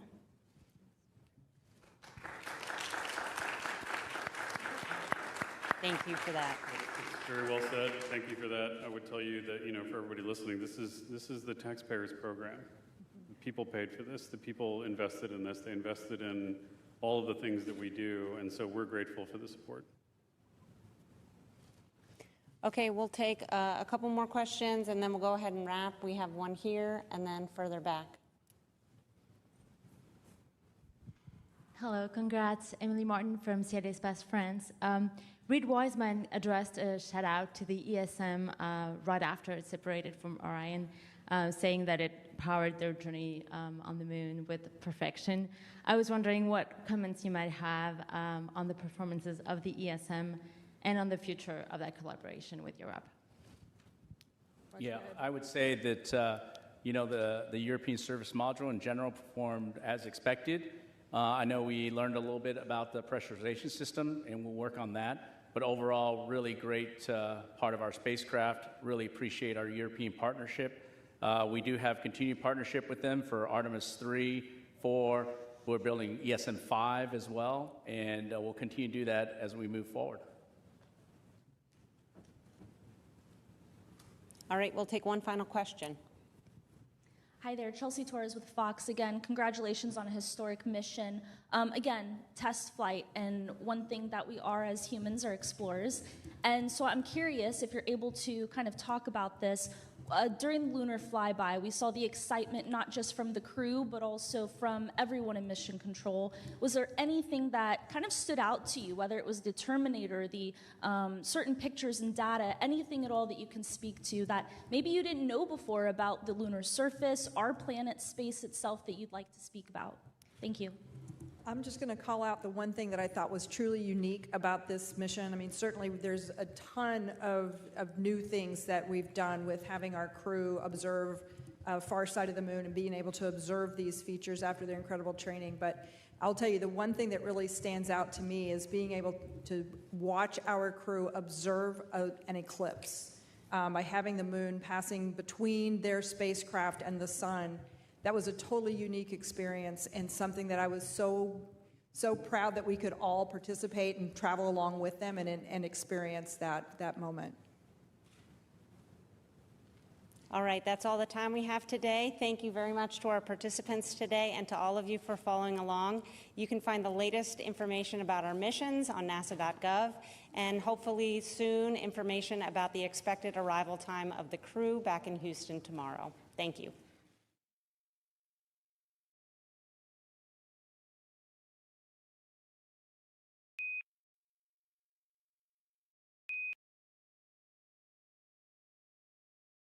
Together and really had that family feel just made me so proud. And a fun little fact, Victor Glover's first flight